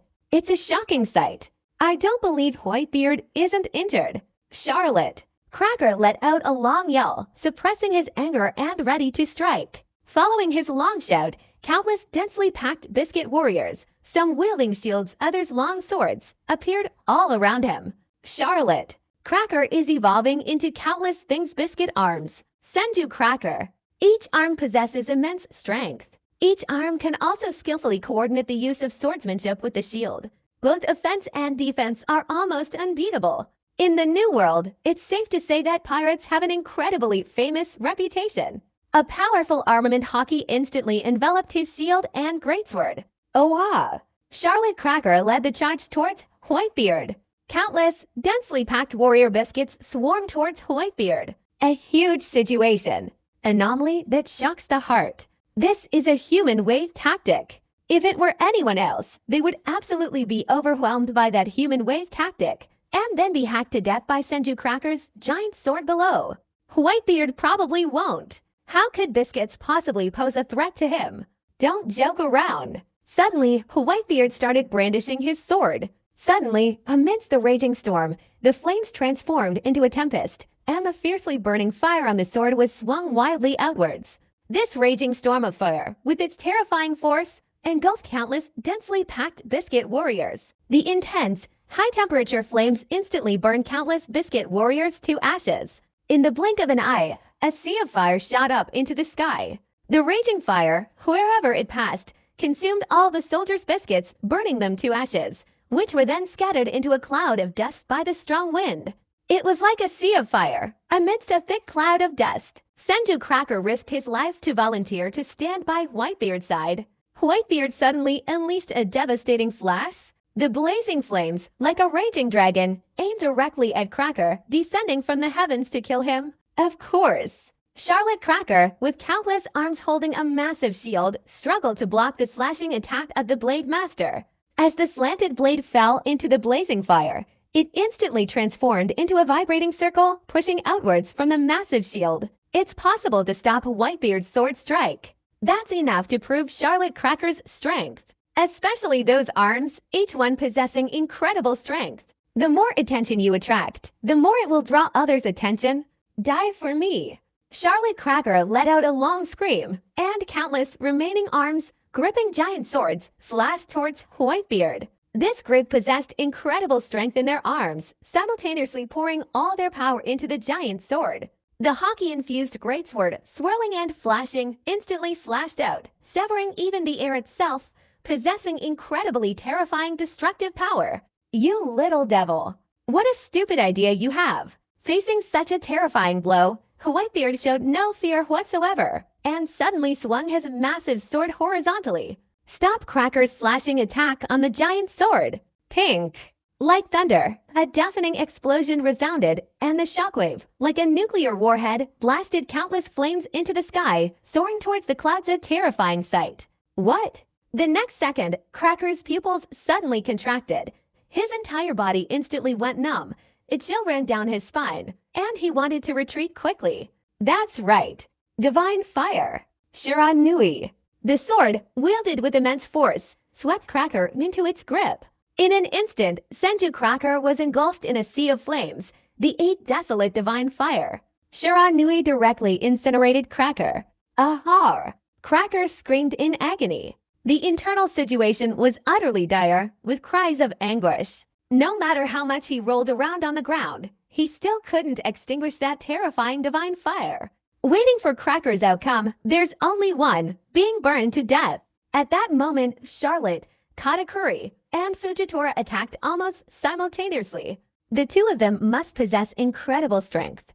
They need to pierce through WhiteBeard's body. At this moment, WhiteBeard was fundamentally incapable of drawing his sword to parry the attacks of two Admiral-level powerhouses at close range. Almost instantly, WhiteBeard found himself in an extremely dangerous and desperate situation. Watching the pirate battle unfold, everyone held their breath, staring intently at the projected image on their phones, their breathing becoming rapid and heavy. As WhiteBeard fell into danger, everyone was on edge. There were no unexpected events. WhiteBeard basically didn't have time to make any defensive moves. Charlotte caught the good King Joe and Fujitora's chestnut attack landed on WhiteBeard. Fujitora's staff, along with Charlotte Katakuri's real-shaped giant sword, pierced WhiteBeard's body almost simultaneously, one on the left and one on the right. Two enormous, blood-soaked holes appeared on the imposing, tall body of WhiteBeard. Right now, everyone started buzzing with excitement. Countless people were terrified. Fujitora and Charlotte Katakuri, along with the 4 admirals of the Sweets and Desserts clan, joined forces. Finally, amidst the fall of 3 admirals, they seized this once-in-a-thousand-years opportunity to seize Whitebeard's weakened state. Fujitora, Charlotte Katakuri, and the other to almost simultaneously pierced Whitebeard's body. At this very moment, the whole world is in turmoil. Oh my god! What did I see? Whitebeard's body was pierced through by both Fujitora and Katakuri simultaneously. Under these circumstances, Whitebeard fears he is in danger. In this kind of battle between powerful individuals, even a minor injury can be fatal. Whitebeard is probably in a desperate situation. How will Whitebeard resolve this? Whitebeard had 2 huge blood holes in the other man's body, leaving countless people in awe. Everyone was surprised. We rushed and didn't have time to prepare. No one would have thought that someone as powerful as Whitebeard would suffer such horrific injuries. If Whitebeard hadn't thought of killing Cracker, he absolutely wouldn't have been injured. Someone, seeing Whitebeard covered in bloodstains, felt their scalp tingle and exclaimed in amazement.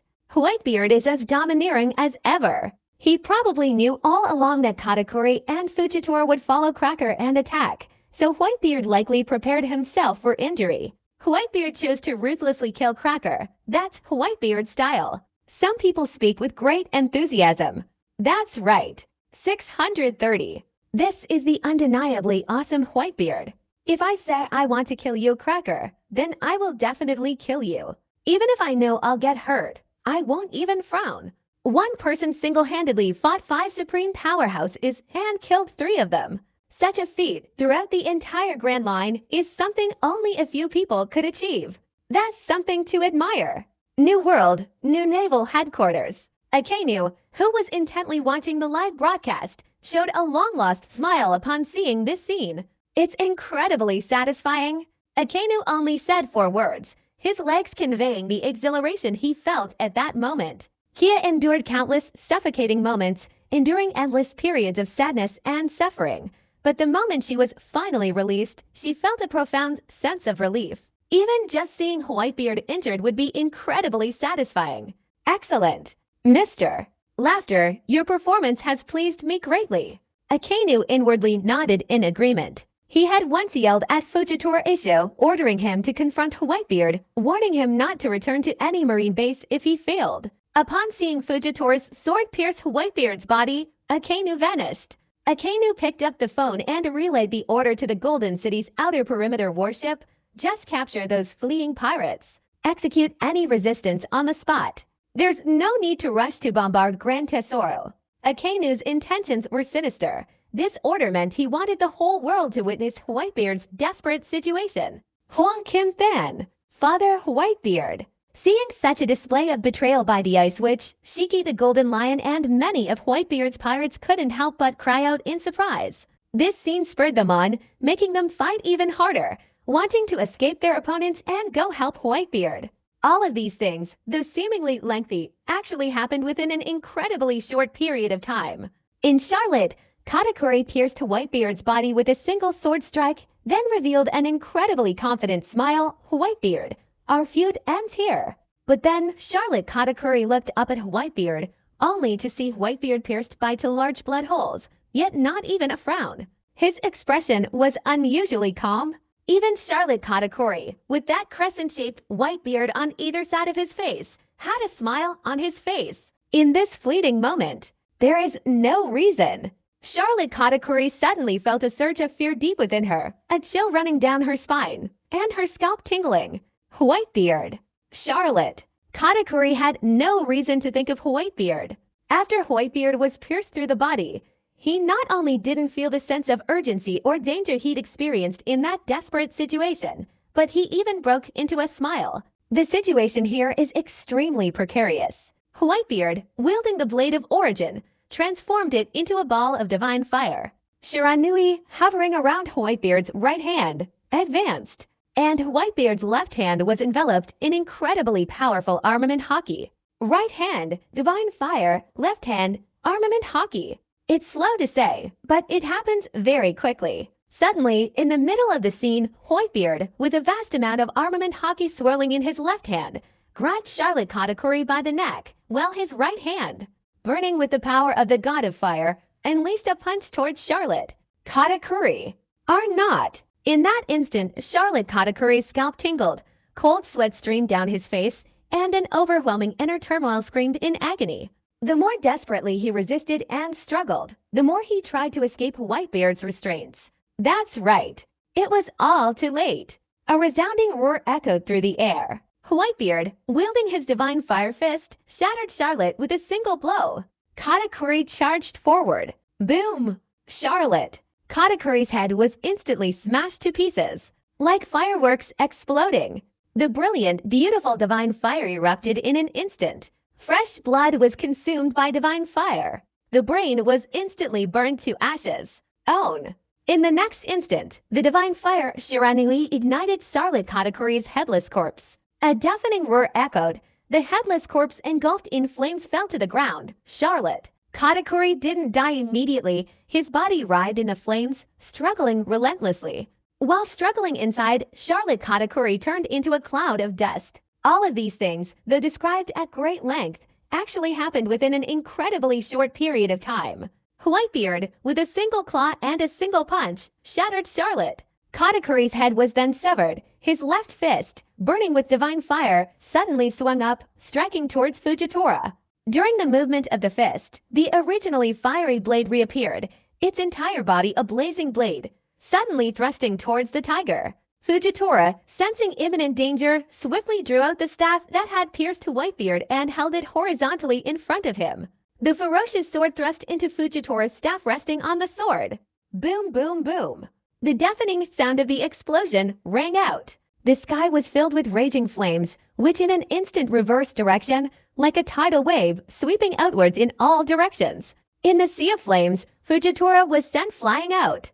Whoosh! Whitebeard drew out the drill-shaped greatsword from his body, drawing out a stream of crimson blood. Yet there was not a trace of pain or suffering on Whitebeard's face. Not even a frown appeared. The world has turned upside down. Not far away, the pirate group, who were desperately fighting and killing many of them, were shaken to their core when they saw Whitebeard kill one of them. Father turned the tide and saved the day. That's great. Ice Witch, Golden Lion Shiki, and the others fought with even greater enthusiasm, unleashing incredibly powerful combat abilities. TSK.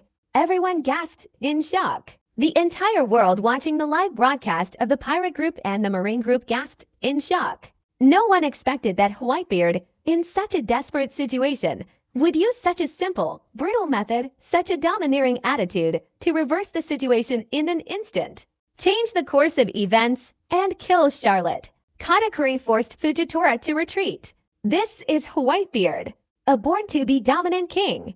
Absolutely shocking. Seeing this makes my blood boil. Whitebeard truly lives up to his name. Terrifying. Exciting. Absolutely domineering. Spectacular. Countless people became filled with fervent enthusiasm. Boom! But at Akanu's marine headquarters, it wasn't just simple shock.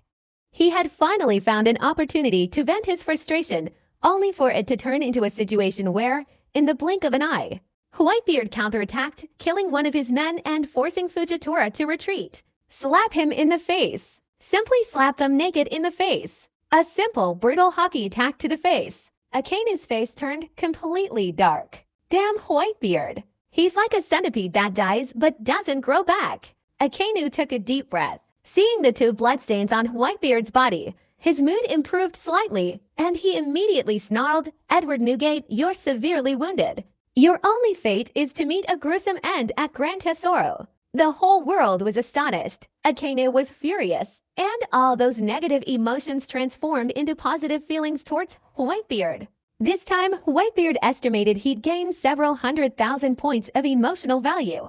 Upon drawing out the greatsword that belonged to Charlotte, Katakuri then directly allowed the system to completely heal his injuries. The consumption is a bit exaggerated, estimated at around 120,000 mental energy points. However, it's still about swordsmanship, using war to sustain war, and there's still plenty left, with tens of thousands of mental points remaining.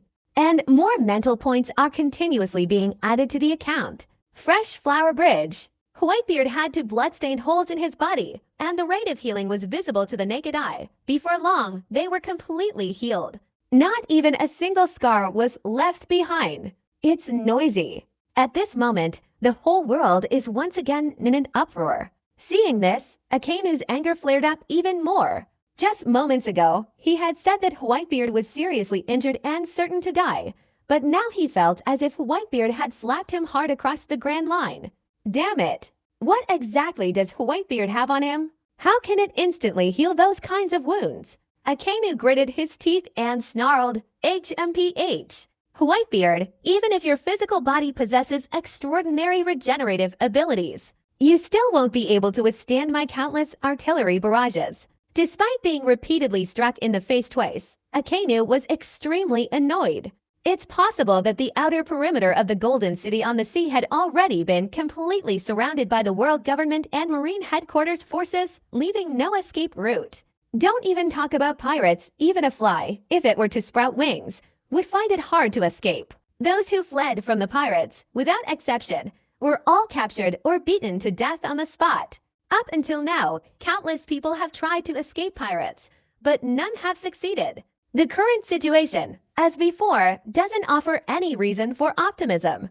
In the sacred land of Mariedra, the 5 elders were also surprised to see Whitebeard's self-healing ability. What kind of power does this Edward Newgate possess that can bring the dead back to life, that can instantly heal the physical body? Although I desperately want to uncover his secret. However, the hope of capturing him alive is slim, almost non-existent. Instead of killing him and bringing his body back, I'll let Vegapunk study it. That's right. Resurrection, no problem.